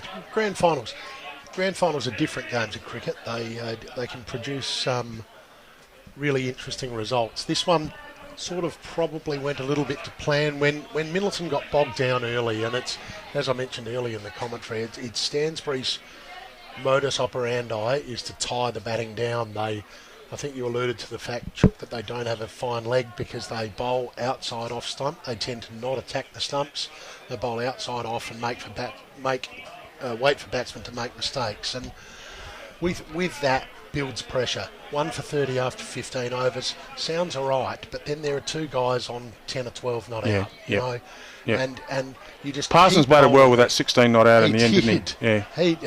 He was the one batsman that really showed intent, I thought. Parsons and when you've got a superstar, when you've got someone that everyone knows is the best batsman in the team, as soon as they get him out, psychologically that makes a big difference to both teams, doesn't it? Massive difference. Yeah. When you get Glasbrook out, Stansbury would have been up and about thinking, right, we've got rid of Glasbrook. Yep. And Minlaton would have thought, well, there's our best batsman gone. Is that the mentality, you think? Kai Newbold as well. Yeah. Kai Newbold got 100 about 4 or 5 years ago in a grand final here in Minlaton, and it was a dominant innings. It's one of the best innings I've seen in a grand final, to be honest with you. So his dismissal once again, but you take wickets in grand finals, you build pressure in grand finals, and it pays off. And I think we saw some really disciplined bowling from Stansbury The two opening bowlers for Minlaton bowled a few bad balls, which were dealt with by the two opening Stansbury batsmen, and that became just a, it sort of flowed through from there. Two umpires done a great job today out in the heat. They're now working out the player of the match. Also, special mention, Robbie, you'll remember the scoreboard attendants, the people that were on the scorebooks today. Yeah, absolutely. Congratulations to them being on the books all day. See that Minlaton fella now. Jake Rademacher, Rowdy for Minlaton, and Ken Granger, who just as a little aside is the king of darts on SYP. He's an outstanding dartist. Yep. Is that what they call him? I'm not sure. Data? Dartist? Anyway, he's a good darter. Yes, he darts here and there, but no, Kenny, he's a great bloke, Kenny, an excellent club man, and well done to those two boys for doing this. Once again, it's not easy on the scorebook, is it? You've got to make sure that all the T's are crossed and the I's are dotted, so well done to everyone involved. Well done to the Minlaton community, the Oval, the facilities. The whole setup has been brilliant. They've looked after us wonderfully well, and we thank them very much. And no doubt the bar will get a visit very shortly. But we'll see if we can get the player of the match announcement for you. I'm not sure whether there's an official presentation. I would think there would be. There certainly is, and Brad's probably going to organise that now. Brad, who was umpiring, is also the president, so he's going from one job to the next. He's got everything going on. We might just ask Brad. Rob, do you want to just ask Paul? Paul, ask Brad to see if he can get in. Are you going to do the presentations just out the front, Brad? Just come up, Brad. Brad, I'll just get Rob. Can I just get you to pass over the headset to Brad? Brad Twartz. First off, congratulations on a great game of cricket, Lower Yorke Peninsula Cricket Grand Final. You must be very proud, being the president of the association. You must be pretty happy with the standard of the cricket. Well, I think we've got quite a good association here. We've got a 9-team competition, which is in a small area like we have. It feels like for 10 years you're playing against a lot of people you're sort of known for a long time. I love the league and how it's progressed over time, and I love playing the same people every few weeks, and then finals time you have your top 4 teams, and standard cricket's normally brilliant as we saw today. Yep, and you're from Yorktown. Yes. And well done to you. And this is the main reason why I wanted to get you up here. Not only just to thank you on behalf of SA Regional Footy for having us from the association, you being the president, that I know what it's like to umpire, and the fact that you were out there for the whole game in those heated conditions all day, you and Will McAvoy, it's an absolute credit to you both. And we thought you did a marvellous job, and the conditions weren't very nice out there, so congratulations to you and Will. Thank you very much. No, I think, we're a bit probably lucky the wind stayed where it was at 25k an hour, and it kept it sort of under 40. I had the meter out a few times, and it was warm, but bearable. Once again, the volunteers like yourself going out and umpiring like that, to you and Will, well done, and congratulations on another great year for Lower Yorke Peninsula Cricket Association. Thank you, and thank you very much for your involvement as well, coming down and booking us in. It's been great, and a bit of an addition to our grand final now. It's sort of quite good, especially in the club rooms there, having 2 TVs and. Happy to be here. It's good. Thank you very much, here, mate. And can you give us any secret information, or do you want to keep the announcement secret as to the player of the match? Probably pretty easy in the scenario here, but yes, you have to wait for that one. Are you able to get in a position where we can have it on camera, Brad? Where do you want us? Just where we can get you on camera so we can see the presentation. I'll set it up there. That's Brad Twartz. He's the president of the Lower Yorke Peninsula Cricket Association. He does a great job, and as mentioned, him and Will did a marvellous job umpiring all day in 40-degree heat. Is absolutely outstanding, and he won't give us the secret information as to who's best player on the ground, but he will get in a position where we can see it. But our sponsors are in the background there. A big cheerio to all our sponsors. RAGT Seeds is underneath the behind the board there, so here we go. We're going to have the presentation set up. We might get Paul back on the camera, so he's Brad's the president. He's also the umpire of the day. And that might even be him doing some technical work down there to get the speaker ready. He's a jack of all trades, Brad, isn't he? Presentation. So what do they call the lawn here? It's Joe's lawn. front So the lawn. presentation will be done on Joe's lawn. Bradley Twartz is the president. He'll be doing the presentation. I think Rob and I have both thought that Mitch Ryan's probably the player of the game, but it hasn't officially been announced yet. Austin Smith's a chance too, isn't he? Austin Smith, yeah. Well, he got 2 for 19 and Yep. 30 not out. So don't sit on the fence. Who are you going to pick, Robbie? Robbie Rankin, special guest. No, I'm wrong. Smith bowled 5 overs for 15 and got 30 not out. Yeah. I'm Mitch Ryan. I'd be disappointed if it goes to anyone else. I'm all for There'll be a riot. big Mitchy boy. It's been a great day. It's been a great crowd. You won't be able to see it through the windows because of the reflections, but that area there, ladies and gentlemen, where you see this magnificent complex at Minlaton, the community centre, throughout the day it's been packed, absolutely packed, for various reasons. One is because the bar's in there. 2 is because the cricket was on and people were loving the coverage on the live stream as well as looking through the windows to see it live.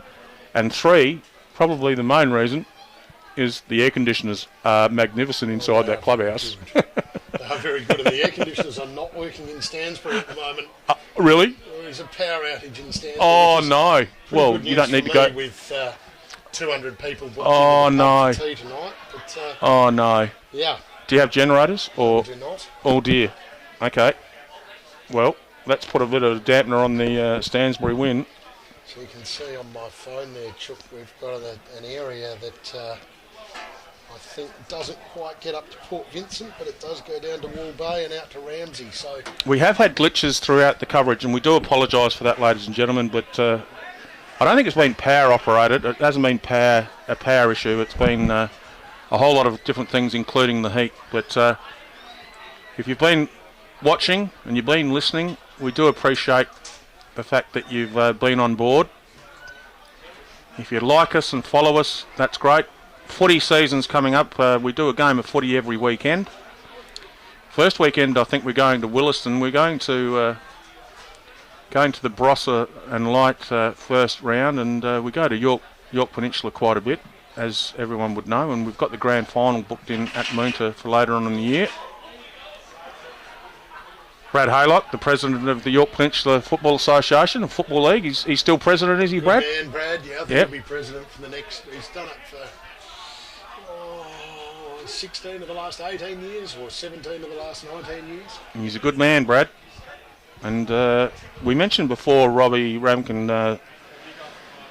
He's volunteered his time today to help us with the commentary, which has been very much appreciated. So thank you very much, Rob. But he's also the coordinator of the umpires. Yes. So if you're involved in footy and you want to do some umpiring, Rob Rankin's the man to get in contact with. Paul Rowan's already knocked off, has he, Rob? He's already left us. He's enjoying a beer just outside. No, stay there, mate. No, the presentations will start. We just want to film the presentation so people can see that, Rob. Paul? I'll cut to that when they do it. I don't know Yep. if we'll hear much, but we'll see how we go. Yeah, no, it's okay. We'll see what we can do. We'll bring the presentation to you. Both umpires, who did a marvellous job today, are down getting ready for the presentation. They've got the winners' medallions ready, by the look of it. Really good crowd gathered here today. How many were here, Robbie? Roughly 350. Considering it's 40 degrees, it may not have hit 40, but it'll be very close to it. I hope these medals have been sitting in the sun all day, so they're Yeah. The medals have been sitting in the sun all day, so they'll burn the recipients. So that's, yeah. I don't think the Stansbury boys will care. That silly movie that Kevin Costner made, the Field of Dreams. Yes. That, I think the catchphrase from that was, if you build it, they will come. Yes. And I think that's what's happened with the Minlaton community excellent. here. They've built excellent. an outstanding facility, and everyone's come along to support it. And I also love this. Robbie, the fact that there's young kids out there supporting their parents, supporting the team. The young kids out there. Is that a Moss? Is it? That's Ellie Moss, the young one just getting the shirt put on because that's little Hudson Moss, who's Hudson, the youngest of 3 Mossies. Hudson was out in the sun and he hasn't got a shirt on, so Mum's James's gone and fixed beautiful that wife, problem. Ellie. Well done to Stansbury. Victorious again. Well done. Just while they're assembling up, I'll just start with a good afternoon to everyone. We'll be nice and quiet for the presentations. Lower Yorke Peninsula Cricket Association A-grade Grand Final. Before we get to the presentations, a couple of thank yous. Firstly, thank you to all the clubs in the Lower Yorke Peninsula Cricket Association for making this season a success. The whole season was played in good spirits and was enjoyed by all. Another season with 9 teams. It's fantastic that each week we can come out and face people we've been probably playing for 10 years, but it makes it quite enjoyable. It's been good, so thank you very much to all teams.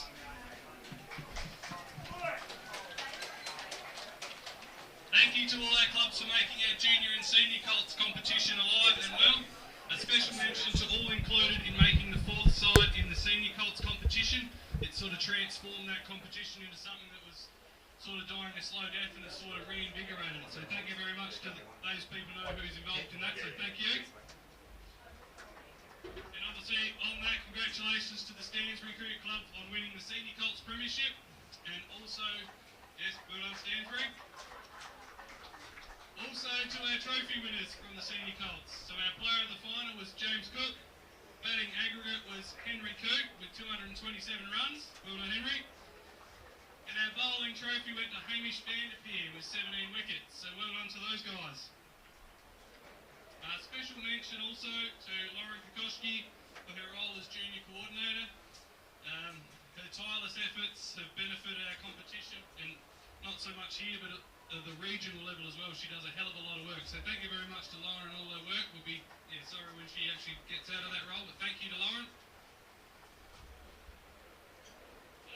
Also like to mention that our association dinner is this Wednesday, the 13th of March, 6:30 p.m. start at Salt Food and Events at Maruka. So yeah, everyone's welcome to attend that.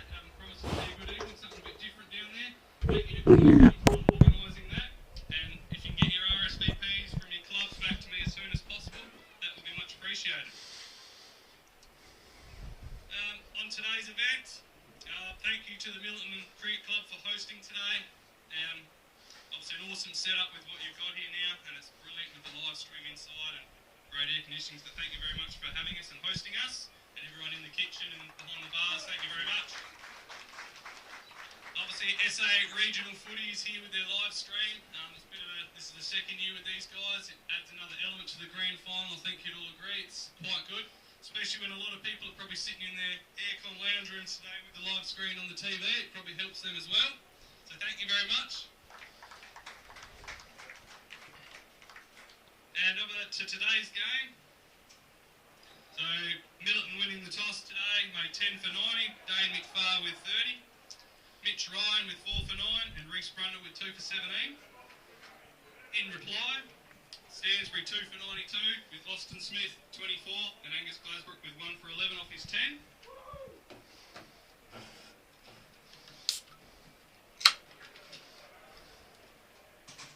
I would like to get Will McAvoy, who was one of our umpires to today, to present the player of the final medal.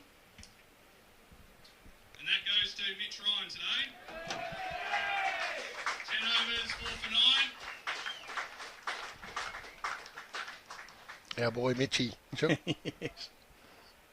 Well deserved. Man of few words, Mitchie. I'd like to get the captain of the Minlaton Cricket Club, Kai Newbold, to come up and say a few words.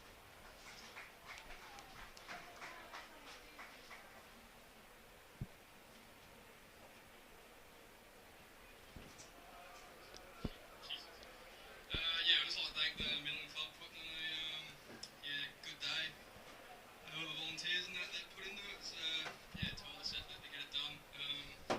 Obviously Stansbury, Bossy and the boys for another good season again. Come out top this year again, but I'm getting over this speech every year. But no, well done, our boys. I guess keep at it. We'll be back again sometime hopefully soon. And just to our club boys, well, Cootie, our president, all people on the committee, Walshy, Jess, Megan, all those people that do everything for us, make it easy for us. So just cheers, thank you. Cheers, Tortsy and these fellas. Done well. Thank you.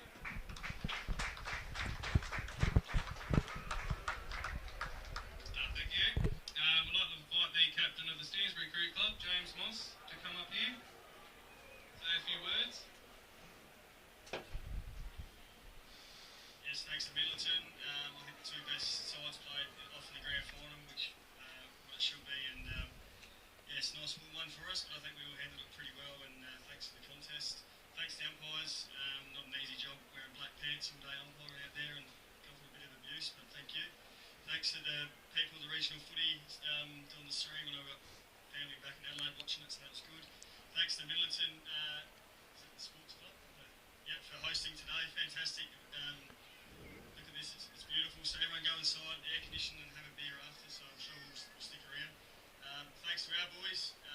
Yes, 11 played today, but we've got probably 18 that played throughout the year. So thanks to everyone that helped out through that harvest period and made it easy to get a team together on the weekend. So thank you. And everyone behind the scenes in our cricket club as well, from Tim the president to Dino, to Kitty, just getting everything up every week, putting a team together. So buy a beer here, enjoy it, and thank you very much. Cheers. Didn't miss a beat.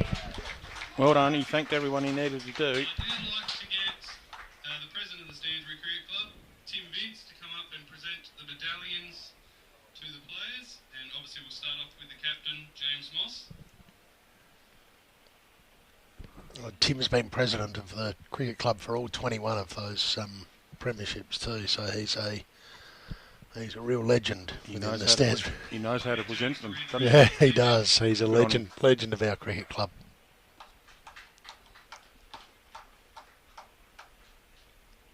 He actually captained the first 4 premierships too, Tim, Sam Harris. and played in the first 6. So he's a 6-time premiership player for our club. Ed Johnson.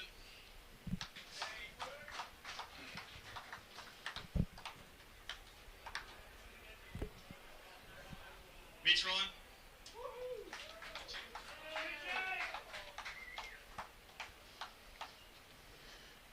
Zach Bataldi.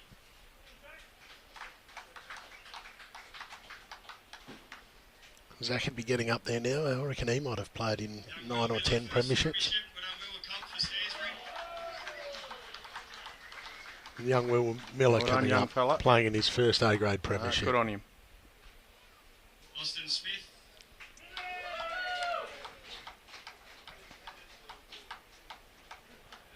Nathan Studham. Could be Nathan's first flag too, I think. I'm not sure whether he played last year. I don't think he did.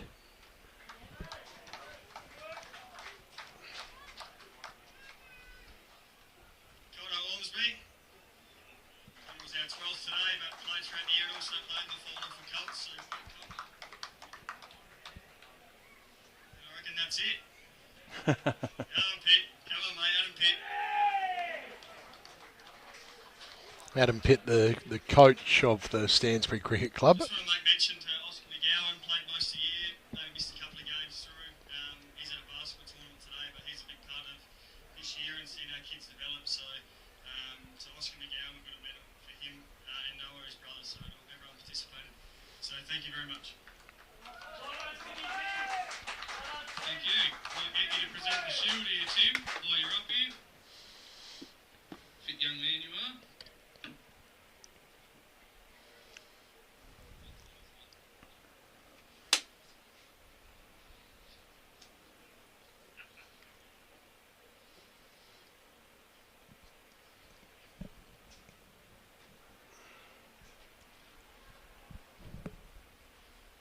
Tim Vince presenting the trophy, the shield. To his son-in-law. Yeah, absolutely fantastic.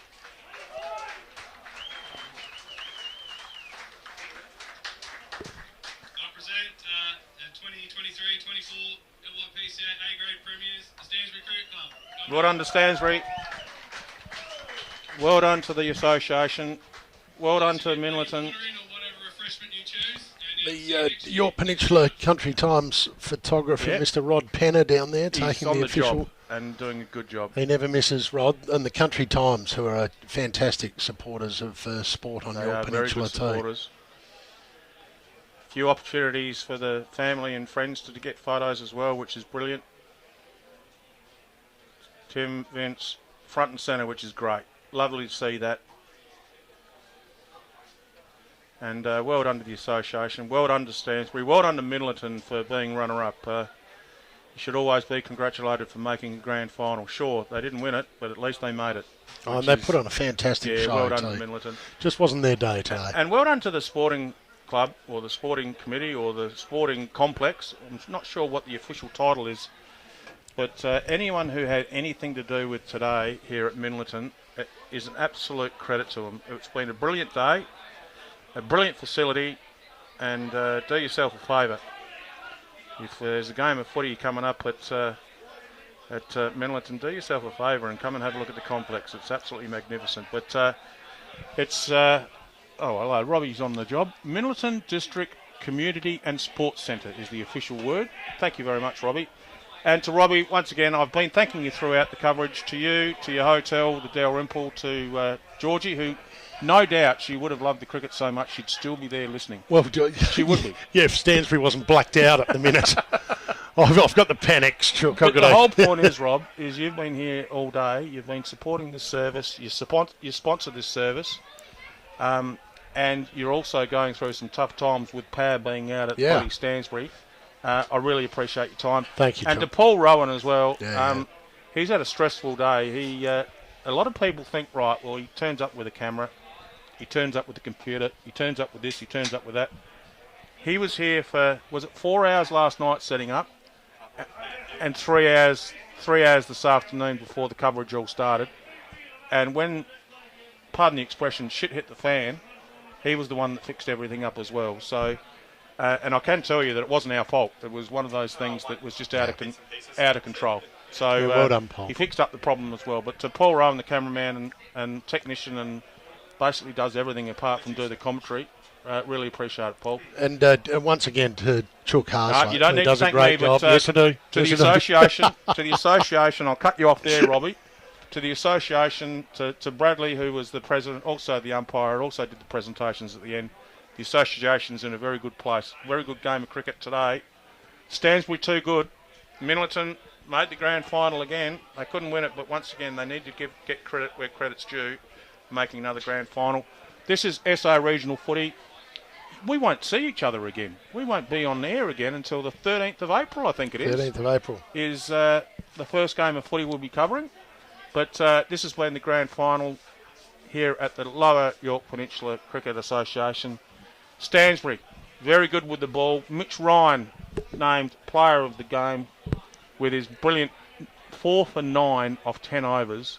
Outstanding bowling performance by not only him but all the Stansbury bowlers to restrict Minlaton to getting all out for 90 and 2 for 91 Stansbury in reply with quite a few overs. I think it was 16 overs to spare. So a good win to Stansbury once again. Robbie Rankin, thank you. Well done, thank you, Paul. Well done, Paul. Thank you to Paul on the camera. And thank you to you, the listener. Thank you to you, the viewer. Enjoy the rest of the weekend. Stay cool. Stay hydrated. Robbie Rankin, hopefully everything sorts itself out as far as the electricity side of things go. And once again, thanks very much. Beauty. Hopefully everyone's enjoyed the coverage. We'll see you again soon. This is SA Regional Footy. Have a great weekend. Stay safe. Bye for now.